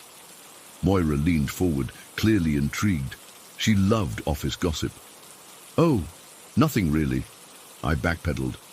"Just thought I saw someone I recognized, but they disappeared before I could say hello."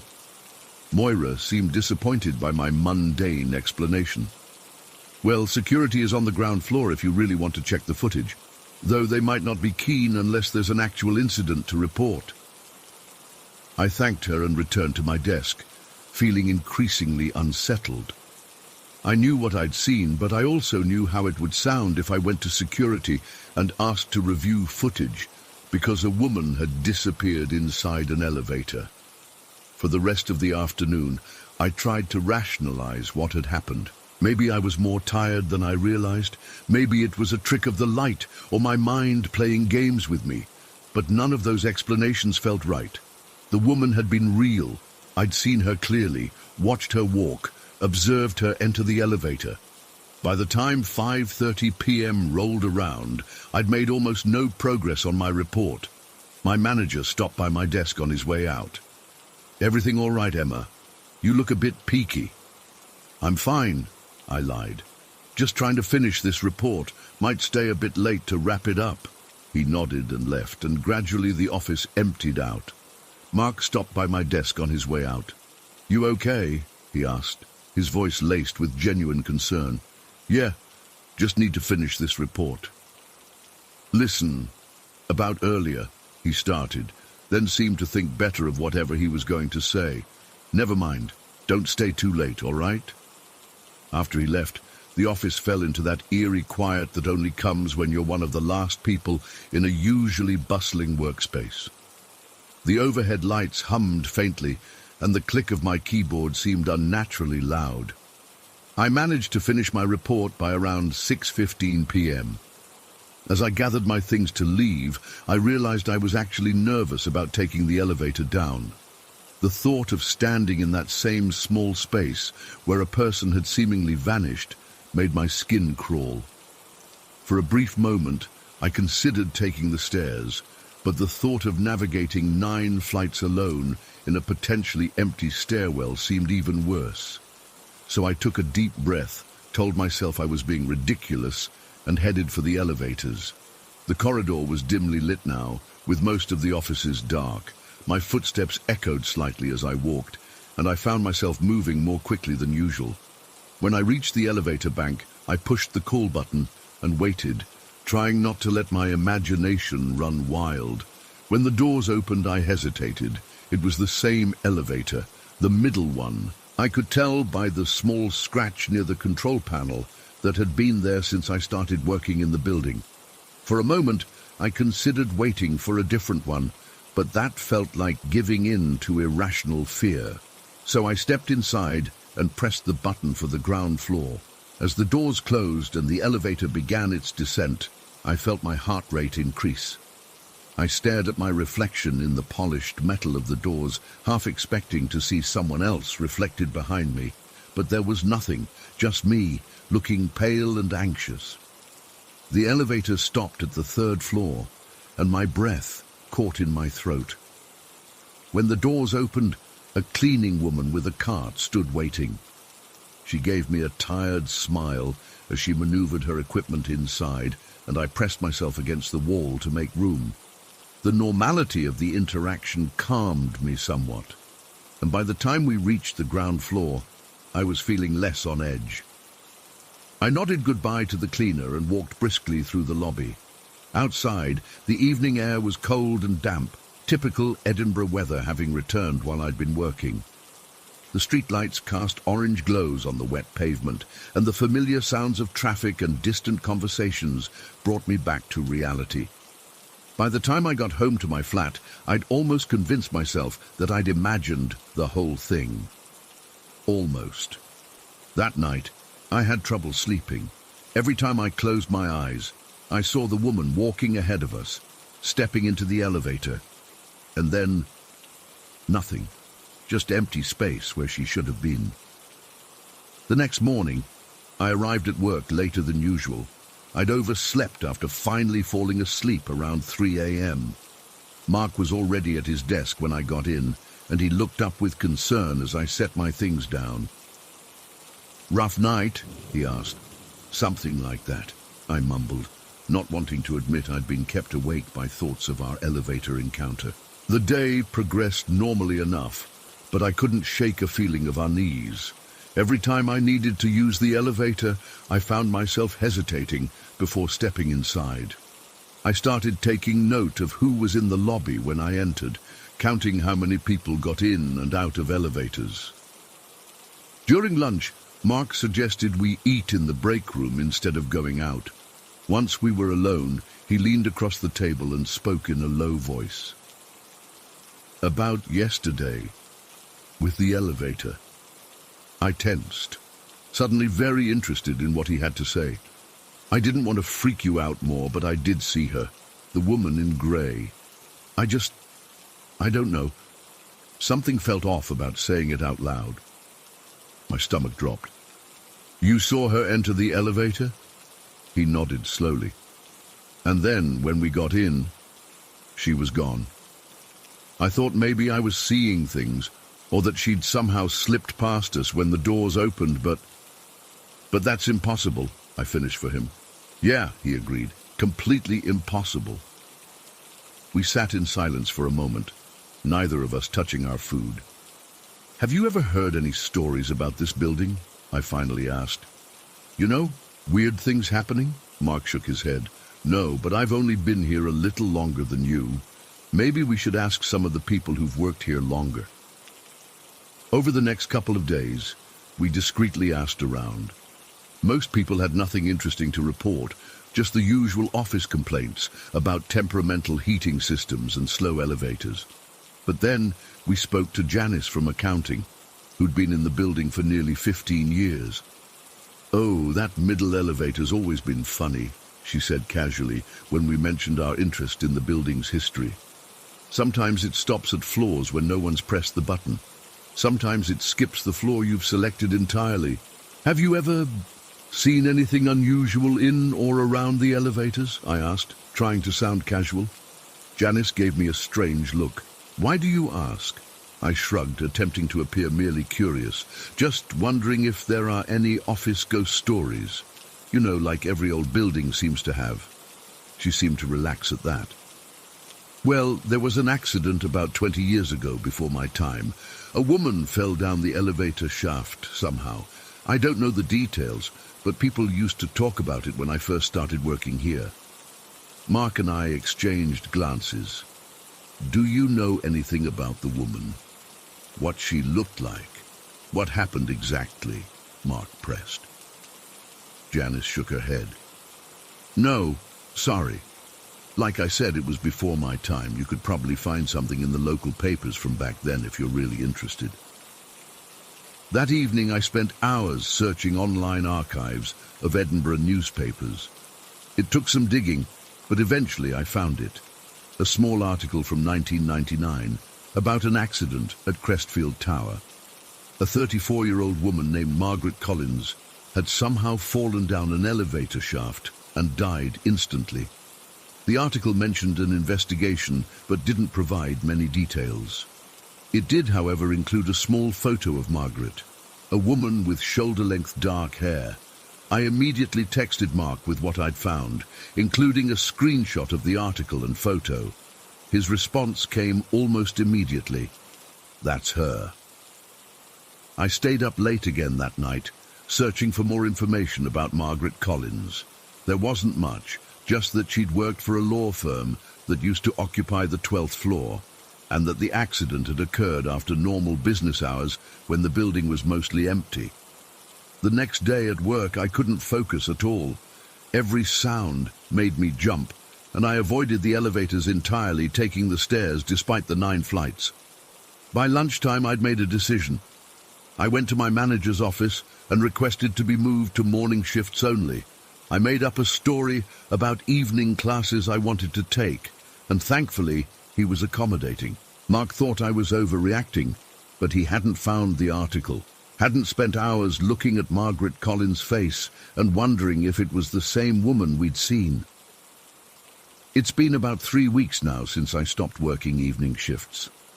I haven't seen the woman in the elevator again, but I still take the stairs most days, even though my legs protest by the time I reach our floor. Mark thinks I'm being paranoid, and maybe I am, but sometimes, when I'm alone in the office kitchenette or walking down a quiet corridor, I catch a glimpse of movement in my peripheral vision, a figure in grey, just turning a corner or disappearing through a doorway. I don't know what happened in that elevator. I don't know if we somehow encountered Margaret Collins' ghost, or if there's some rational explanation I'm missing.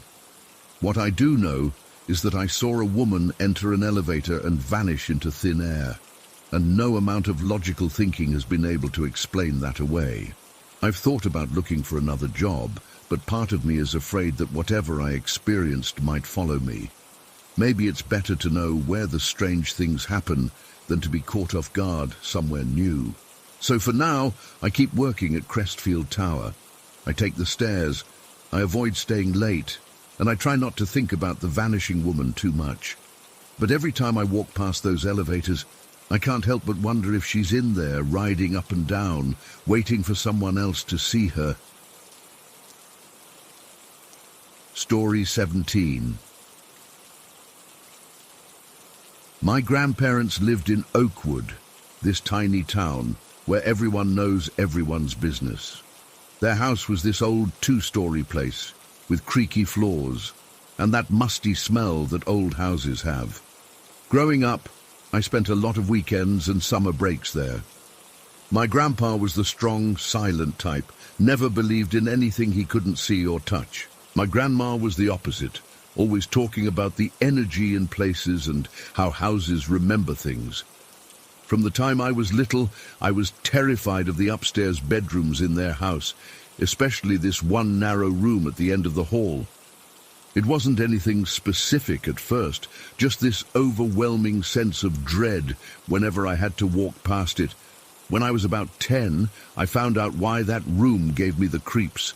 My grandma let it slip that the previous owner's kids refused to sleep there because they claimed to see a gorilla coming out of the closet at night. I know how that sounds. Ridiculous, right? But something about it stuck with me and made that fear so much worse. I managed to avoid sleeping upstairs for years. I'd always crash on the couch or in the spare room downstairs when visiting.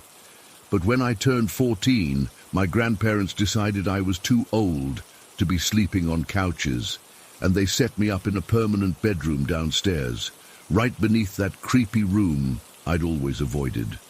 The first few visits after they set up my room were uneventful. I'd still get that weird feeling walking past the upstairs room during the day, but nothing happened at night.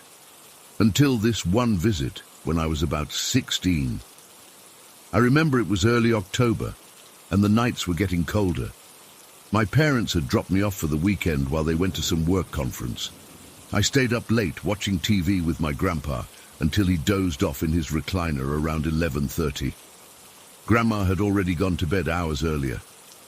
I shut everything off, made sure the doors were locked. Small town, but Grandpa was strict about security, and headed to my room. I couldn't fall asleep that night. I was just lying there, staring at the ceiling, thinking about school and this girl I had a crush on. Must have been around 1 a.m. when I first heard it. Footsteps directly above me. At first, I thought it was my grandma getting up to use the bathroom. But then I remembered both my grandparents' bedroom was on the first floor, on the opposite side of the house. Nobody was upstairs. Nobody should have been upstairs. These weren't just random creaks or the house settling. They were deliberate footsteps, heel to toe, starting from one end of the room above and walking in a straight line across the ceiling, right over my bed, and stopping at the other end. I froze, holding my breath, straining to listen. For about 5 minutes, nothing. Then it started again. The same path, the same measured pace. I tried to rationalize it. Maybe it was an animal that got in somehow, raccoons. But these were heavy steps, human steps. I pulled the blanket over my head like a little kid, as if that would protect me. After about 20 minutes of this, I couldn't take it anymore. I bolted out of my room and straight to my grandparents' bedroom. I hesitated at their door. Grandpa hated being woken up, but another set of footsteps overhead pushed me to knock. Grandpa answered, looking annoyed and groggy. "What's wrong, Marcus?" I told him about the footsteps, my voice shaking more than I wanted it to. He sighed, rubbed his eyes and said, "It's just the house settling, boy. These old places make noises." But I insisted, and finally he grumbled something under his breath and followed me back to my room. We stood there in silence for a few minutes, but of course nothing happened. See? Nothing there. Just your imagination running wild. You're too old to be scared of ghost stories. I could tell he was annoyed, but he must have seen how freaked out I was, because he flipped on the dining room light before heading back to bed. "Leave that on, if it makes you feel better," he said.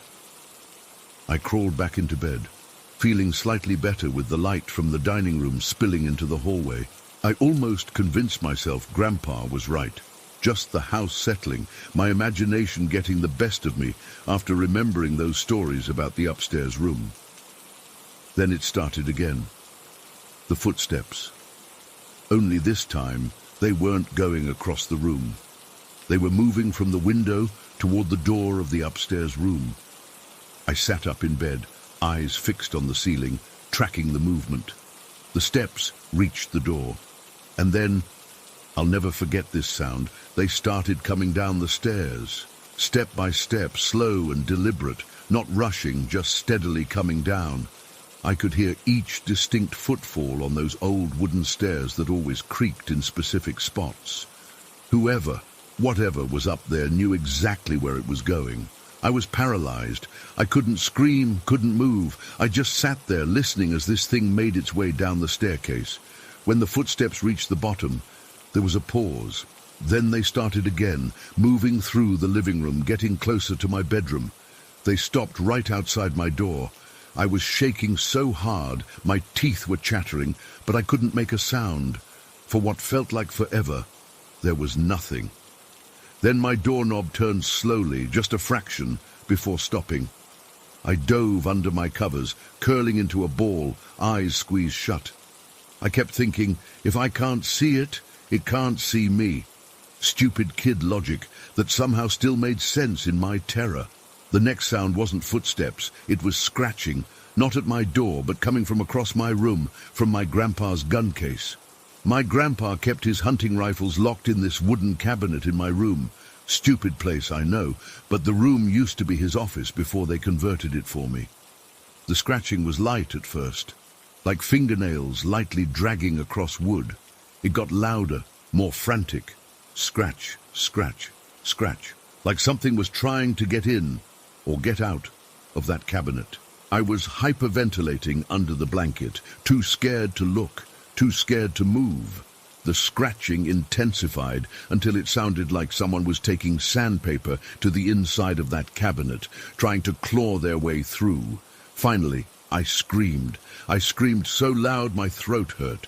Within seconds, my grandpa burst into the room, flipping on the light, looking half asleep and alarmed. The scratching stopped instantly. "What in God's name is wrong with you?" he demanded. I was crying by this point, babbling about the footsteps coming downstairs and the scratching from the gun case. He checked the cabinet, locked, untouched. He looked under the bed, in the closet, behind the curtains. Nothing. "Marcus, there's nothing here. You're having nightmares. Do you want to sleep on the couch?" I nodded, grabbing my pillow and practically running to the living room. I didn't sleep at all that night, just sat there with all the lights on, jumping at every little noise. The next morning I overheard my grandparents talking in the kitchen. Grandpa was telling Grandma about my episode, as he called it. I expected her to agree with him that I was just being childish. Instead, she got real quiet. "Betty, don't you start with that nonsense," Grandpa said. "Tom, remember when Jessica stayed in that room last summer?" Grandma replied softly. "Jessica was my cousin, about 2 years younger than me." "What about it?" "She told me the same thing. Footsteps upstairs, something coming down the stairs. She said she heard scratching too, but from the closet, not the gun cabinet." I felt sick hearing this. Jessica had experienced the same thing? Why hadn't anyone told me? Grandpa just huffed. "You women and your stories. You're putting ideas in the kids' heads." I pretended I hadn't heard them when I went in for breakfast. I didn't want to go home early and have to explain to my parents why. They'd just think I was being a baby. So I stayed the whole weekend, but I refused to sleep in that room again. I camped out on the couch, claiming I'd hurt my back and the bed was too soft. For years after that, whenever I visited, I'd have to stay in that room. My grandparents insisted. But I developed strategies. I'd wear headphones to bed, blasting music until I fell asleep. I'd position myself so my back was always to the door, never wanting to see if something might come in.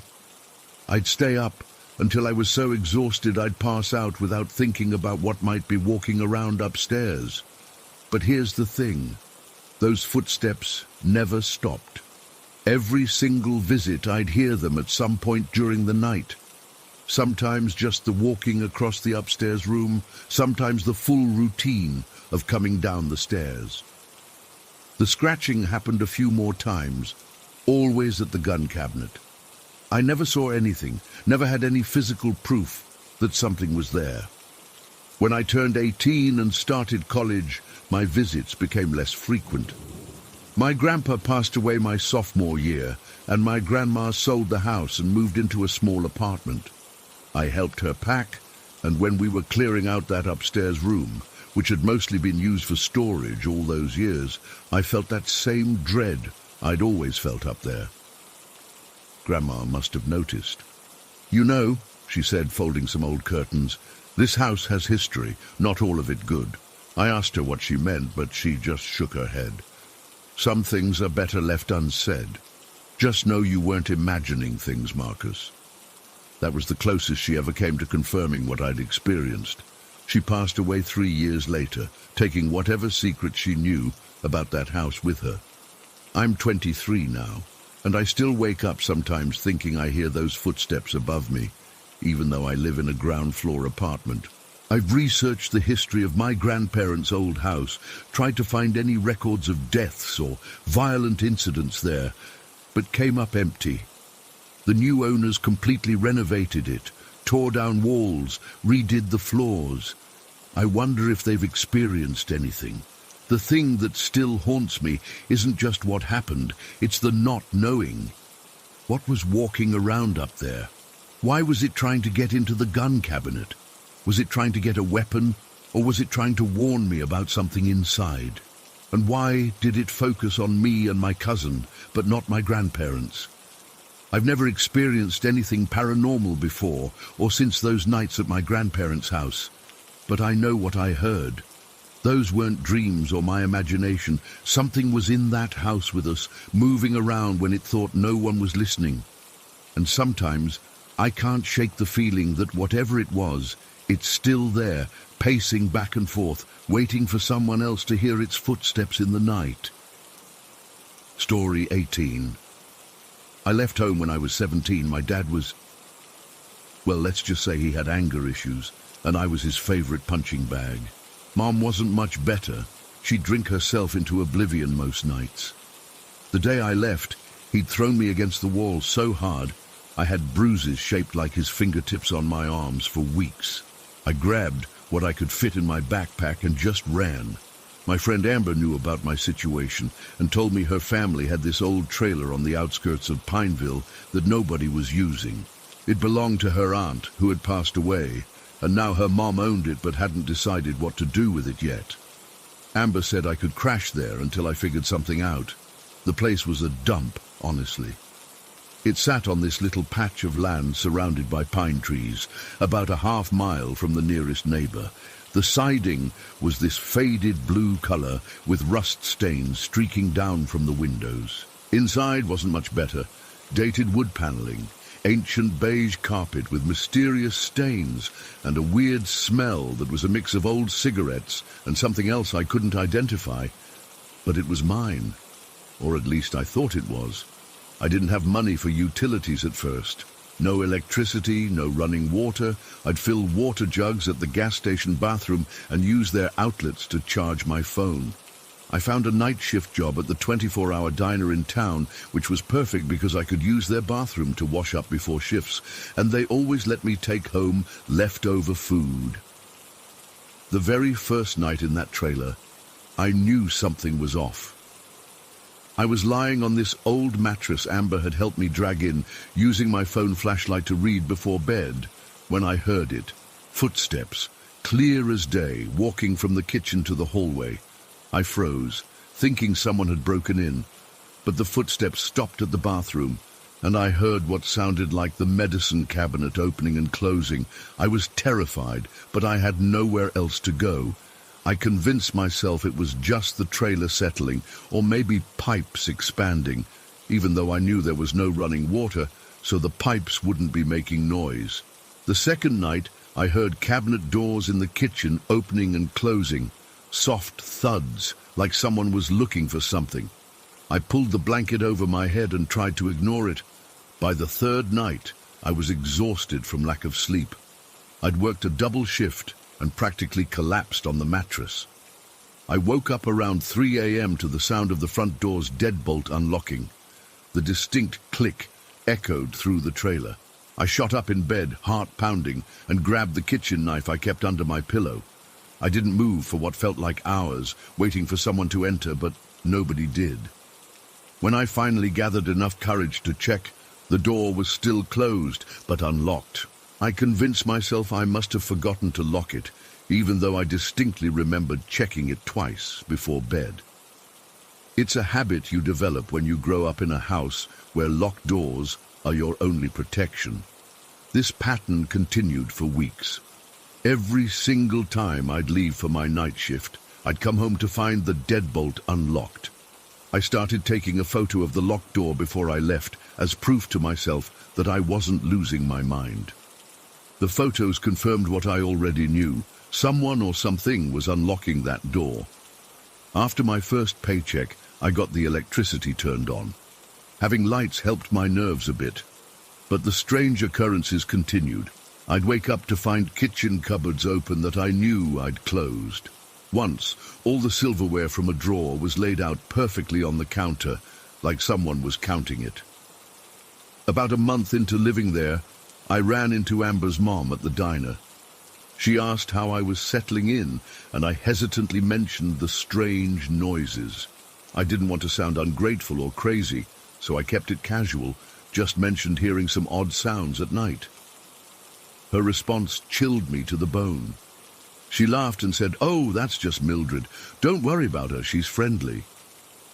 When I asked who Mildred was, she explained so matter-of-factly that her aunt had died in the trailer about 5 years ago, found dead in the kitchen, probably a heart attack. She'd been there for days before anyone found her. "The trailer's been empty since then?" I asked. "Well, my cousin tried renting it out once, but the tenants only lasted 2 weeks. Said it was too noisy at night. Bunch of scaredy cats, if you ask me." I wanted to scream. Why hadn't anyone told me this before I moved in? But I had nowhere else to go, so I kept my mouth shut and nodded like this was normal information. That night, I lay awake staring at the ceiling, painfully aware of every creak and groan of the trailer.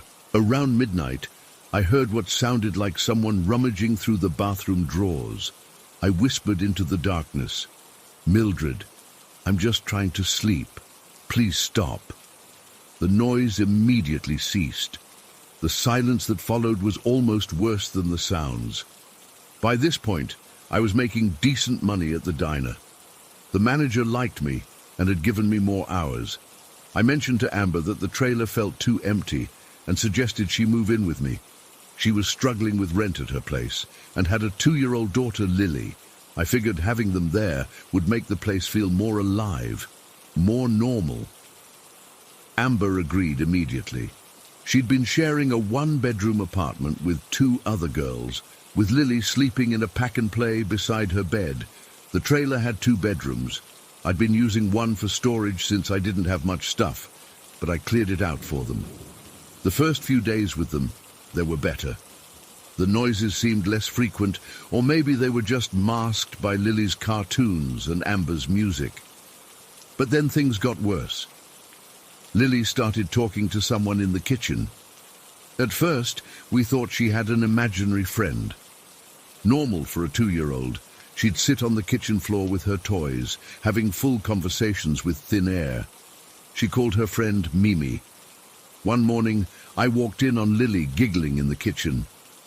"What's so funny, sweetie?" I asked. "Mimi is dancing," she said, pointing to the empty space by the stove. Our cat, Pepper, who we'd adopted from the shelter, would also act strange in the kitchen. She'd follow something with her eyes, her head moving back and forth, tracking an invisible object. Sometimes she'd arch her back and hiss at empty corners. The kitchen became the focal point of activity. Cabinet doors would open while we were sitting right there. Once, while Amber and I were having coffee at the table, every single cabinet door flew open simultaneously. We both screamed, and Lily, who was playing in the living room, called out, "Mimi is mad today." Objects started falling out of cabinets. A box of cereal sailed across the room one morning. A coffee mug shattered on the floor when no one was near it. Each time, Lily seemed unsurprised, sometimes even laughing like it was a game. Amber started to get freaked out, but we had nowhere else to go. We were both saving money, planning to move to the city eventually, but we weren't there yet, so we endured. We started leaving lights on at night. We'd keep the TV on for background noise, anything to make the place feel less haunted. The worst incident happened about 4 months after I'd moved in.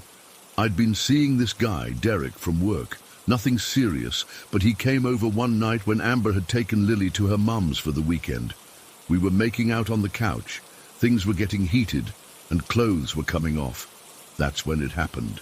The back door of the trailer swung open with such force it slammed against the inside wall. The sound was like a gunshot in the quiet trailer. Derek and I both jumped up, him grabbing his shirt to cover himself, me wrapping a throw blanket around my body. "Did you leave the door unlocked?" he asked, voice shaking. I shook my head. "We never use that door. I don't even have a key for it." The thing is, that back door had a really stubborn deadbolt. Even if it had been unlocked, which it wasn't, you had to really yank on it to get it open. The door itself was warped from water damage and scraped against the floor when opened. It took considerable effort to open it normally, but that night it had flung open like it had been hit by a battering ram. And the weirdest part? It was completely still outside. No wind, no storm, nothing that could explain it. Derek went to check outside, thinking someone must have opened it. But there was no one there, just darkness and the silhouettes of pine trees in the moonlight. When he tried to close the door, he had to lift and push with all his strength to get it to shut properly. The deadbolt was stuck, as usual, and took both hands to turn. "There's no way this opened by itself," he said, face pale. "It's physically impossible." We both knew what that meant. Whatever was in the trailer had made its presence known in the most unmistakable way possible. It didn't want us to be intimate in its space. Derek left shortly after. He never came back to the trailer, and he switched to day shifts at the diner so we wouldn't have to work together. That night, alone in the trailer, I spoke out loud to the emptiness. "I'm sorry if we offended you, Mildred. This is my home too now. We need to find a way to coexist." The temperature in the room dropped so suddenly I could see my breath. The TV, which had been playing in the background, switched to static. Through the white noise, I swear I heard a woman's voice whisper, "Mine." I moved out 2 weeks later. I didn't even give notice at the diner. I just packed what would fit in my car, grabbed Amber and Lily, and we drove to my aunt's house 3 states away, left everything else behind. Amber's mom sold the trailer a month later to some house-flipping company. They tore it down to build a new modular home. I wonder if they've had any complaints from the new owners. I still think about that trailer sometimes, about Mildred, or Mimi, as Lily called her. Was she protecting us in her own way? The deadbolt that kept unlocking itself? Was she checking to make sure I got home safe from my night shifts? Or was she trying to scare me away from what she considered her home? I don't know, but I do know that sometimes, late at night, I still double-check that my door is locked. And sometimes, even when I know it is, I'll wake up to the sound of a deadbolt clicking open. And I lie very still, eyes squeezed shut, wondering if Mildred somehow followed us here. Story 19. I still get goosebumps thinking about it. Even typing this makes my hands a little shaky. This happened about 3 years ago, but the memory is still so vivid it could have been yesterday. Rebecca and I had just gotten married, but we were still living with my mom in Harborview. Not the most romantic setup for newlyweds, I know, but housing prices near the coast are insane, and we were trying to save up for our own place. The wedding had drained most of our savings, so we figured a few months with Mom wouldn't kill us. Rebecca was working these brutal 12-hour shifts at Harborview General Hospital, mostly nights. The hospital is in a part of town that gets pretty sketchy after dark, and the employee parking lot is poorly lit and far from the entrance.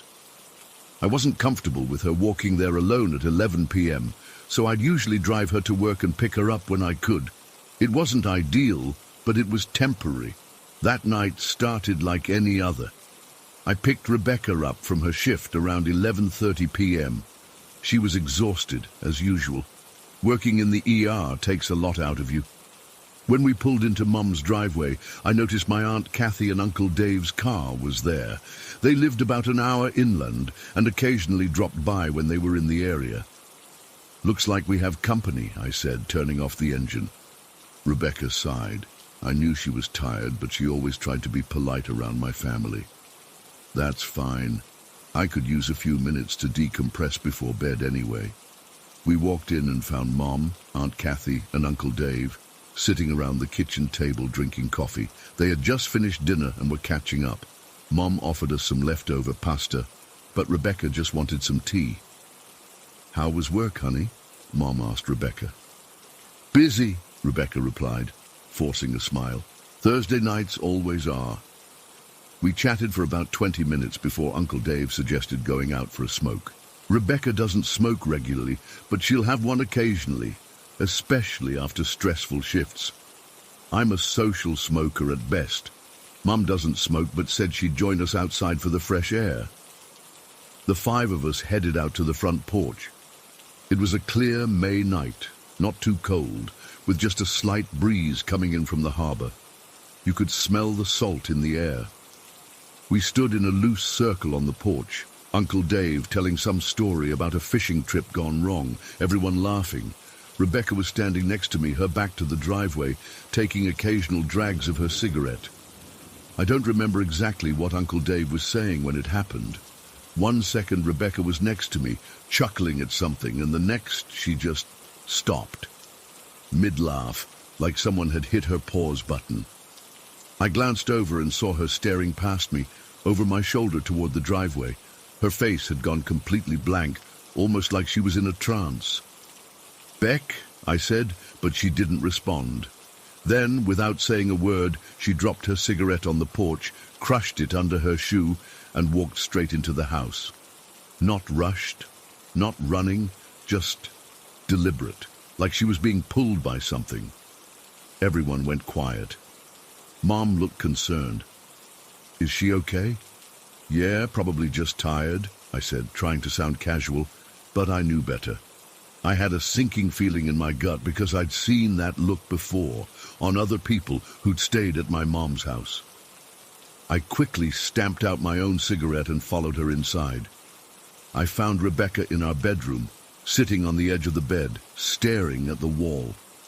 Her hands were trembling slightly. I closed the door behind me. "You saw her, didn't you?" I asked quietly. Rebecca's head snapped toward me, her eyes wide. "What did you just say?" I sat down beside her. "The woman. You saw her, right?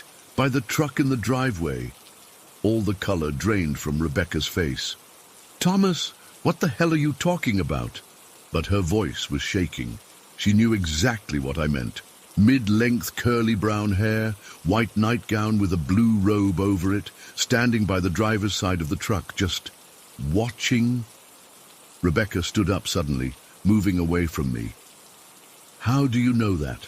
How do you know what I saw?" "Because I've seen her too," I said simply. "A lot of times, actually, since I was a kid." Rebecca stared at me in disbelief. "And you never thought to mention this to me before we moved in here?" I shrugged, feeling a bit guilty. "I didn't think you'd see her. Not everyone does. And I didn't want to freak you out over nothing." "Nothing?" Her voice rose slightly before she caught herself and lowered it again. "Thomas, there was a ghost or whatever standing in your mum's driveway staring at us. That's not nothing." I tried to calm her down. "She's harmless, Beck, really. She's been around for years and has never done anything. My mom doesn't even see her." "Has your mom ever seen her, or your sister?" she demanded. "No, but other people have. My cousin Jake saw her when he stayed here for a summer, and my buddy Mike from high school, and now you." Rebecca was pacing now. "So there's a ghost that only certain people can see just hanging around your mom's house, and you didn't think that was important information to share with your wife?" When she put it that way, it did sound pretty bad. "Look, I'm sorry," I said. "I honestly didn't think you'd see her. Most people don't. And she's never been threatening. She just watches." "Watches what, Thomas? Us? Your mom? The house? Why is she here?" I don't know, I admitted. I've never figured that out. Rebecca hugged herself, rubbing her arms like she was cold, though the room was warm. What was she wearing again, exactly? A white nightgown, I said.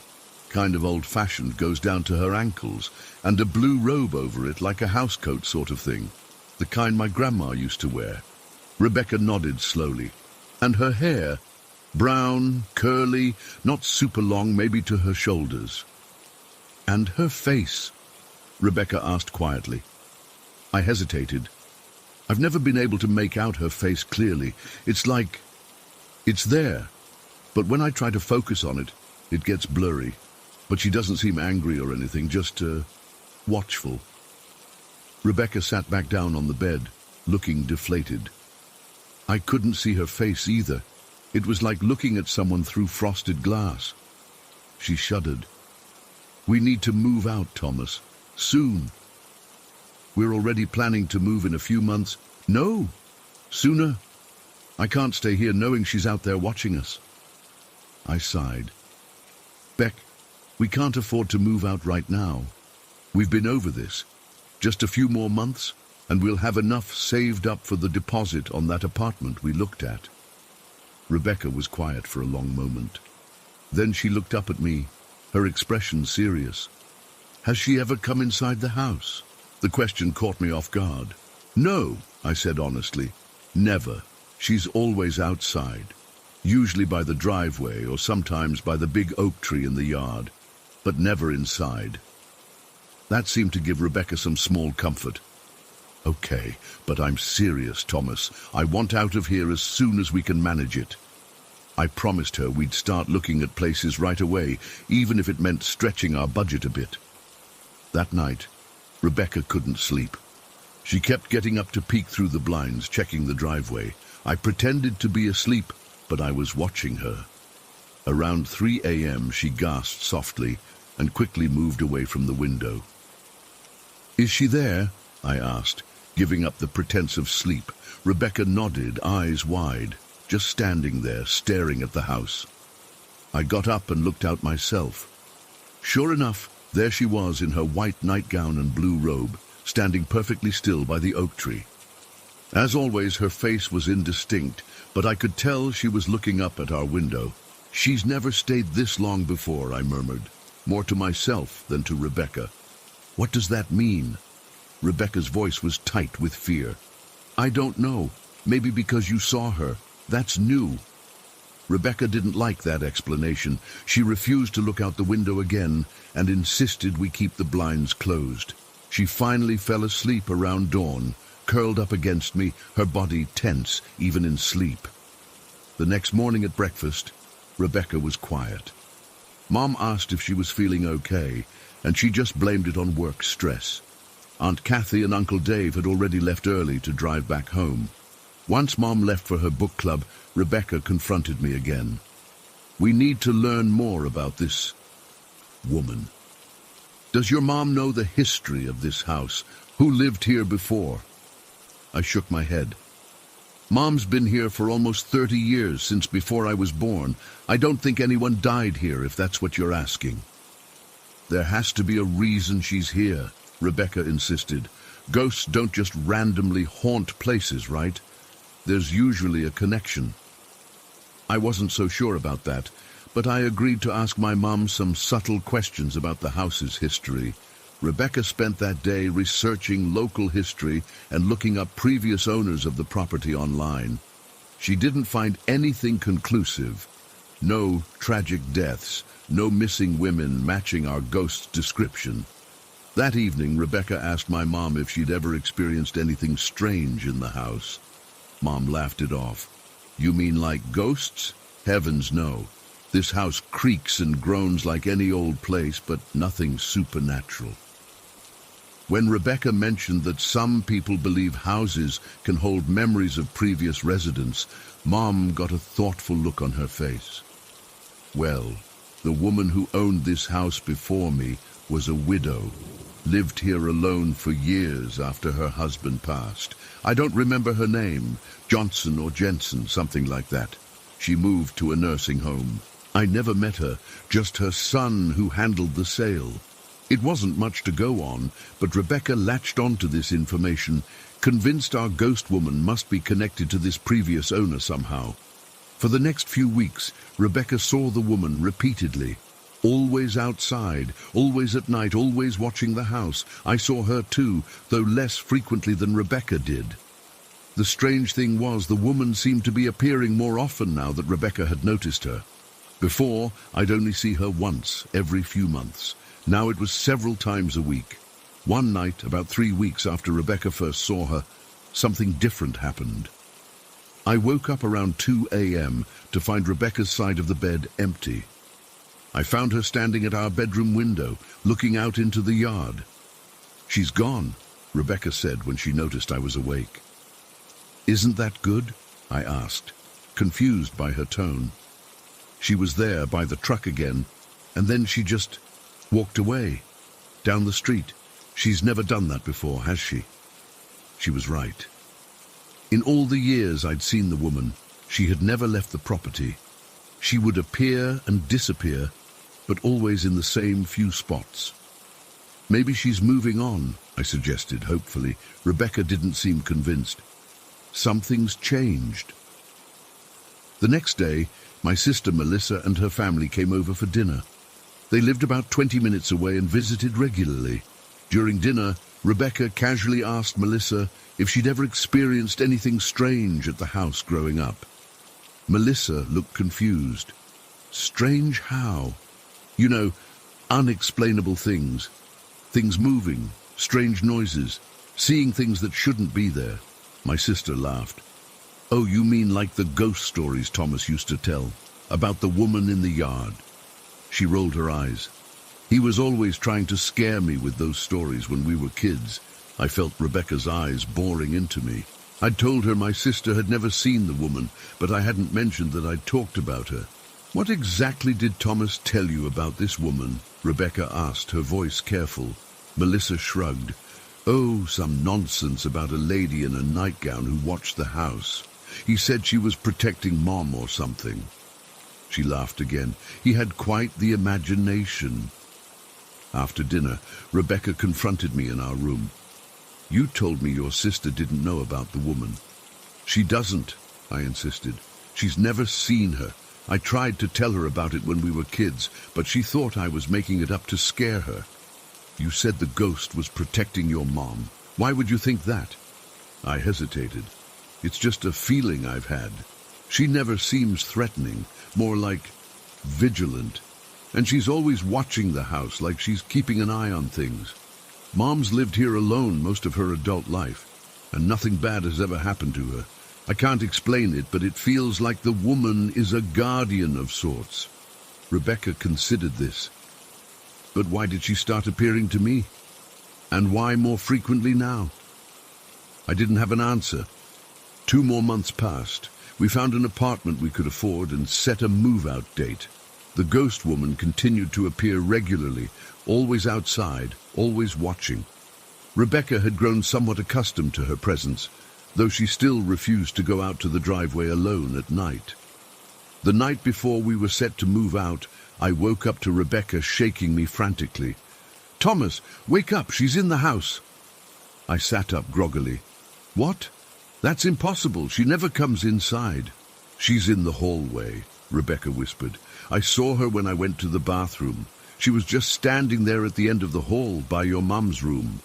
I jumped out of bed and opened our door cautiously. The hallway was dark and empty. "She's gone now," Rebecca said, peering around me, "but I swear she was there." We checked the entire house, finding nothing. Mum was sound asleep in her room, undisturbed. All doors and windows were locked from the inside. There was no way anyone could have entered the house. "Maybe it was just a shadow," I suggested weakly, not believing it myself. Rebecca shook her head firmly. It was her, same nightgown, same robe, same hair. But she was clearer somehow. I could almost see her face. "What did she look like?" I asked. "Sad," Rebecca said simply. She looked sad. We moved out the next day as planned. The ghost woman didn't appear during the move. and we've never seen her since, even when visiting Mum's house. It's been 3 years now, and Mum still lives in that house, along with my sister and her family, who moved in after her husband lost his job. They've had some strange experiences, unexplained noises, objects moving slightly, but no one has seen the brown-haired woman. Sometimes I wonder if she appeared to Rebecca because she sensed we were leaving, or if it had something to do with protecting my mum. Maybe she knew my sister's family would be moving in soon, and Rebecca and I were no longer needed there. I don't know. What I do know is that Rebecca still refuses to stay overnight at my mum's house. When we visit, we always leave before dark, and sometimes when we're driving away I find myself glancing in the rearview mirror, half expecting to see a woman in a white nightgown and blue robe standing in the driveway watching us go. But she's never there, at least not for us anymore. Story 20. My wife Olivia and I bought a townhouse in Ridgemont Estates last summer. It's a nice development. Not too old, built in the early 2000s, well maintained. Nothing about it screamed haunted or even remotely unusual. It's just a normal townhouse in a normal suburban neighborhood with a small backyard that backs up to a wooded area. We got it for a good price because the previous owners were relocating for work and needed to sell quickly. The first few months were completely uneventful. We painted some rooms, bought furniture, hosted a housewarming party, normal stuff. There were no cold spots, no strange noises, no flickering lights, none of those cliché signs people talk about. Everything was perfectly ordinary. Then, about 3 months ago, I started having trouble sleeping. Not because of anything spooky, just stress from work. I'd been put in charge of a big project with an impossible deadline, and my brain wouldn't shut off at night. This particular night, I tossed and turned until about 2:30 a.m. before finally giving up. Didn't want to wake Olivia with my restlessness, so I headed downstairs to watch some mindless TV until I got tired. I settled on the couch with a rerun of some cooking competition show, volume low.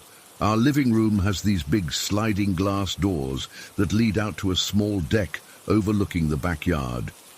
The blinds were open because, well, who's going to be looking in at 3 a.m. in a quiet suburb?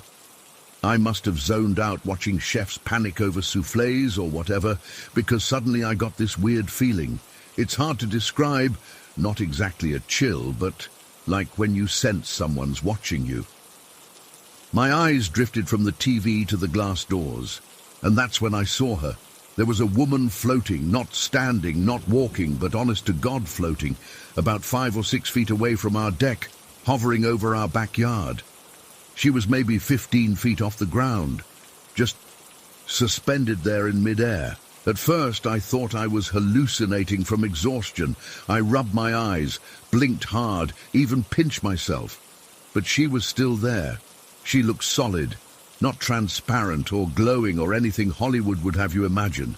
Just a woman with long, light-colored hair, blonde or maybe light brown. It was hard to tell in the darkness. She was slim, wearing what looked like some kind of flowing dress or gown that moved slightly as if in a gentle breeze, though the night was completely still. The strangest part was that while she appeared completely solid, she was clearly defying gravity. There was nothing holding her up, no wires, no platform, nothing. She was just suspended in the air. I sat there frozen, afraid to move or even breathe too loudly. I wasn't scared exactly, more like completely stunned. This was impossible. There had to be some explanation. Maybe someone was playing an elaborate prank with drones or projection equipment. But it looked so real.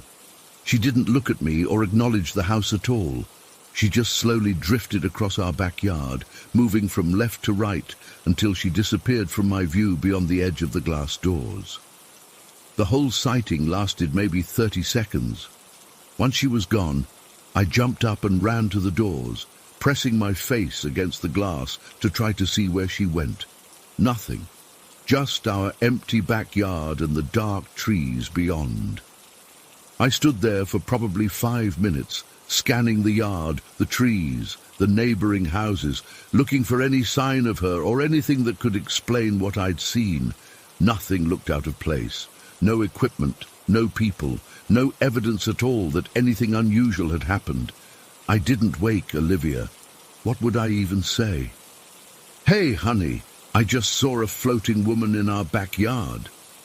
She'd think I'd lost my mind. Hell, I thought I'd lost my mind. I didn't sleep at all that night. I stayed downstairs, keeping watch at those glass doors until the sun came up, half hoping she'd reappear so I could confirm I wasn't crazy, half hoping she wouldn't, because what the hell would that mean? The next morning, I was a zombie at work. I couldn't focus on anything. I kept replaying those 30 seconds in my head, trying to find the flaw, the explanation. Maybe it was a reflection, a trick of the light, sleep deprivation making me see things. I almost convinced myself it was just a weird waking dream. I didn't tell Olivia, not then. I figured it was a one-time thing, a bizarre anomaly that would never repeat. Why worry her over what was probably just my tired brain playing tricks on me? But then it happened again. A week later, same scenario, couldn't sleep, went downstairs around 3:30 a.m., TV on low. This time I was hyper-aware of the glass doors, glancing at them frequently, and sure enough, there she was again. Same position, hovering over our backyard, same flowing gown, same slow drift from left to right.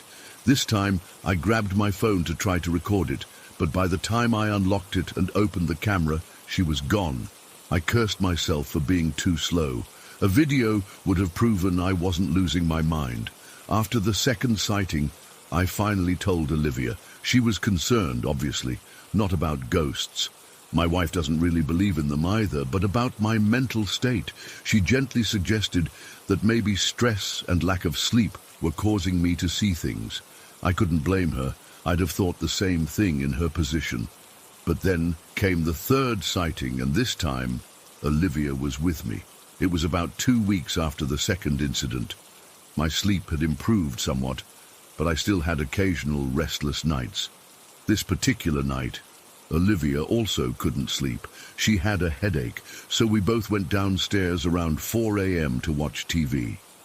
I was tense, constantly glancing at the glass doors.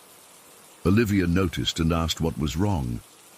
I admitted I was looking for her, half expecting to be teased about it, and then, as if on cue, the woman appeared, floating in the same spot as before. "There!" I whispered urgently, pointing. "Do you see her? Right there above the yard." Olivia squinted toward where I was pointing. She wasn't wearing her glasses. She never does at night unless she's reading. "I see something," she said hesitantly. "There's definitely something there, but it's just a blur to me without my glasses." I felt a rush of validation. She could see something. I wasn't hallucinating. "It's a woman," I said, keeping my voice low as if the figure might hear us. "She's just floating there." Olivia hurried upstairs to get her glasses, but by the time she returned, the apparition was gone. I could tell she was frustrated, torn between believing me and wondering if what she'd seen was just a trick of the light or her own poor vision. "I believe you saw something," she said carefully, "but I can't confirm it was a floating woman." The fourth sighting was the worst. It happened just last week, and I haven't been able to shake the feeling of dread it left me with. Again, it was the early morning hours, around 3:30 a.m. Olivia was asleep upstairs. I was on the couch watching a documentary, trying to bore myself to sleep. I wasn't even thinking about the floating woman. I'd almost convinced myself the whole thing was some kind of shared delusion or environmental phenomenon. Then I got that feeling again, that prickly awareness of being watched. But this time, it felt more intense, more immediate. I slowly turned my head toward the glass doors, expecting to see her hovering outside as before, but there was nothing there, just darkness. The feeling persisted, though, even intensified. I felt the hair on my arms stand up. Slowly I turned to look behind me. She was standing on our couch, not floating this time, standing. Her bare feet were sinking slightly into the cushions beside me. She was bent over, her face inches from mine, studying me with an expression of intense curiosity. I froze. We were face to face, close enough that I could see details I'd missed before. Her eyes were pale, almost colorless. Her skin had an unnatural smoothness to it. Her hair hung down around her face like a curtain, so light it seemed almost white in the glow from the TV. For a split second we just stared at each other. I couldn't breathe, couldn't move, couldn't even think. Then, the instant our eyes met, the very millisecond she realized I was looking directly at her, she vanished. Not faded, not drifted away, just gone. One moment she was there, solid and real enough that I could have reached out and touched her, and the next she was gone. I screamed. I'm not ashamed to admit it. I let out a yell that woke Olivia and probably half the neighborhood. I heard Olivia's panicked footsteps racing down the stairs as I sat there, hyperventilating, staring at the empty space where the woman had been. Olivia found me white as a sheet, trembling. When I finally managed to explain what happened, she didn't question it. Something about my state convinced her I genuinely experienced something terrifying. We stayed up the rest of the night with all the lights on, sitting together on the opposite end of the couch from where I'd seen her. The next day, we started researching. We looked into the history of Ridgemont Estates, our specific townhouse, the land it was built on. Nothing stood out. No tragic deaths, no mysterious disappearances, no legends or local lore. The development was built on what used to be farmland. Before that, it was just forest, nothing remarkable. We asked our neighbors if they'd experienced anything unusual. Most just gave us strange looks. One elderly woman 2 doors down paused before answering, then simply said, "This is a quiet neighborhood. Let's keep it that way," before closing her door. That response chilled me more than a straightforward yes would have. It's been a week since that last encounter, and she hasn't reappeared. But I know she's still here. Sometimes in the corner of my eye, I think I see something move. When I look directly, there's nothing there, but the sensation lingers, the strangest part. After the initial terror wore off, I realized something. In that moment when our eyes met, before she vanished, I think I scared her as much as she scared me. There was surprise in her expression, maybe even alarm. It was like she thought she was observing me unnoticed, and my sudden awareness of her presence startled her. I don't think she means harm. I think she's curious, studying us for some reason. Maybe she doesn't even realize she's dead. If she is dead, maybe she's something else entirely. Olivia and I have discussed moving, but that feels like an extreme reaction. Plus, who's to say whatever this is wouldn't follow us, or that our next place wouldn't have something worse? So we stay. We've established a routine. We don't go downstairs between 3 and 5 a.m. if we can help it. We keep the blinds closed on the glass doors at night.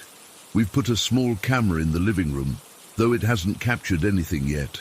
Sometimes I lie awake at night, listening for any sound that might indicate she's in the house. Sometimes I feel the urge to go downstairs, to try to communicate with her, to ask her who she is and what she wants, but I resist.